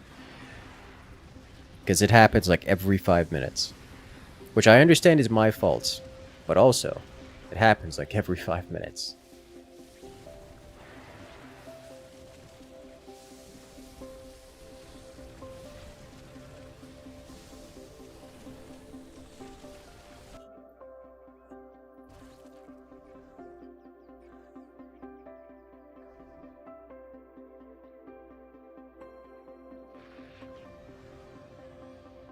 You just say got attacked by the floor. It's true. I've ever played Terraria? Yes, we have a fair few Terraria streams. No modded Terraria, at least on stream.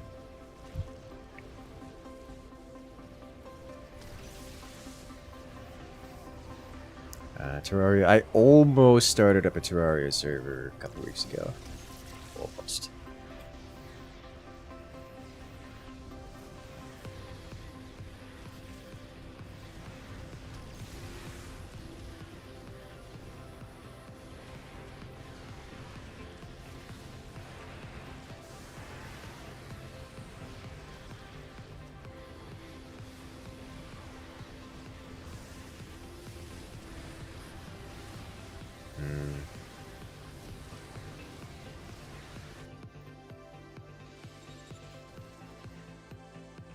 Starting to lose the air game.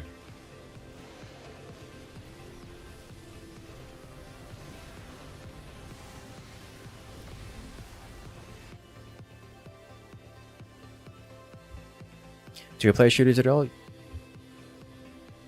Not for at least a month.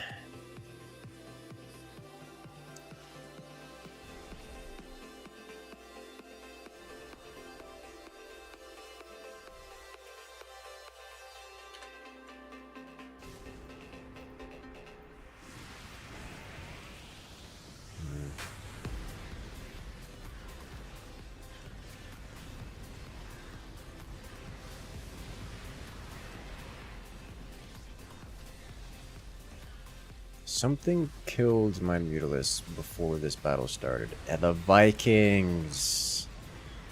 The Viking League. I see what it is. Okay.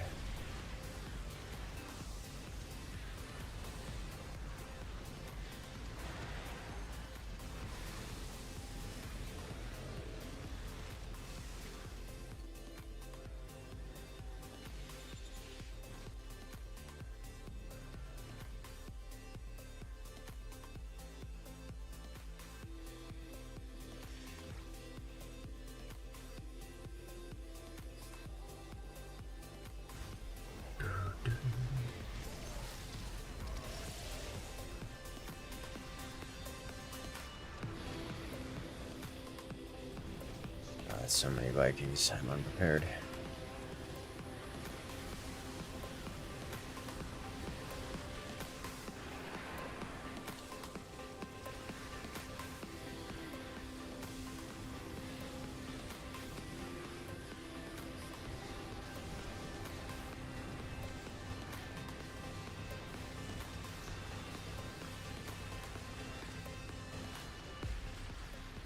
Okay.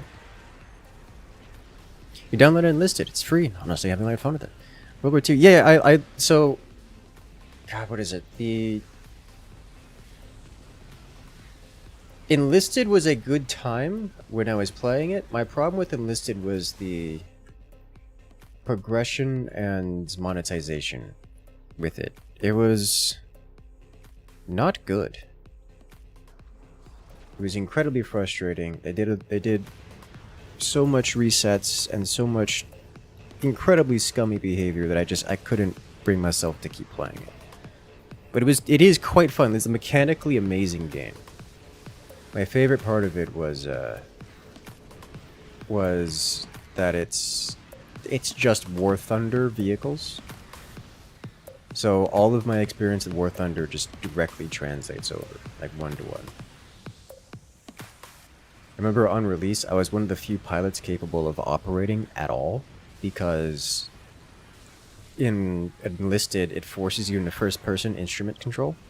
Like, you can't get third-person, you don't get, like, the flight assist, it's just first-person flying instruments only. That is it. And so, for someone like me who had there are very few people who had this, but someone like me did have this, and by this I mean the ability to intuit where the bombs are going to drop at a very precise level. To say, I would do things like quite literally drop a bomb on a tank so perfectly that it would kill the tank before the bomb would explode. And it was game-breakingly strong, and I mean that quite literally. It was balance-breaking. Would do things like spawn camp the entire enemy team myself.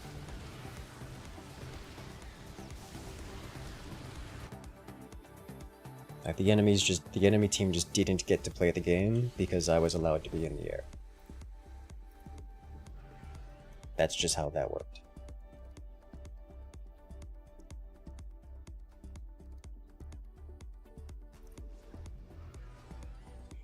And it was a lot of fun.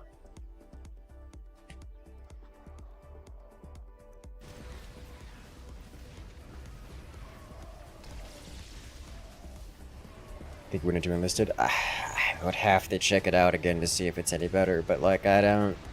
Honestly, it soured my experience... It soured my experience so badly that I didn't even want to go back.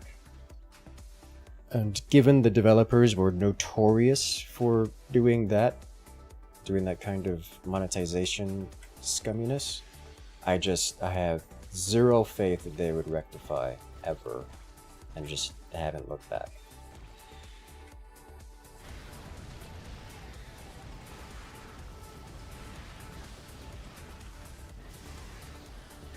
How much of that experience involves leaking classified documents on the forum? Well, you have to do it at least once. That's what makes you a veteran player. You can't be a veteran if you haven't leaked at least one classified document.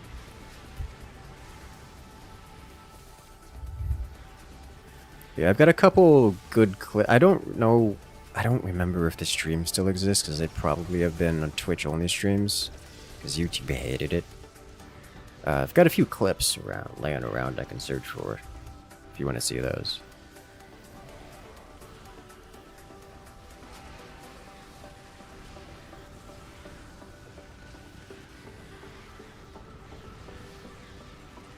Bro, I do not have a solution to all these Rainer Vikings.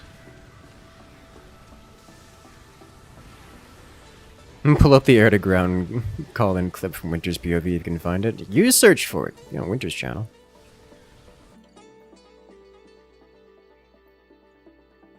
If you can find the link, I'll pull it up. Because at the moment, I just don't want to alt-tab and try to search for something in between the time frame I have between spawn waves here. Do you remember we named it? Nope, but I assume it'd be under Enlisted or Planet Side clips on Winter's channel. Assuming you're going for Winter POV.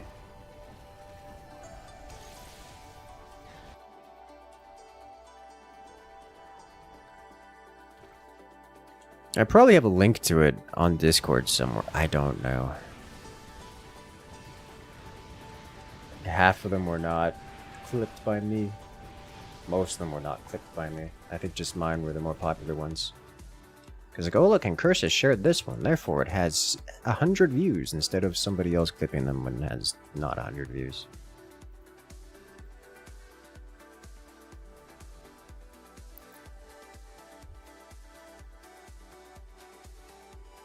Get enlisted. I believe it.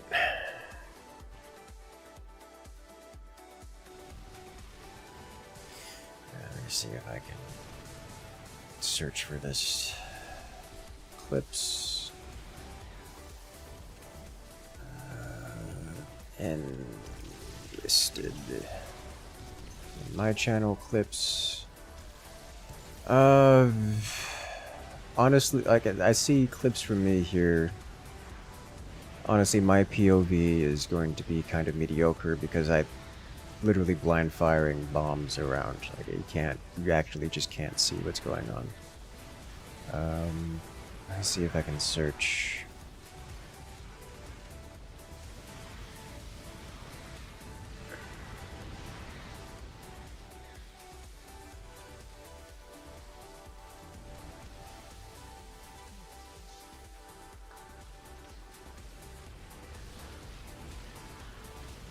Air units, please. Anger the Vikings. Let's see.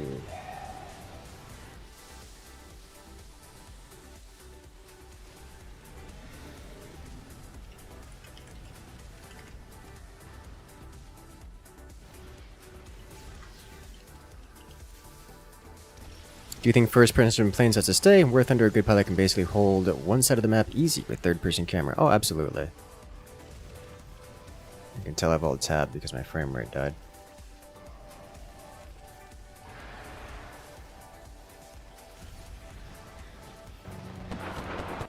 Here's one. Okay.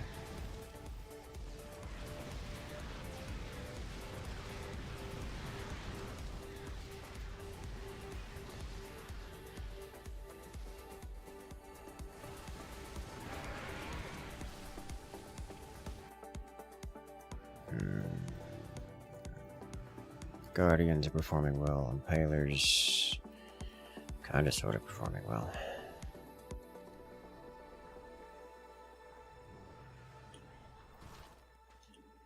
I think that's gonna be it though.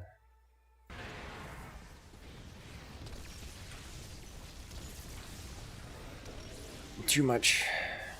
Do I like Twitch's search functions? Oh no, the Twitch's back end is horrible compared to literally anyone else's.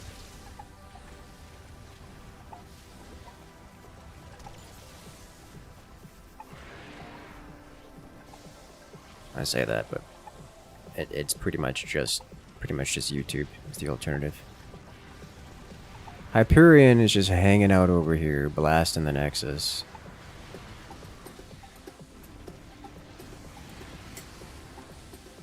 So many Vikings, dude. I can't handle this much stuff.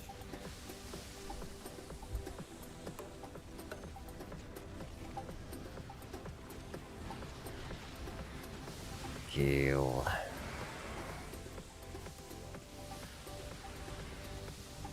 Oh, that's bad. That's real bad. Alright, Carrick's, that's... This is death, isn't it?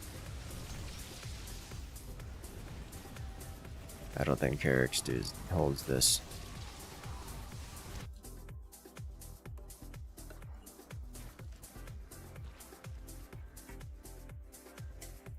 He doesn't. Rip.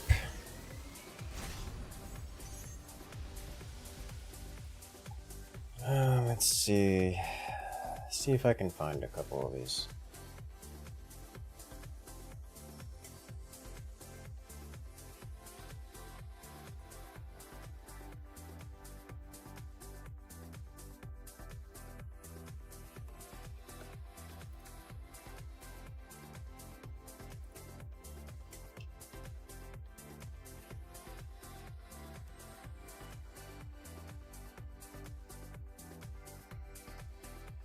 I know there's... I could show probably just these two. I see two of them here. There's a third.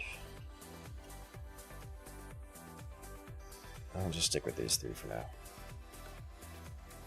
These are... I would usually run with a friend, because playing video games with friends is just, you know, better.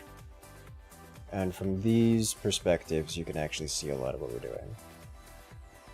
So this is I'm up in the sky doing things, and here's Winter POV of him requesting me to, you know, call an airstrike on the spot.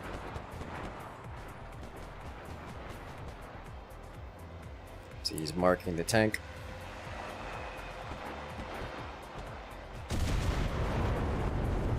Dead T-60. Look there. More evidence of just how great our leader is. Very effective.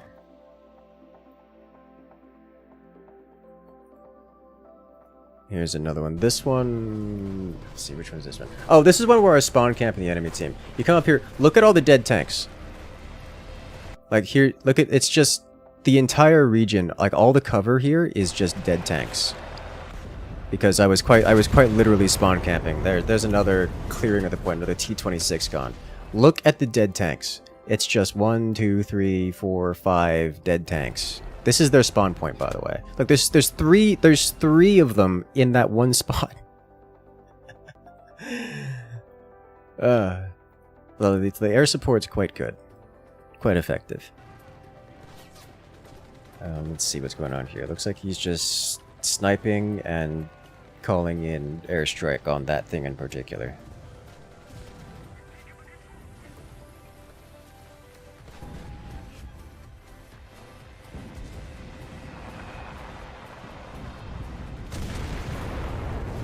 And it's gone. Another BT-7 no longer exists. And then the sniper can just go play whatever they want to snipe. You know, very effective. What nation did I play? I played Jericho Horn. That's what I played. Stop it. We've already done this.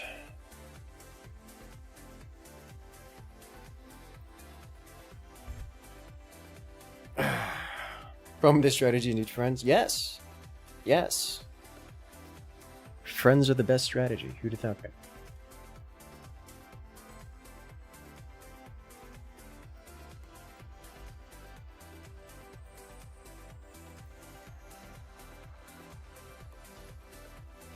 Alright, what are we doing here? Another round.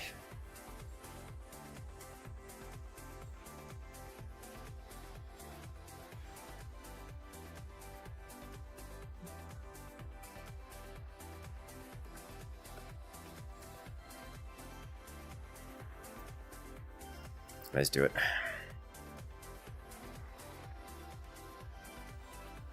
Yeah, sounds like a good plan to me there, Craig.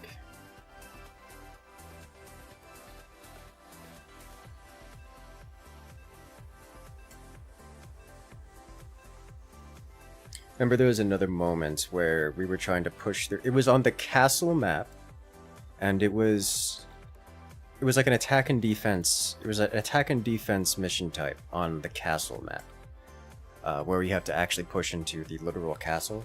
And we were on the attacking team. And it was right as the objective opened up to enable pushing through. So everyone was already on the ground floor and swarming in through the main doorway, like the main breach in the door and the walls. And I remember it was Winter's POV where he walked in, turned the corner, and there was just like 20 dudes lined up in a firing line, just ready to blast everyone who came through that doorway. And right as he stepped through, he started getting blasted, and of course, you know, it's enlisted, so you just move slightly. Or, you know, you get downed and then replaced.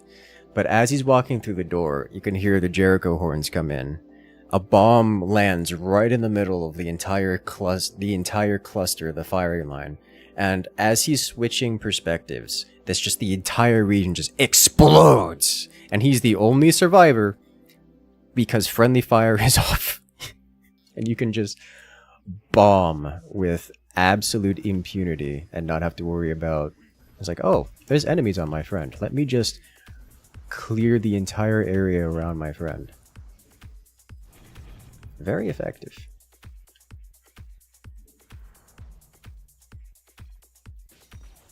Got like 20 kills with that or something ridiculous.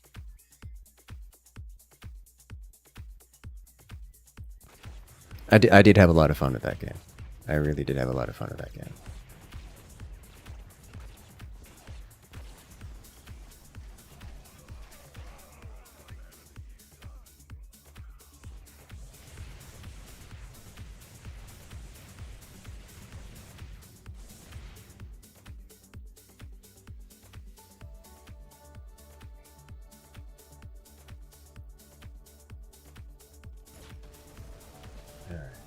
What am I...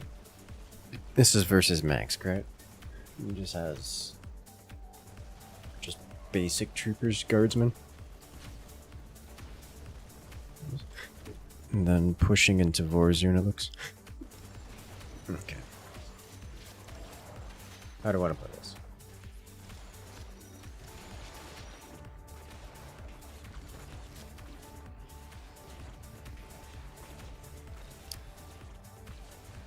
Have a good one, Alex. Good luck out there. Jericho horn and the 8 sound of the most terrifying things to hear as an infantryman. Or alternatively, the pounding of artillery. Yes. Oh, that's gonna be annoying. They got to witness the extinguishment of their wave. I've played Foxhole. No, I haven't. I am aware of Foxhole. I like the concept. I'm not going to be streaming it in the foreseeable future.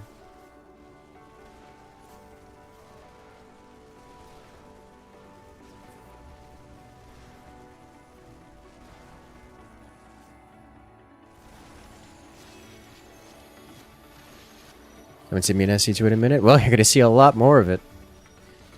Direct Strike OP.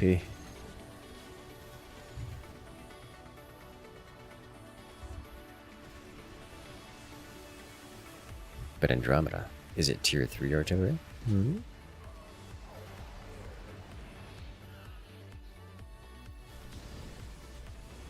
That's an Emperor's Shadow. We know what that means.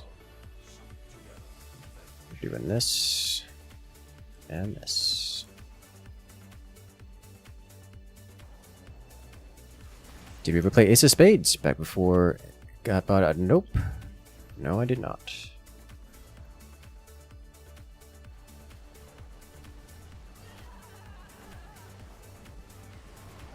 Uploading games to the arcade is still blocked. Yes, yes it is. Which is why we get the wonderful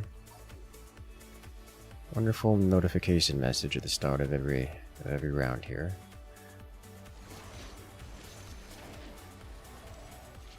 Let's get a double gas. Ace of Spades actually, is that? No, I'm thinking of something else.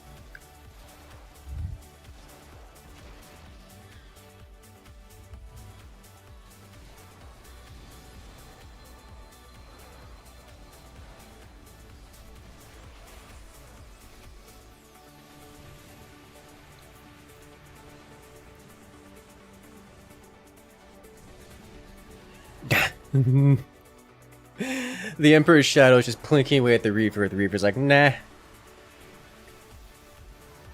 Just turns and blasts it. That'll never get fixed. Don't see why I wouldn't. Well, I can see why I wouldn't, but still. Artillery tank versus sniper, yes. You played balloon tower defense. Yes. I think is the answer to that question. It's like everyone. Do I want Psystorm? Probably should get Psystorm. But I don't need it right now. So we're just gonna pass on that.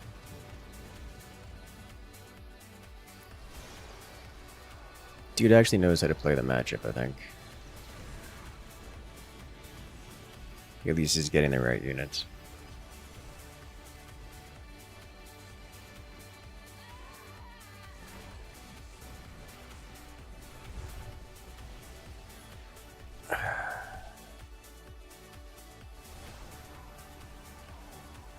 No money in it for Activision to fix it. Here's a good point. You're having fun? Good! Fun is the whole point. There's some more fun for you. Energy shields for your Marines. As if having Stim Marines, Elite Marines, wasn't horrifying enough.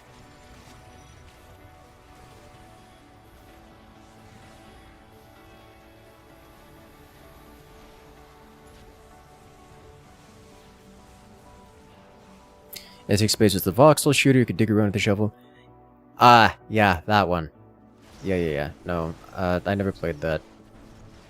I played Battle Block. Was it Battle Blocks? No.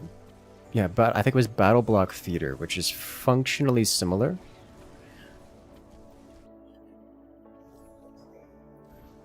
I like that one bit. It kept its indie elements right up until it stopped existing. Remained fun until the end.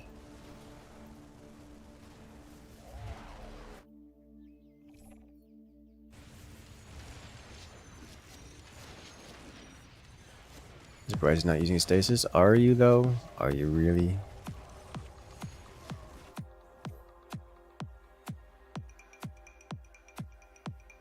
Bloodlock Theater is a platformer. Am I thinking of the right game? This should be on my Steam list. Steam library. This has been removed. It may have been removed. Battle. Nope. What was this thing? Battle Block. Nope, not Battle Block Theater. What was it? God. No, that's the wrong Steam button. Steam, go away. I don't want big picture. Oh god, I pressed big picture mode. How do I get out? Back? Figured it out. Thank you. Battle Bits? No, not Battle Bit.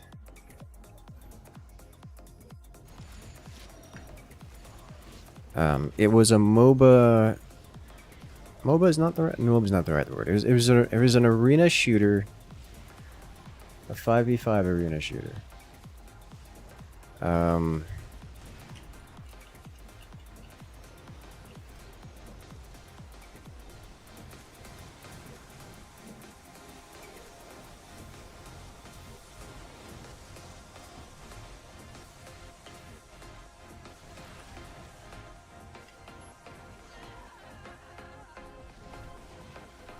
Not battle blocks.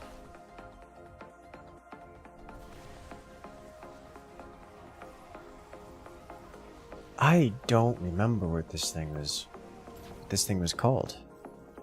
Never made videos on it. Game you can play in a browser? No. It was not a browser game. It was a Steam game.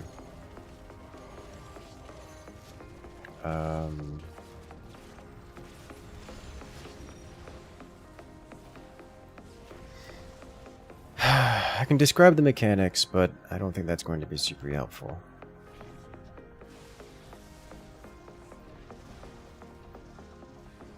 I think I just want a couple of Dragoons here, yeah. No, he's not punishing me for this, so go ahead and just max Reavers.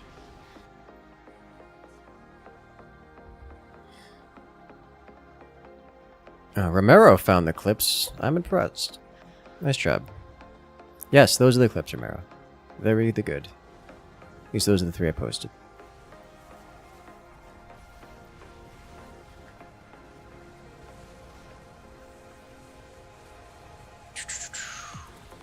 I am searching for this thing. Let's see. Team-based block PvP.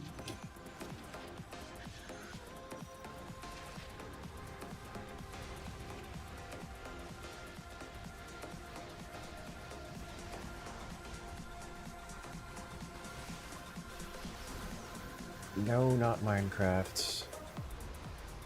Why? But Minecraft did have a very good Very good game type. I loved Minecraft Annihilation. Oh, oh, is this it? Block and load! That was it.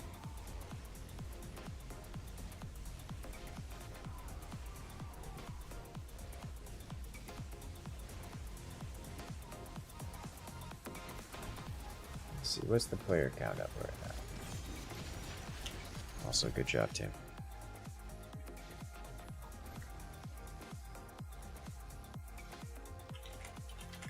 So I remember it getting low enough that it was unable to find games.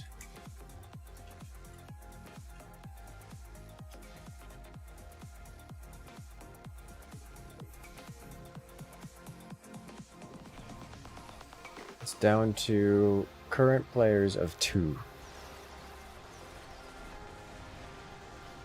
Does feedback work on step mode units? No. Switch to last resort. So I tried that, but apparently I got the name wrong enough that it didn't find it.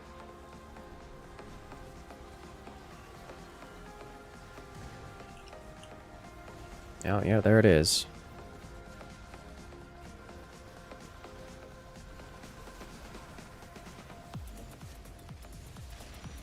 Alright, you have a good night there, Irish Rider.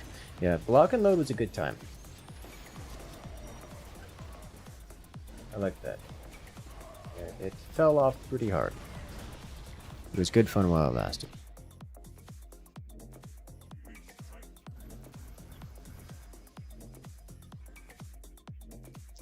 I have literally 0 anti-air, and I'm not getting punished for this. Viewers are funny? They are funny. They also make me happy.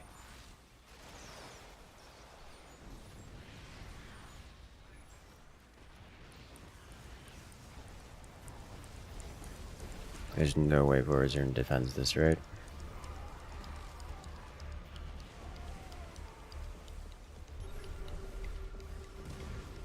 That's just way too much underrun.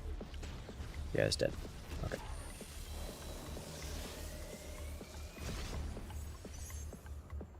Never built anti-air. Or air units. Just crawled over the caterpillars. Ended their whole careers. You'll love to see it.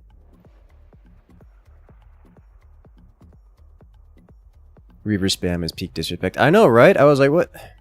They're not punishing me for this, so I'm just gonna keep sending the Reavers on them and watch them just crawl over the enemies. I liked that one. That one was fun. I had fun with that one. Don't get to do that every day. And then the Reavers just beat Zilla DT Soccer. To be fair, they beat the concept of ground when you have 2 lines of them. They're like single target burst damage and splash all at the same time.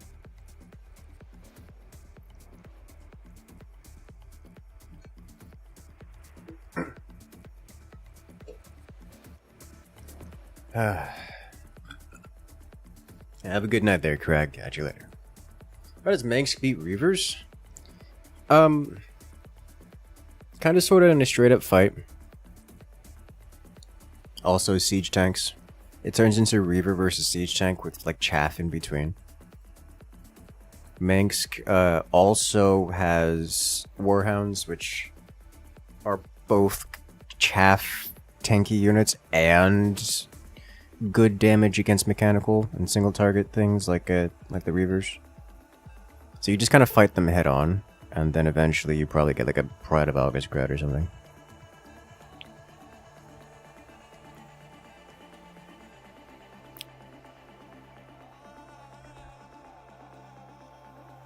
Like Reavers, for as powerful as they are, just don't outpace more traditional units.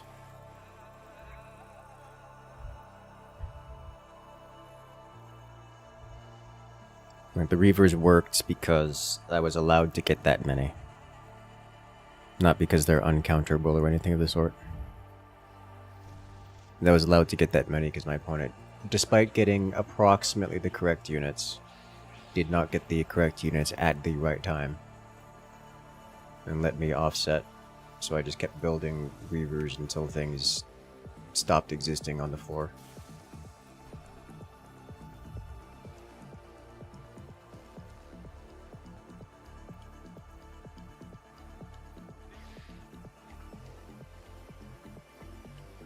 Reavers what Siege Tanks want it to be.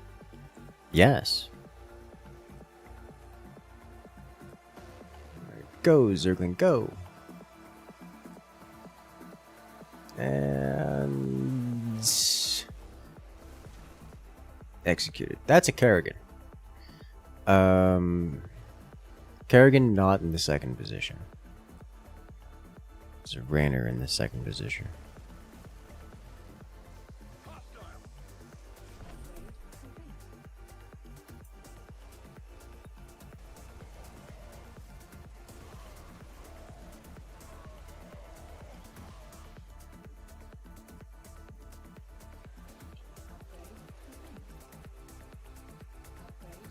I don't know what I'm dealing with here.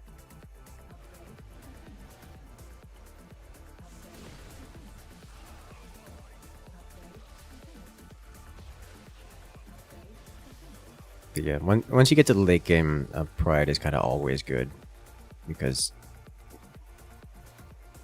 gigatons of splash damage works on all things. Rainer and that looks Mansk actually. So Rainer and Mansk. Rainer second, Mansk third position.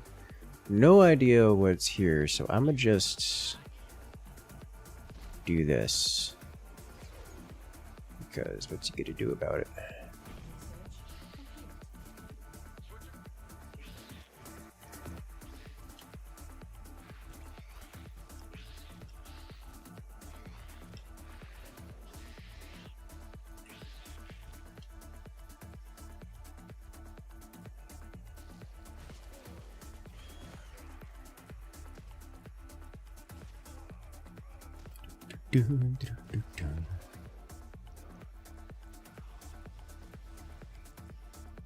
Alright, what are we looking at here?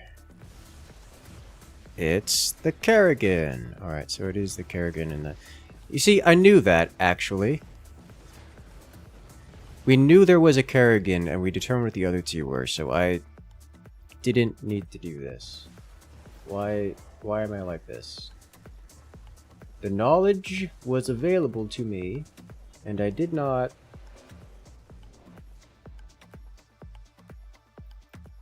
handle.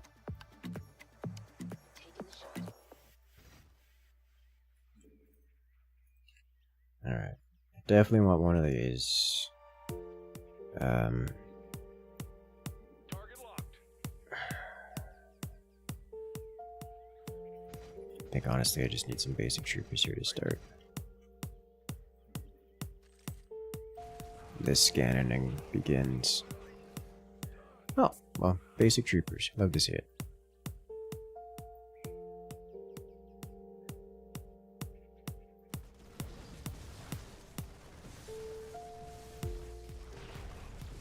Oh, really? It locked onto the supply bunker? Okay.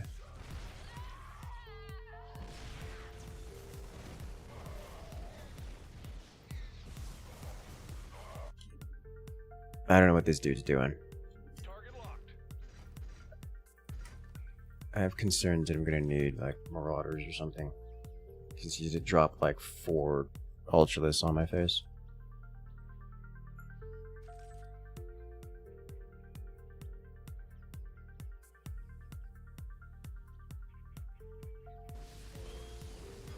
I think I may just prepare for that.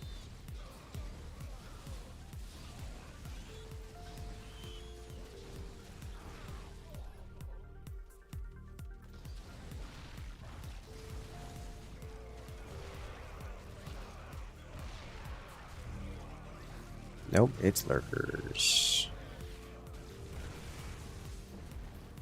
What do I don't actually know what to do with lurkers.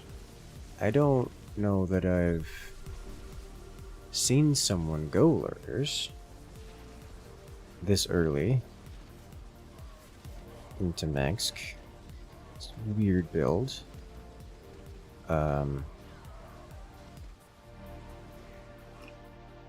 Do I still want ultras? Probably. I almost certainly want an Aegis Guard. Let's get an Aegis Guard on the board.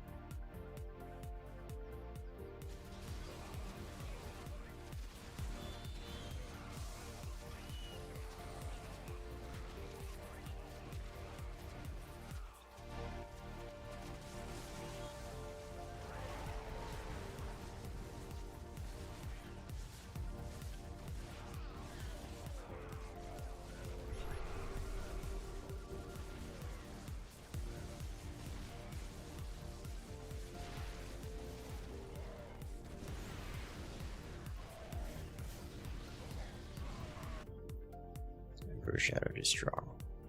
Alright, let's do this. Get you here, and then tear up. Let's tear up.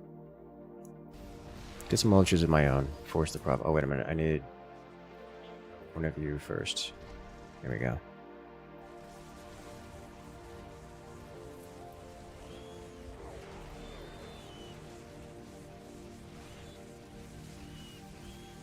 Lurkers are splash damage multi-target. So I'd rather them not get into my trooper line.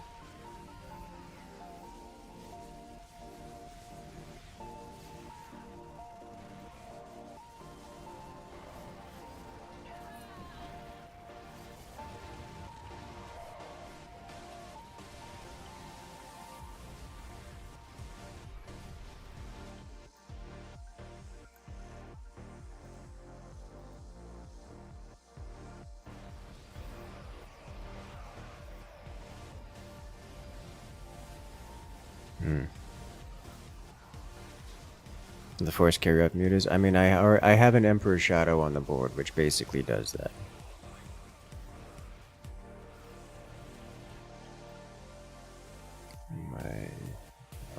Okay.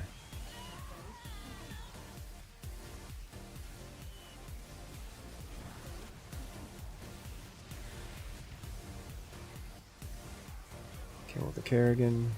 It survives. Classic Kerrigan.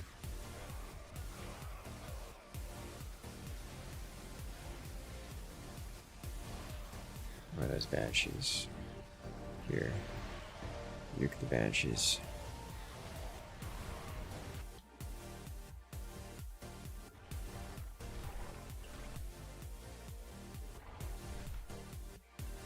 Okay, you wanna do splash damage? I got some splash, something you can splash your damage all over. Probably want more Aegis Guard. Don't know that I want more Emperor Shadows. They kind of step on each other's toes.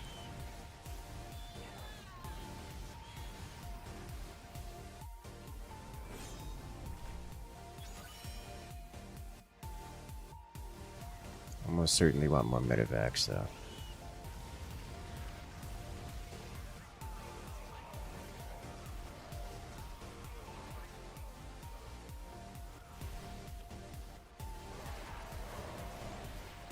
That was a lot of good damage.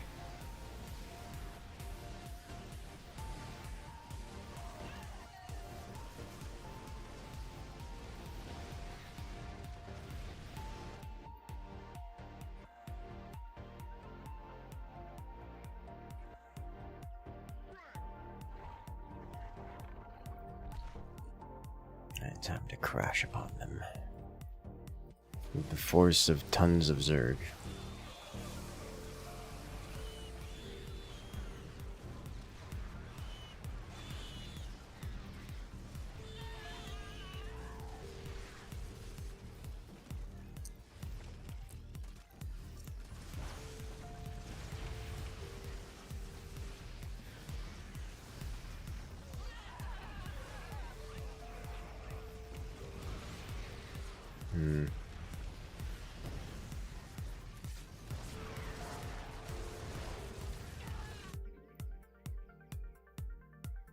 Alright, I'm looking for probably another one of these.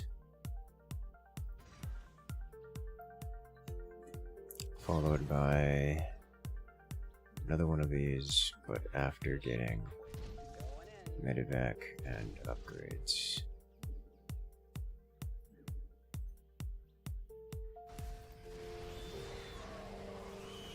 My medevacs can survive until Dahaka. In a good way.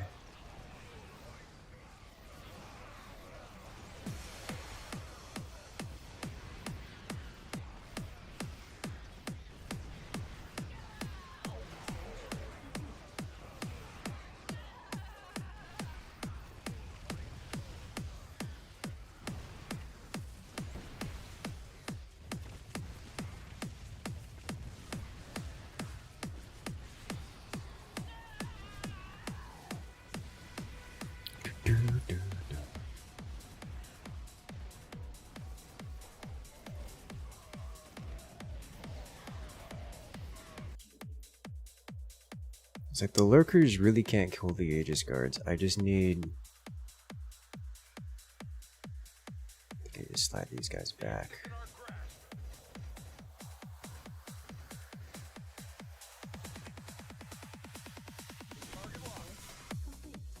What just happened?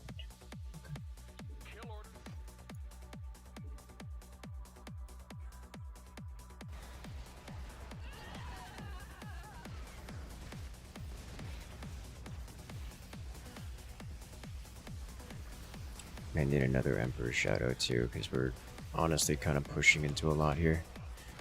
When Emperor's Shadow is too much, or not enough.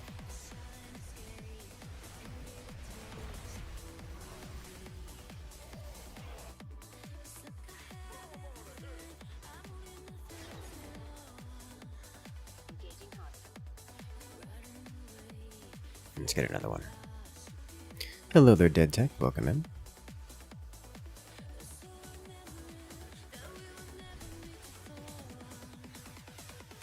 Next, another Emperor's Shadow.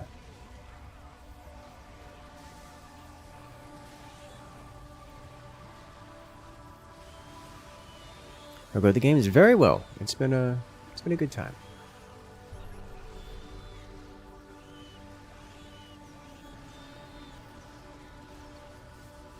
Those lurkers survived. We do not have nearly enough detection across the team, is what I'm realizing.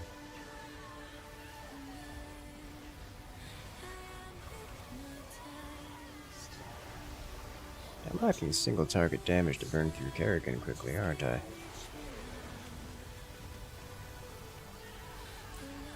think I got EMP'd.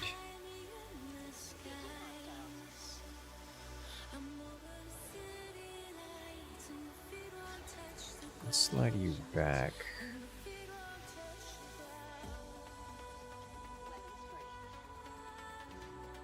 Here to mitigate that.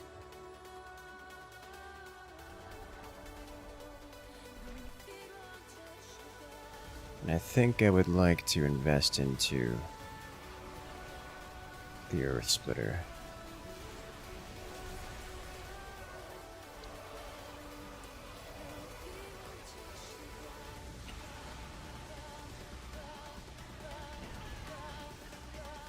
Getting bullied by a siege.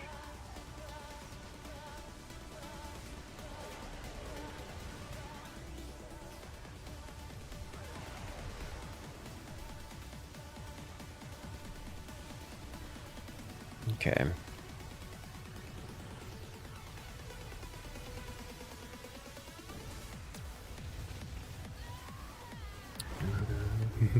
And then team can't seem to care to find lurkers. Yeah, it's not ideal.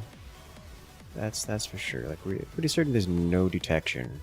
Oh, you do have detection. It's just dying. I don't think you have detection.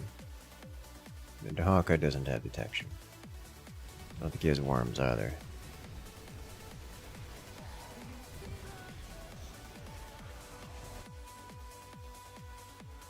I don't know what to do here, so I think I'm just going to get siege tanks. As much as the Emperor's Shadows are doing God's work.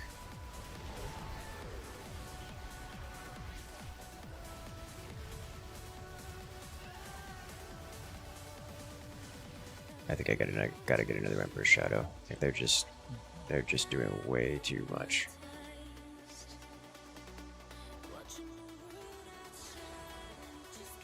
The amount of kills they're getting is ridiculous. But then I think I'd go mass tanks here. Pretty much dump everything else into, I don't know, ultras or something. Too much micro work. You see, I'm not microing them at all. That's my trick.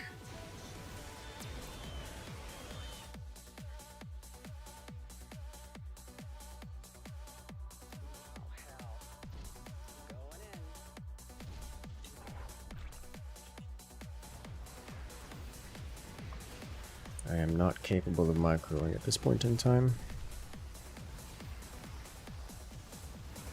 You aren't that good on microed. I mean, you say that, but on micro, they're still at above 100 kills, so like, they're putting in serious work. It's just both of my opponents have built waves that are exceptionally vulnerable to. Like, look at this.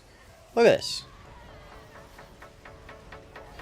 Just the immolation on that wave is disgusting. EMP on the medic, simulation on the... That's a lot of damage, what that is.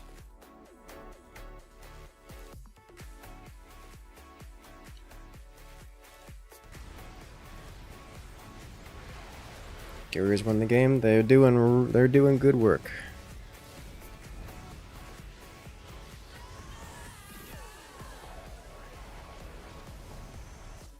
They are your wave, actually.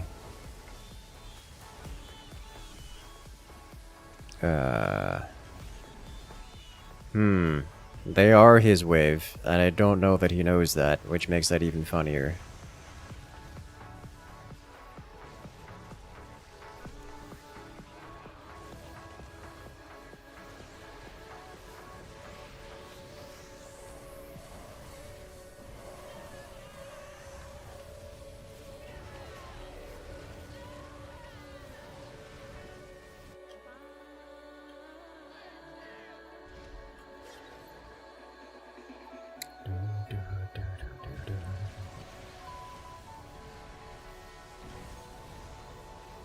They came all the waves of everyone's wave. Yeah, but this has been the direct matchup for, you know, since the start of the game. A little bit different.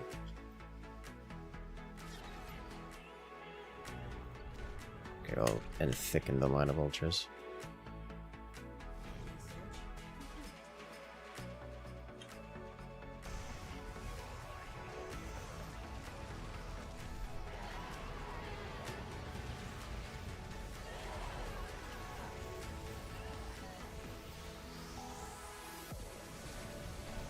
It always annoys me when people refuse to build for other waves that they're actively fighting. Yes, yes, it is. I can understand it in many cases. It's just, you know, a requirement. Not enough speed.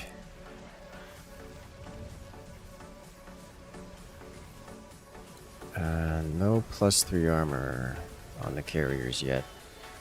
That should be resolved at your earliest convenience with that quantity of carrier.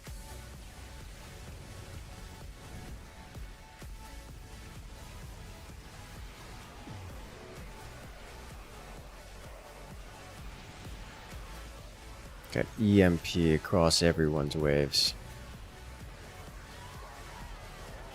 I did not unstack them. Uh-oh. Problems. Big problems. I don't... What can I get here to help this?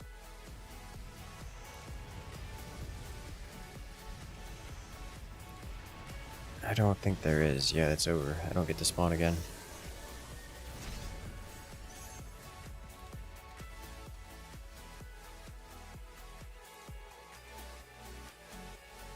You tried.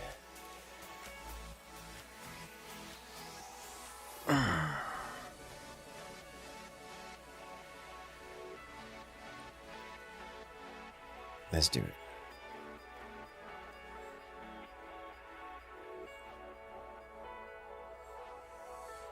Once more into the fray.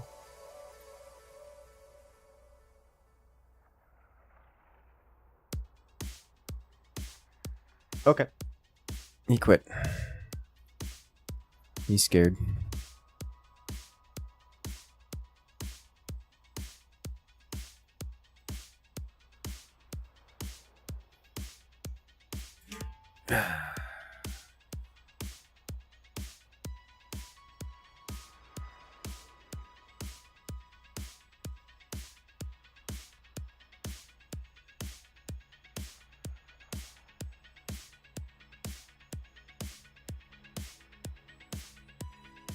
Random gaming for life.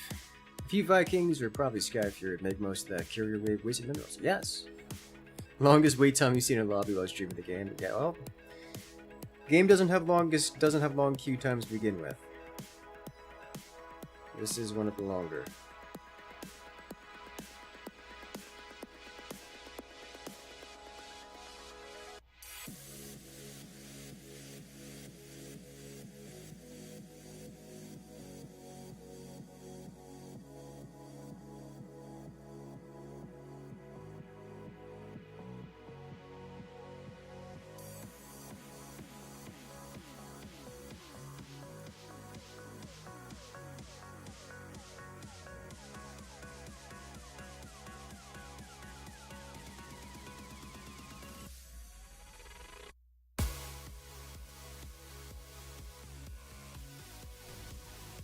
Off we go. I'm okay with this. The Imperium.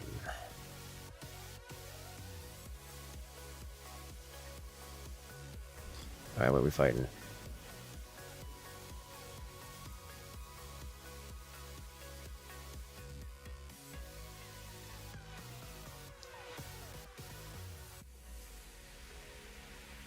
Let's see what we got.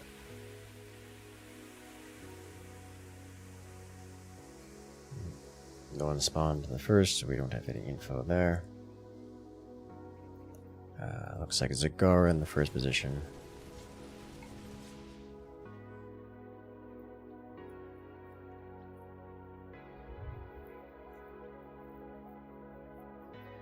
Imperium Man versus Dominion Man, 1-star system H.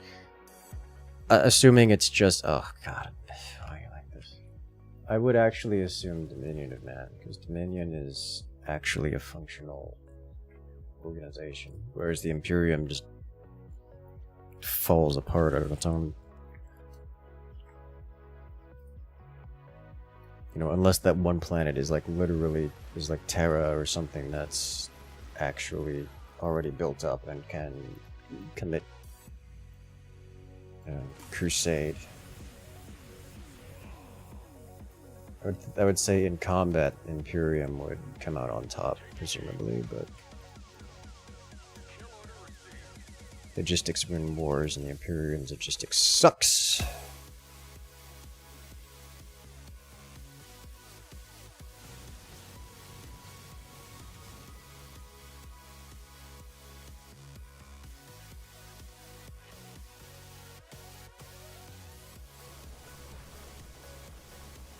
And the same idea.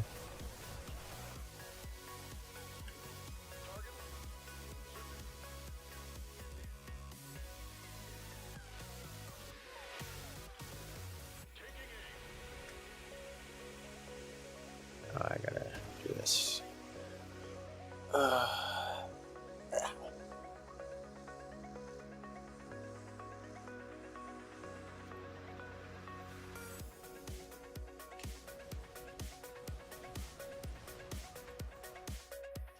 McCrag, wherever it's spelled. I mean, you can come up with a whole, like, long list of Imperium worlds that would that have the military capabilities to dumpster the Dominion of Man, but I would assume that a majority of Imperium worlds don't have the capabilities of outscaling, outproducing, or outfunctioning average Dominion world. Dominion does logistics very well. Like very, very well.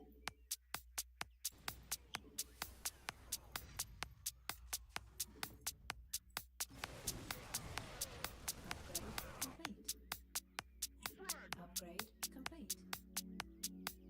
Upgrade complete. Upgrade complete. Upgrade complete. Upgrade complete. A lot of Imperial worlds aren't taking spacefarer on their own. Yep. Whereas the Dominion's just like casually, we're gonna send hundreds of battle cruisers over an entire galaxy to literally across to a different to a different galaxy.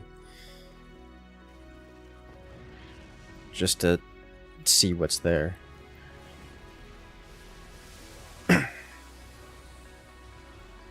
The whole Zagara leak is a problem. I have no idea what's going on here.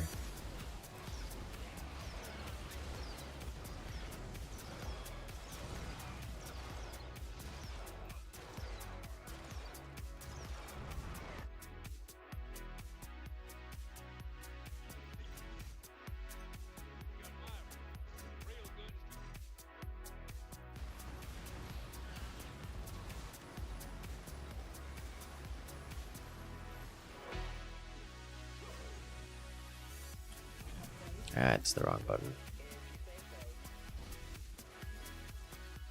Let's type this out to me, right? Yeah, I can do this. Help out with the Tychus front.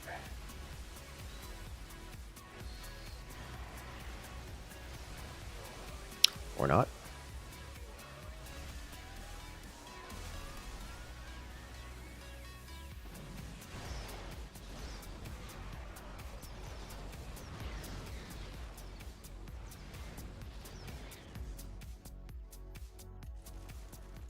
Isn't H&H supposed to hard counter Zag?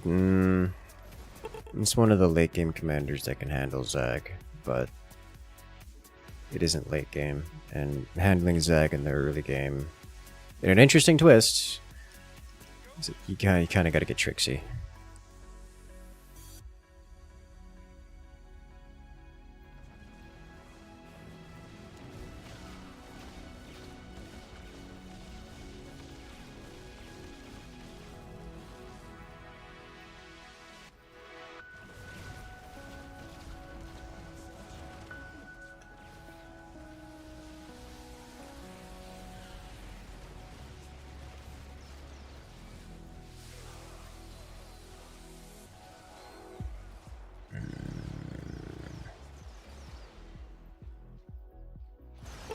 I'm not going to be able to keep a medevac alive here. Which is not going to happen. He's even coming in with delayed troopers to cause problems.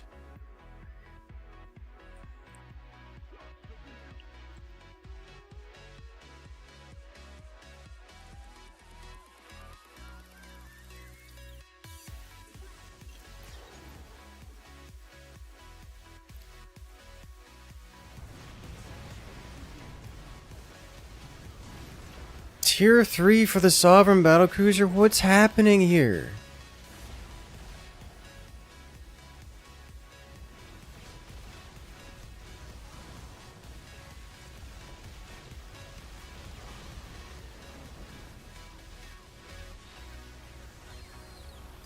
Okay.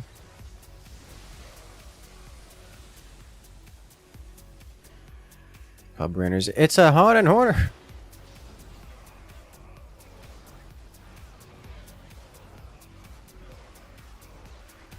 I'm tempted to get an Emperor's Shadow just to nuke that, but I'm not going to micro it, so that's the end of that. End of that temptation.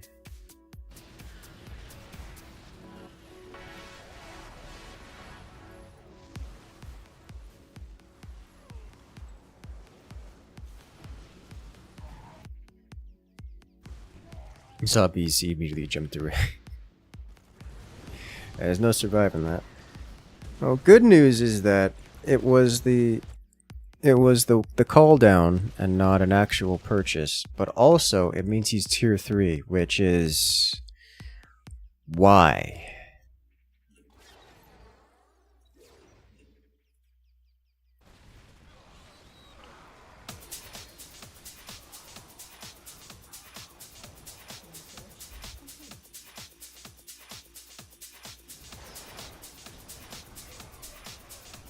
There's no way I get that over the 35 of this thing, yeah.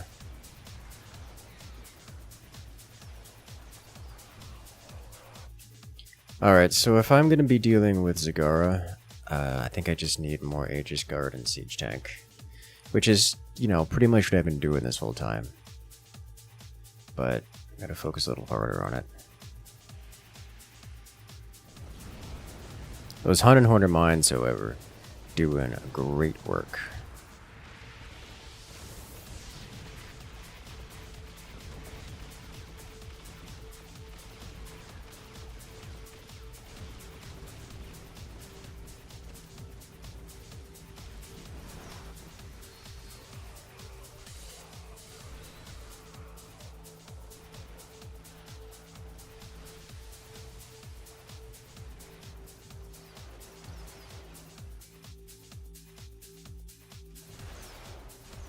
Let's see where we can get, how much damage we can get done for the siege tank. Oh, oh, we stacked. Well, that's nice. Dude's got triple siege tank already. Ugh.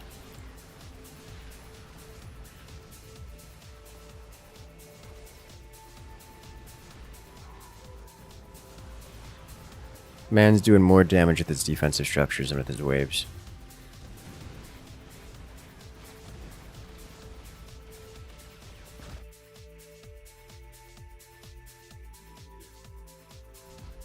Oh, I got it down in time. Kind of. I got it down, but I didn't upgrade it, so... didn't really get it down in time.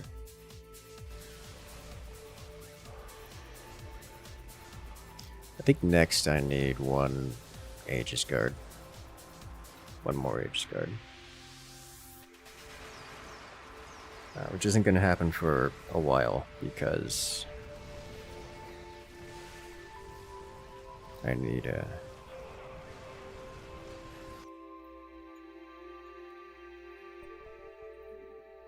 to spend things that aren't XP based. Which means... what does that mean?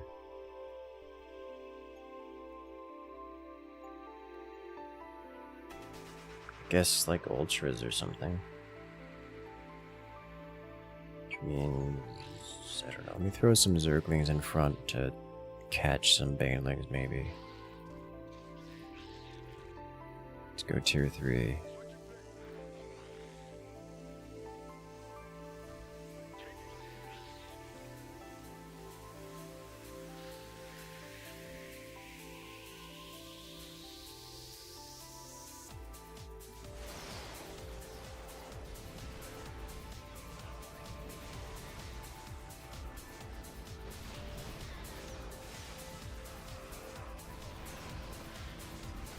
Actually gunning down a lot of those troopers with the power of siege tank.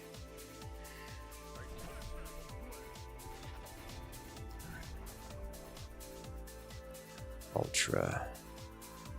Do some reposition here. Thanks to somebody tank? Yeah, he does. Which will be a problem.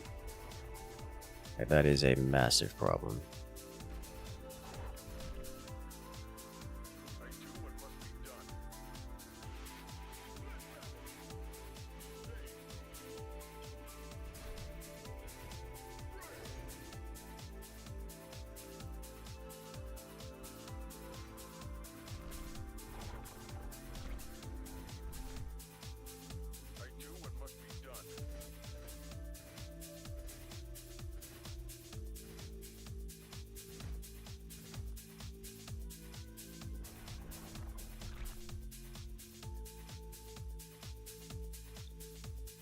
I think I can get another Aegis here next. Yeah.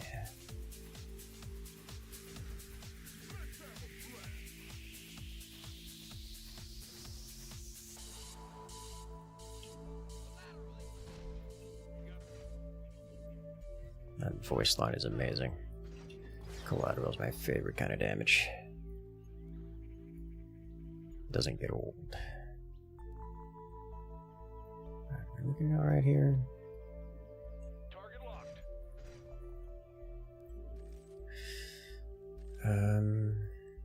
More siege tanks go next. Yeah, I'm not trying to get detection or air support. That's not going to happen. Not here. Extra Aegis doing great work. The trickle down Zerglings is a problem for the siege tanks. That's for sure.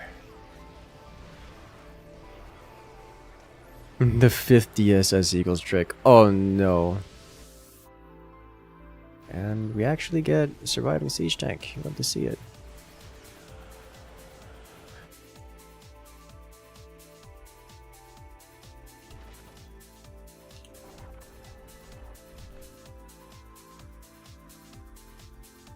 Fix the Zerglings as well. Did that do it? Yeah, they did it. Nice. That one was one off. I think I am actually going to get this thing here. While only some of the waves are ground-based.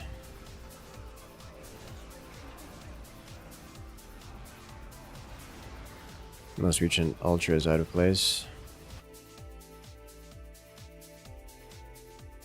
So it is. Thank you.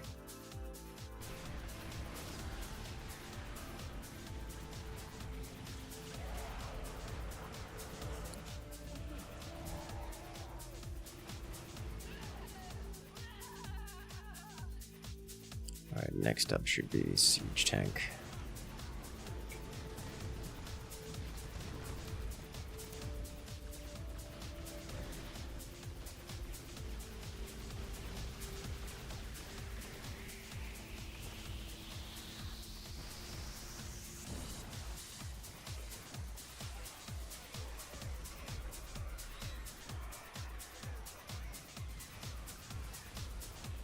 Go, siege tanks, go. Do as much damage as you can. Ah, he's tanking for the neat.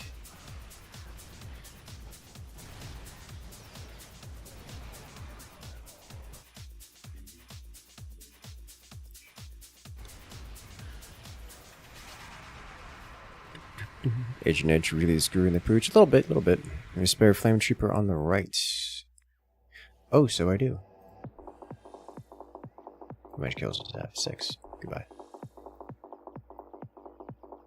You were useful. No, you were gone.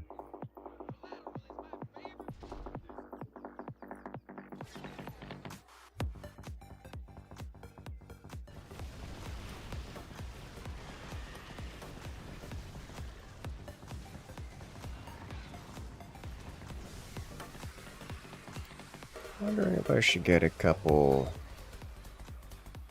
MG troopers back here just to help clean that up before it becomes a problem.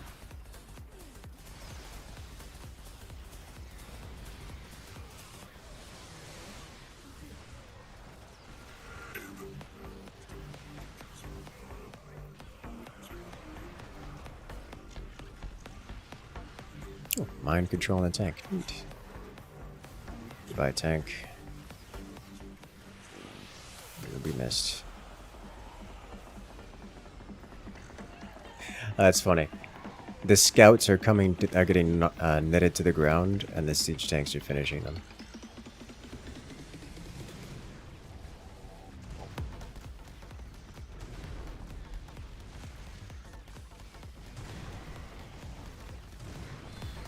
Yeah, but troopers into the big turret to increase the fire rate. That mechanic is, yes, you can. And I did.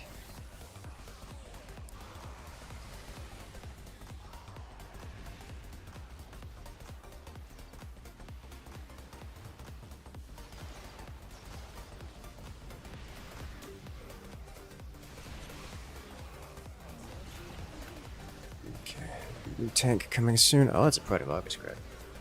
Oh, and it's mind controlled. Neat. Even got it before it casted its ability.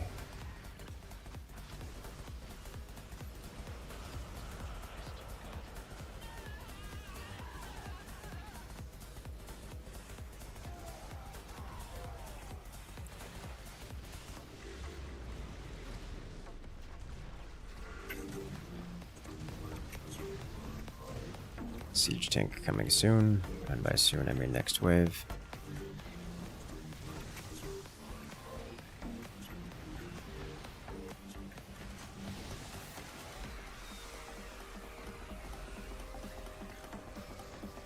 You know, we are kind of just crushing the Zagara wave, which I didn't expect. It probably has something to do with the ridiculous amount of corruptors it has.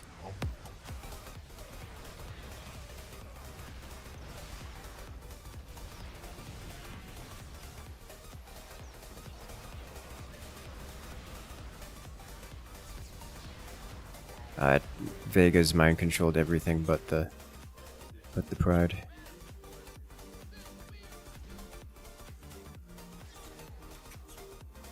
Alright, let's get some troopers in the rear.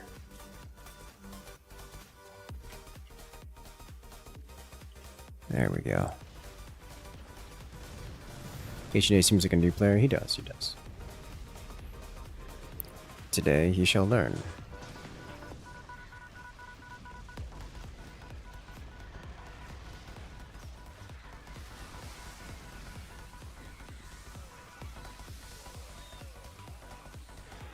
Or at least get some experience, one of the two.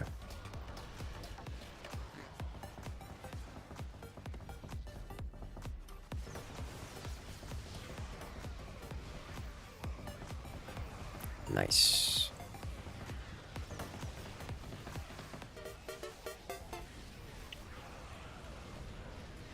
No, they got it. Not quite time for another tank. H&H Count versus Zag should be pretty much just landed Vikings plus Hellbats. Pretty much, at least in the late game. There's a lot of leeway you have in the early to mid for other units, but like, I'm partial to mines and a few other things. The oil is nice to throw on. Wraiths are really good in the opening stages. But in the end, you do just kind of want nothing but Hellbats and... what are they called? Hellbats and grounded Vikings, Deimos Vikings. Strike Fighters as well. Yeah, Strike Fighter's another great example of a solid unit to sell off later. Like, the thing is, especially with Haunted Horner, is against Zagara, is you're not going to win in a straight-up fight, so the more units you can convince Zagara to build, the better. Like, the more area units you can convince Zagara to build. Like, if Zagara builds a whole line of Corruptors, you just go full ground, and then you have, like, I don't know, if you're lucky, like 25% more minerals worth of units than Zagara does, and you can just kind of kill the ground in that exchange.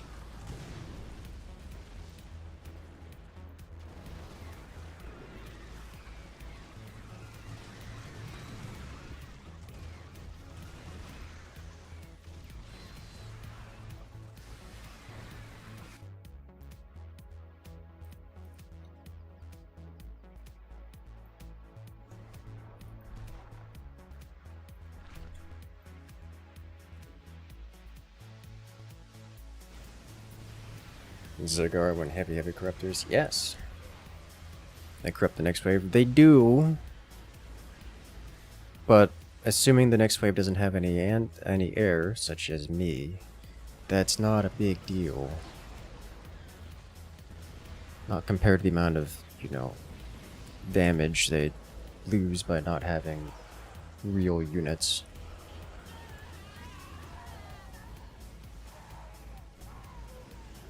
Double up Warhound on the side. I know, I was planning on fleshing out the Warhounds, but I ended up having more important things to do. I'm sure I'll end up doing it at some point. Actually, is it now? It is now, because it's either Warhounds or more... what are they called? Ultralisks.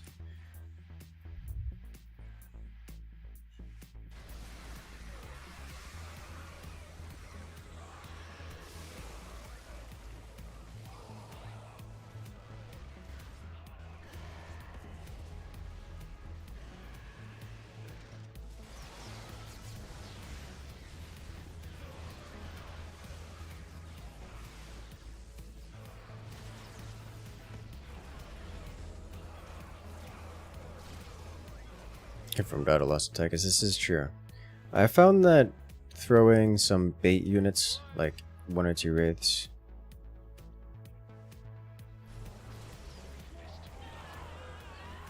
is nice, and then just clustering a bunch of widow mines around it just to get some extra damage in.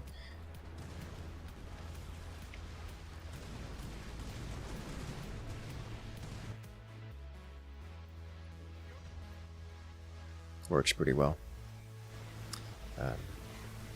Cheap, super easy way to clear corruptors while still having widow mines available for the actual whatever wave you're fighting, like the rest of the Zagara.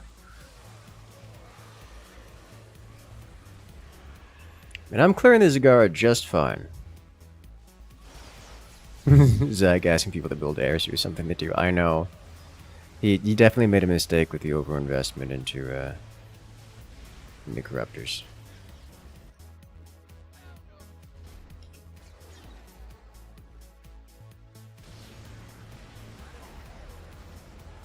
You assume the air is coming next time.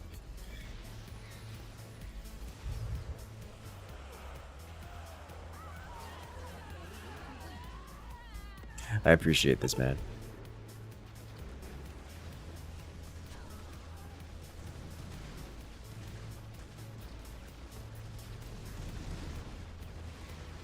Any better to just build more Hydras? Yep.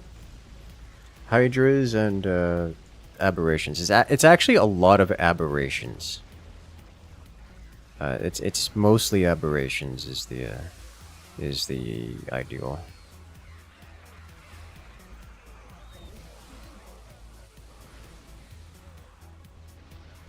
Dude. It's so many corruptors.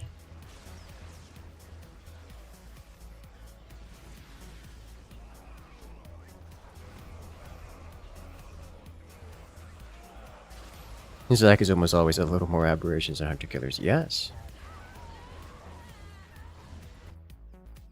Like, I legit would have to get a Black Hammer or an Emperor Shadow to deal with this.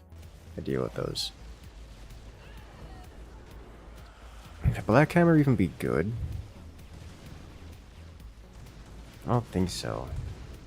Too many siege tanks.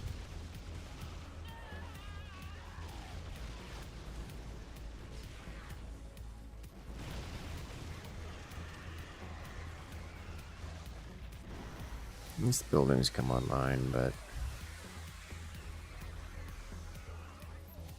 Oh, Aberration's not quite on the base. I'm not killing all of these before a Tychus spawns in.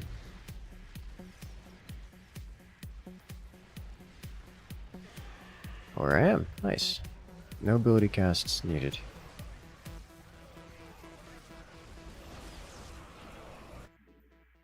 And it started going Mass Galleon. I mean, I'm glad he hasn't given the context, but also... I can see that surprise.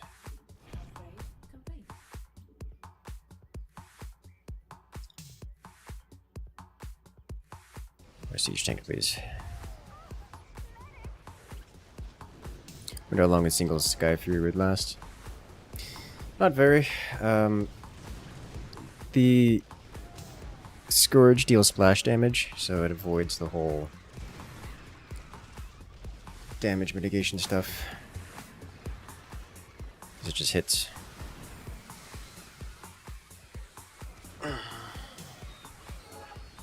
We're keeping Zagara off the base, even with things like Phoenix mixed in.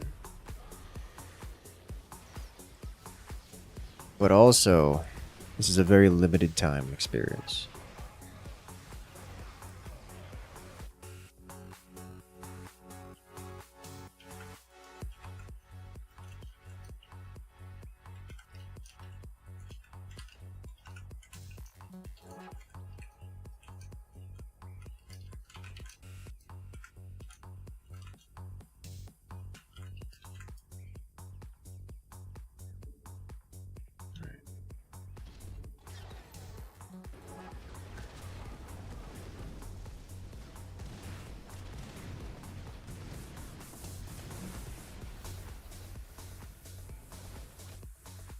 Oh, they were landed.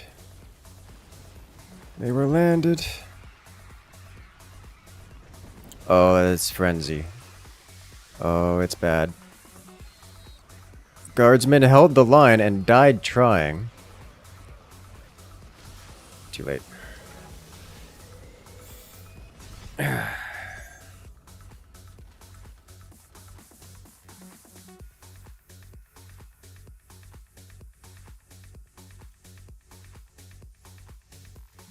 Sell some rocket dudes. I don't have rocket dudes to sell.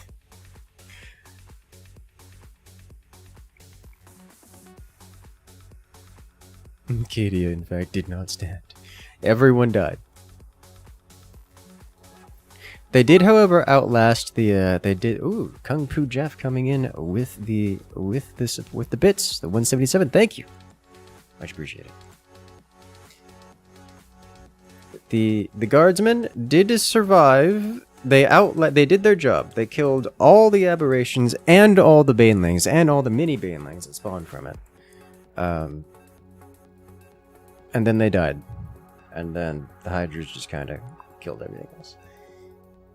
Well, the base specifically. If the base had any amount more HP, we could have done it.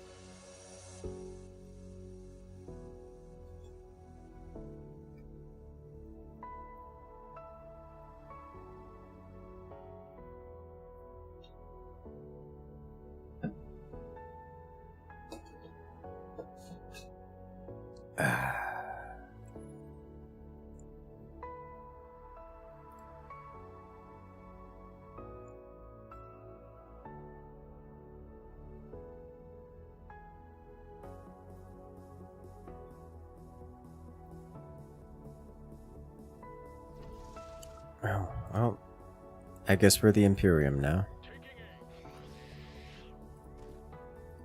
I shall rule this sector, or see it burn to ashes before me.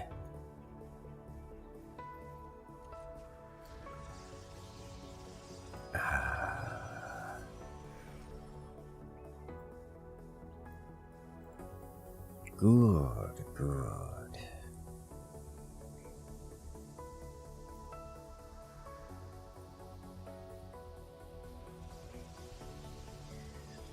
I think I'm going to have to make this my last one. I can feel my wrists are not happy with me right now.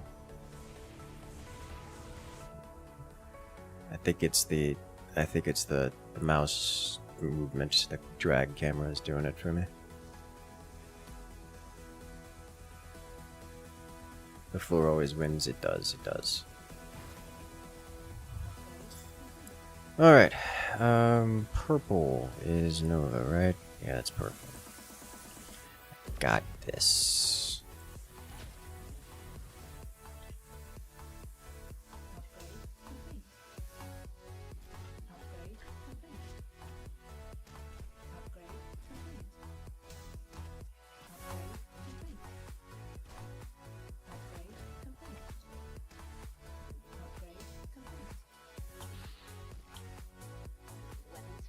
Let's do this. Bait, and then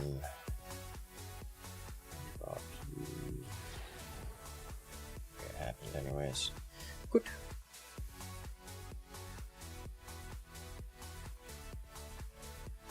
Let's see what we got here. What you doing? Hellbats. We're gonna spread you out slightly.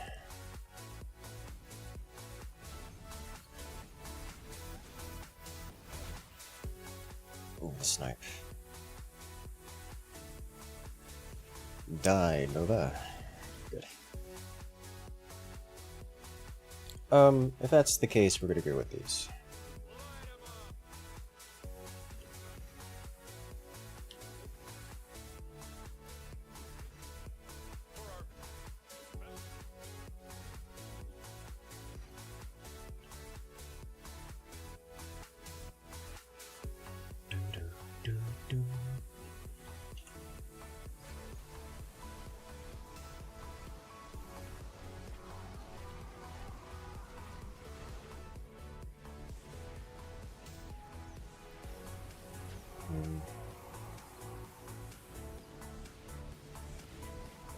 This is gonna be annoying. The marauders. We got decent single target DPS, we can probably handle it, but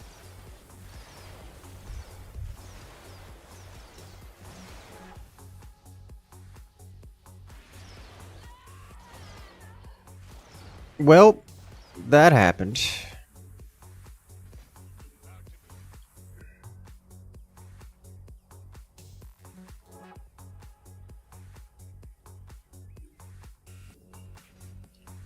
Let's do this, and then I'll probably just go straight into shock divisions. Unless he punishes me for this. Which is possible. What circumstances would you put out trooper-wise? Nothing but rocket troopers? Never.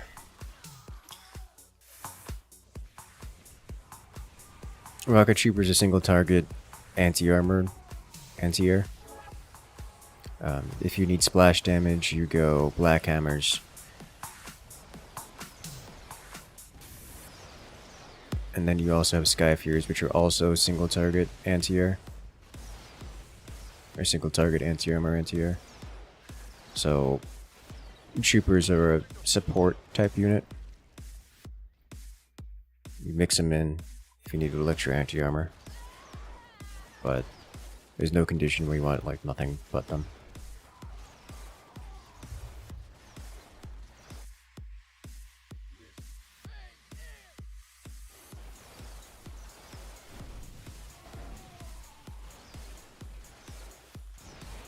Even in the case where the opponent has nothing but armored air, it is still true that you want to get in splash damage, because if you're building enough troopers that you want nothing but them, then at some point the enemy is going to stack up because you just have that much on the board, and stacking up that much means you need splash damage, and splash damage will just be more efficient.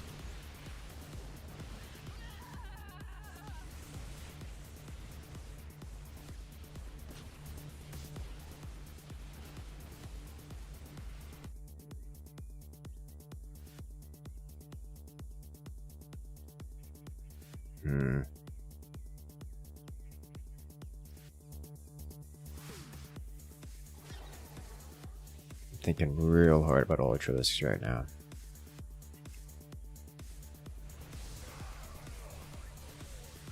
I don't particularly want to go Aegis Guard. Aegis Guard could also work.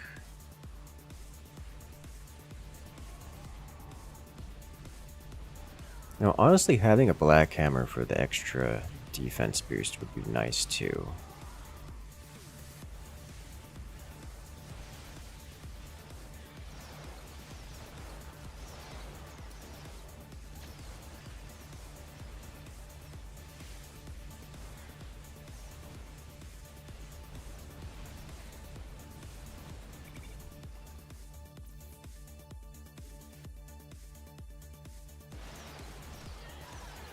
Yoink.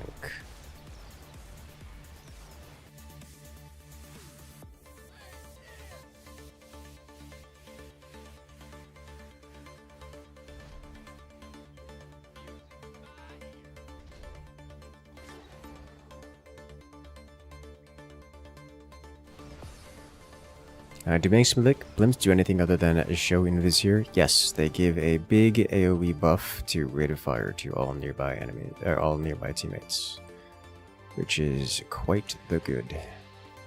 It is one of the better units in the game because of it. Question is not if you get it, but when, and how many. My opponent has gone tier 3. So we need a detector now.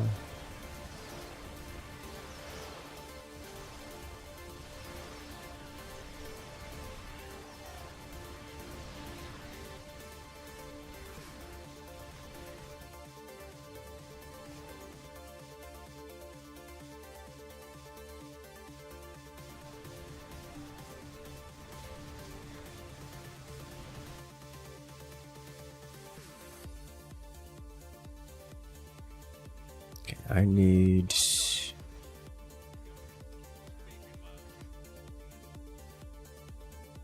to invest into non-heroic units.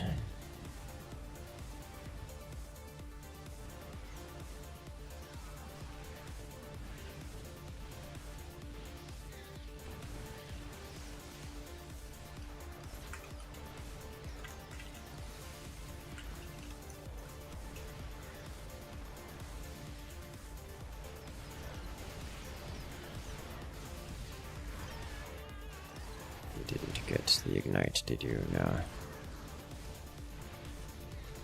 Oh yeah, the hero Warbringer, the hero Colossi is good.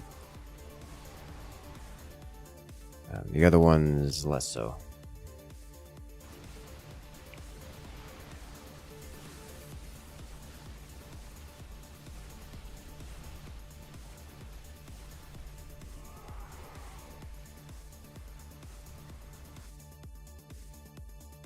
Yes, the hero Colossi does big single target DPS, if you recall.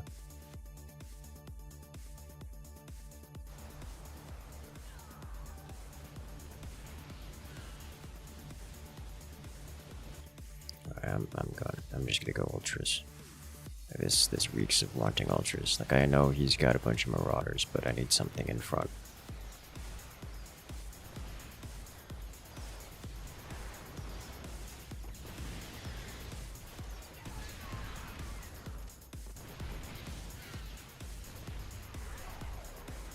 Out of value from the blimp not getting targeted.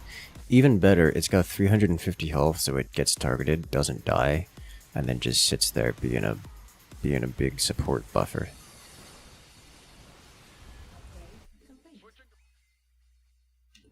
Okay, I need you guys in front. Taking hits, please. Thank you.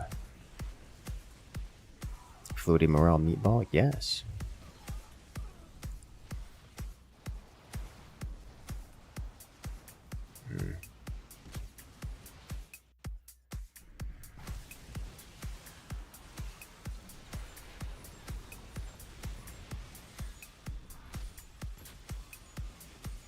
Look at how much damage is taken while not dying.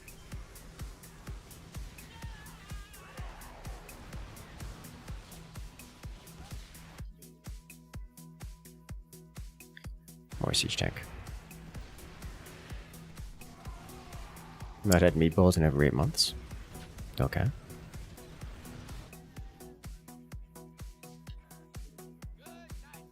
We had a wonderful food conversation earlier. Made me hungry. How to make people hungry again? Yes. Good. Hunger. Let's do this and then.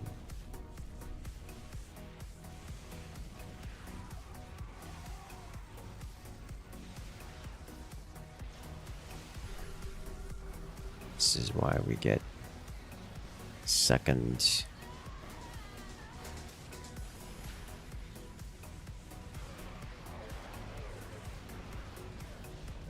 This is why we get second blimp. This blimp makes terrible detector. Okay.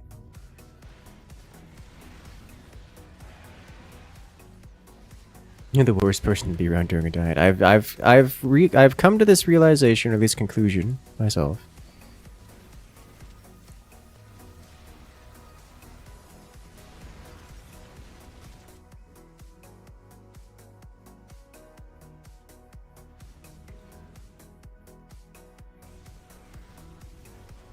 Did I break my arms IRL? Yes. It's a wonderful story. I'll let chat tell you all about it.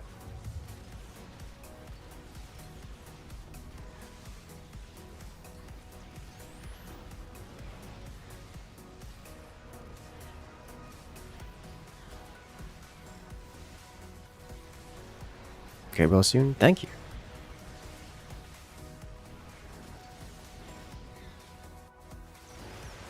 Hey, I got it. Nice.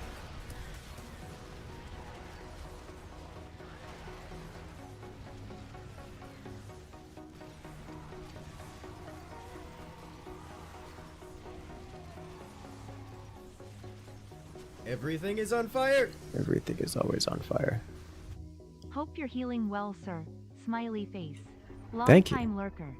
Smiley face sidebar. You're the best sports to watch. Smiley face.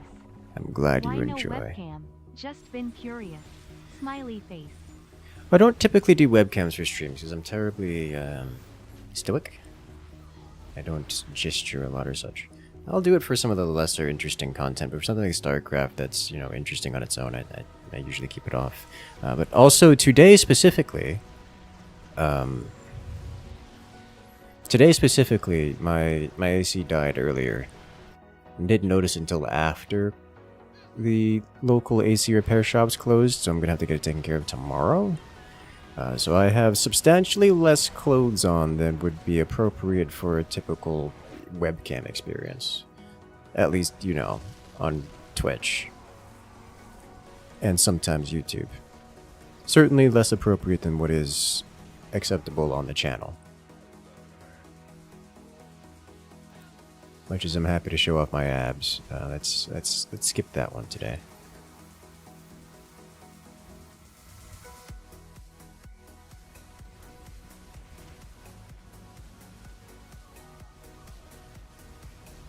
Top of the stream? Yes.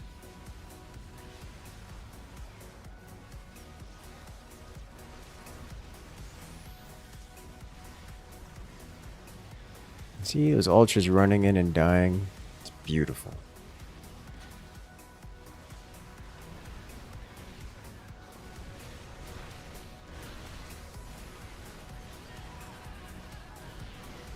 Go, siege tanks, go! Good job, siege tanks. 4 surviving siege tanks.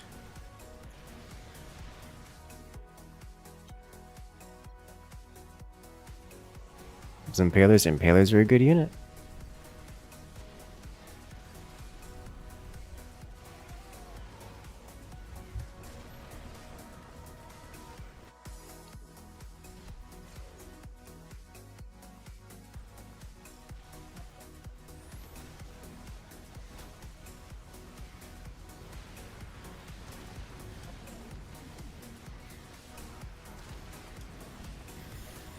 Alaric literally standing in front of the siege tank to prevent it. That is a very Alaric thing to do. And, it works.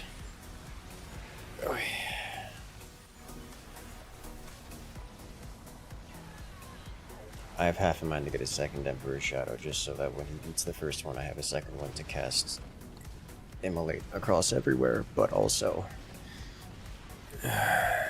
I don't think that's necessary. I think it's going to be more effective for me to just stack more siege tanks. A siege tank with bonus range from the Alaric is nice. This thing's up to 17 range. That's some Nova tank range kind of stuff right there.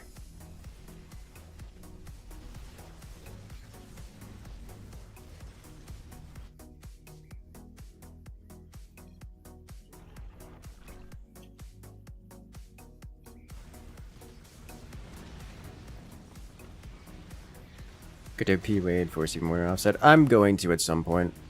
I just want more tanks right now. Still wrapping up the tank. I usually don't go POA until like post 20 minutes. Though it would be reasonable to do so at this point.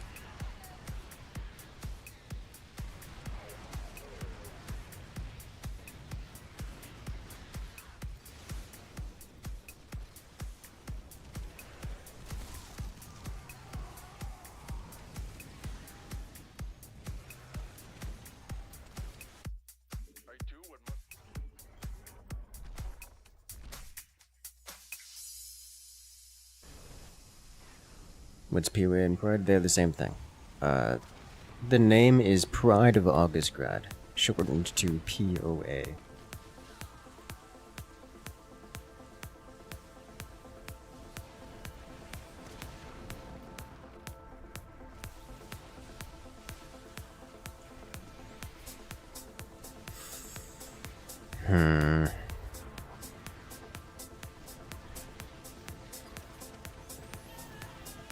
I think I'm gonna need some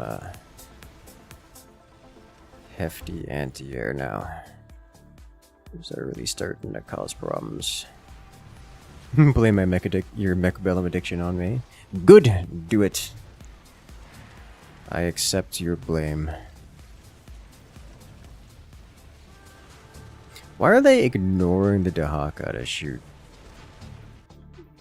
all the way in the back line?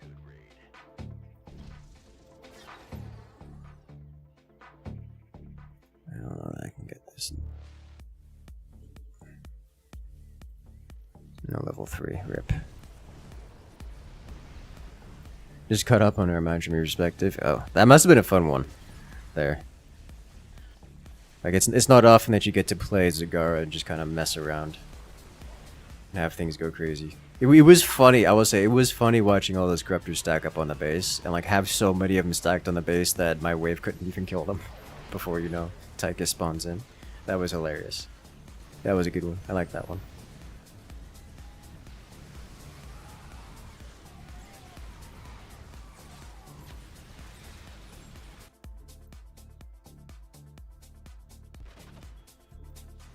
I'm gonna do this.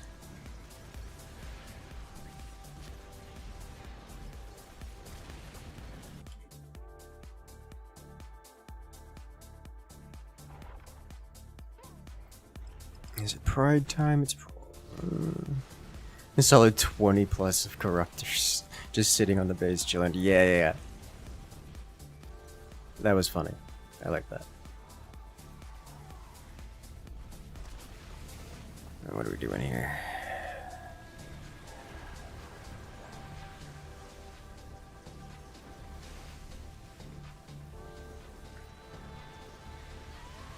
Oh boy.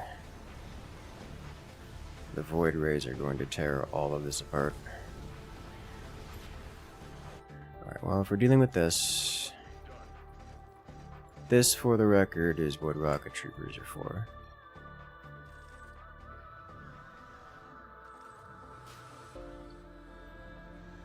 Then we're going to do a similar thing for the MG troopers to help clear out those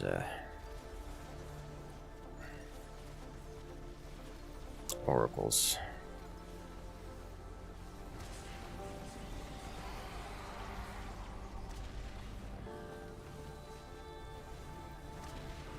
H&H makes you paranoid. They're going to sell their wave. Good! That's the point! Yeah, when you get a good H&H doing that kind of stuff, it's terrifying. Like, it's actually concerning.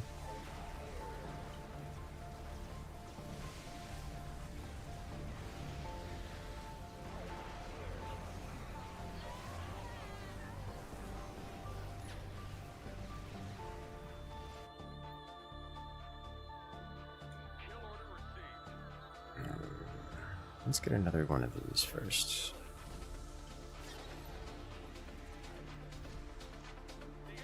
Then we do this. Just get some regular troopers over here. Or LMG troopers, I should say.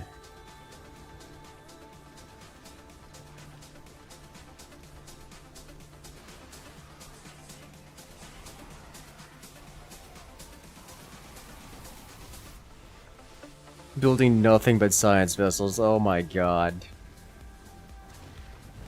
It's you. You are the reason nobody likes to play the brawl.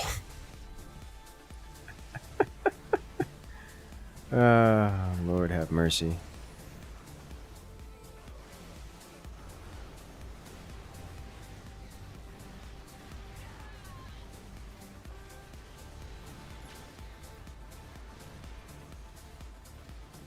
Yeah, Triple Swan is fun to play as and not against.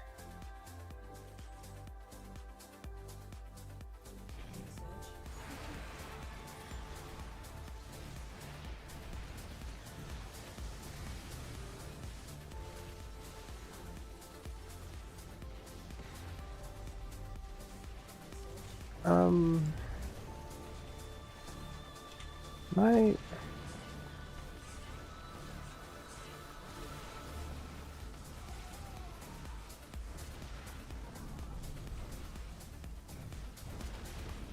This is a Black Hammer situation.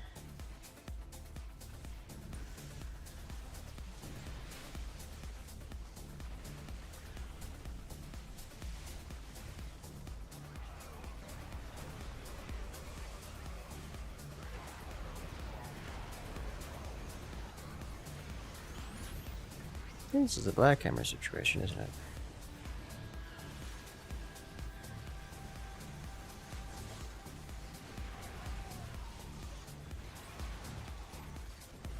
Reminds me, I think you read earlier. Wii Monopoly has a turn time limit, but trades pause that time limit. So the guy just spams, give me everything you have or hold us all hostage.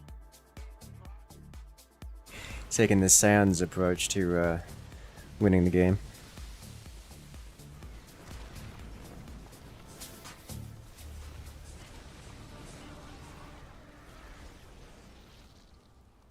I gotta go tier 4 first. Is that true? No.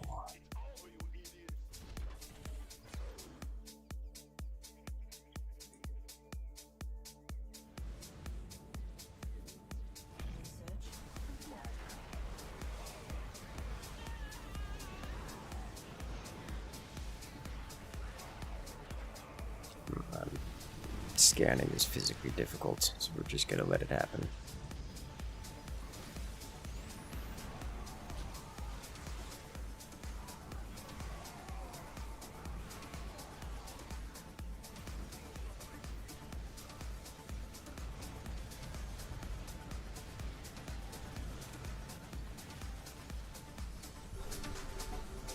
There, did it.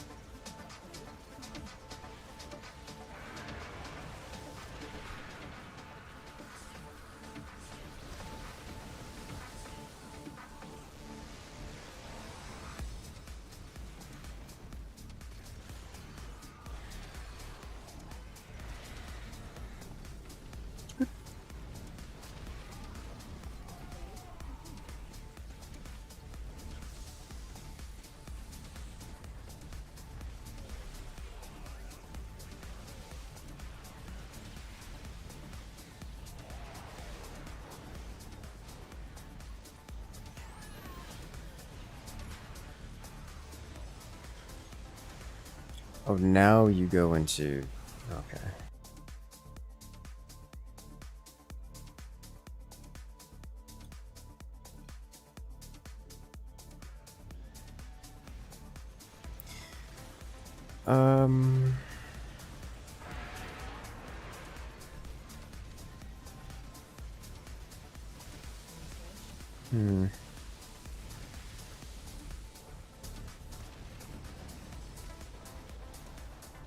Okay. POA is terrible into Void Rays? Yes, but no.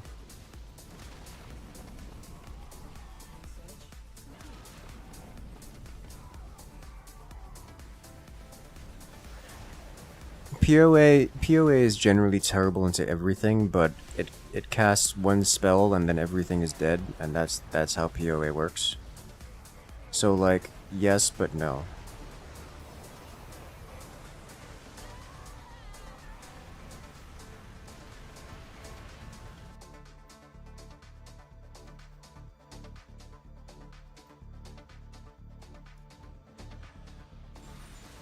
Yeah, what Chris talking about. You wait until the enemy clumps up and then you slam them with the multi-splash, and you just ruin their entire wave. But otherwise, like in a direct conflict, POA just kind of loses to everything.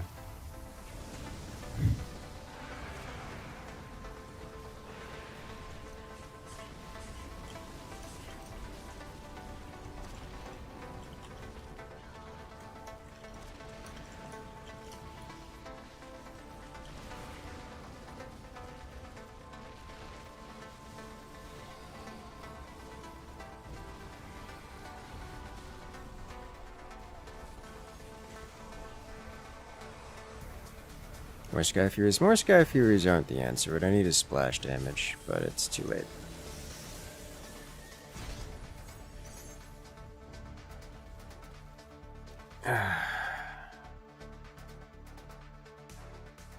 POA is a time delay nuke sorta? Yes, yes. That's pretty much it. If you build mostly aberrations and hunter killers into H&H, what's to stop them from going all BC and avoiding you? You killing their base is what? Have you seen what aberrations do to bases? Buildings in general?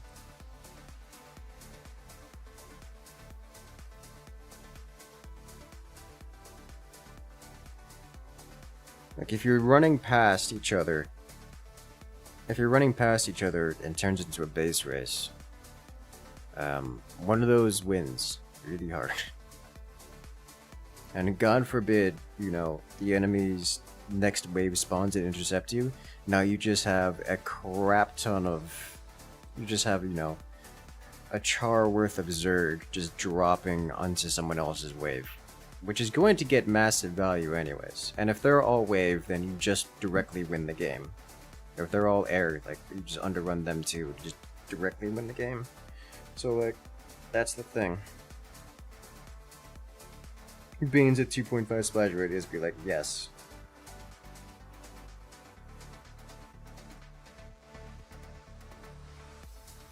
That's just how that works. So, like, generally speaking, as Zagar, you just don't build Corruptors. The only reason you build Corruptors is if you desperately need to clear the air. And that they're bait, because any good Haunted Horner will switch out of air once you build Corruptors, and you just have dead resources spent in Corruptors. It's like you need enough Corruptors to prevent them from having raids, just plinking away at your wave the whole time, but you don't want to have enough that it's forcing... You don't want to have enough that you're spending on Corruptors instead of other things. Like if he wants to have the air, let him have it. Just kill them. Just win the game. From the Haunted Horner perspective, the big thing is you want to get enough... You want to hit the critical mass of Deimos Vikings where you have enough splash damage on the ground to prevent aberrations from running up on you. If you get enough DPS density that an aberration cannot physically get to the Deimos Vikings before dying, then the Haunted Horner wins. But that doesn't happen if the Zagara does nothing but build aberrations. It just doesn't happen.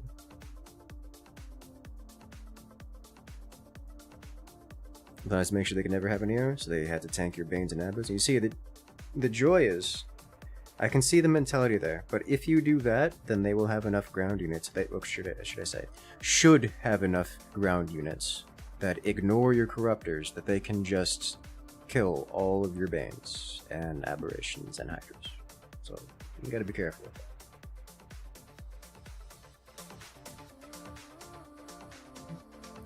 Yeah. The fact you went Corruptors in that match is the only reason the match lasted as long as it did, instead of just ending into your guys' victory.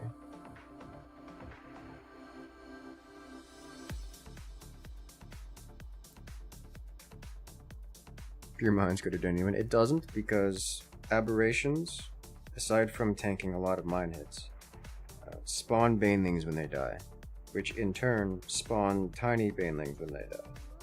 So mines only kill one thing and then stop existing, which means there are now, your wave has been converted into Banelings, which is a, you know, big buff there.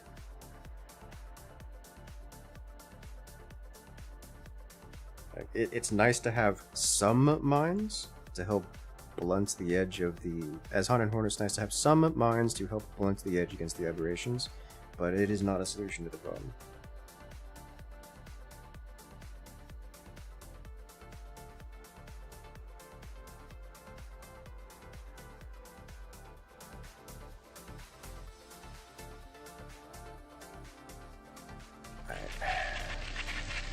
But it is funny. It is funny, and I do highly recommend it for that reason. I'm a huge fan of the mine spam incident. Every single time. Hey there, Jonathan, coming in and rejoining the incursion on Twitch. With that Prime Gaming for 3 months. I appreciate it. Thank you. I say thank you for joining us tonight. Make sure to hit that follow button and hit that subscribe button, because we got more content like this coming out every single week, multiple times a week.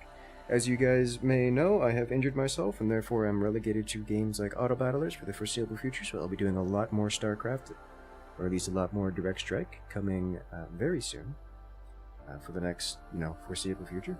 So I will see you guys there. I will see you guys over the next week as we do more and more StarCraft. Make sure to join the Discord, where you can get consistent notifications and generally keep up with us in the community. But for now, have a good night, everyone, and I will see you guys later.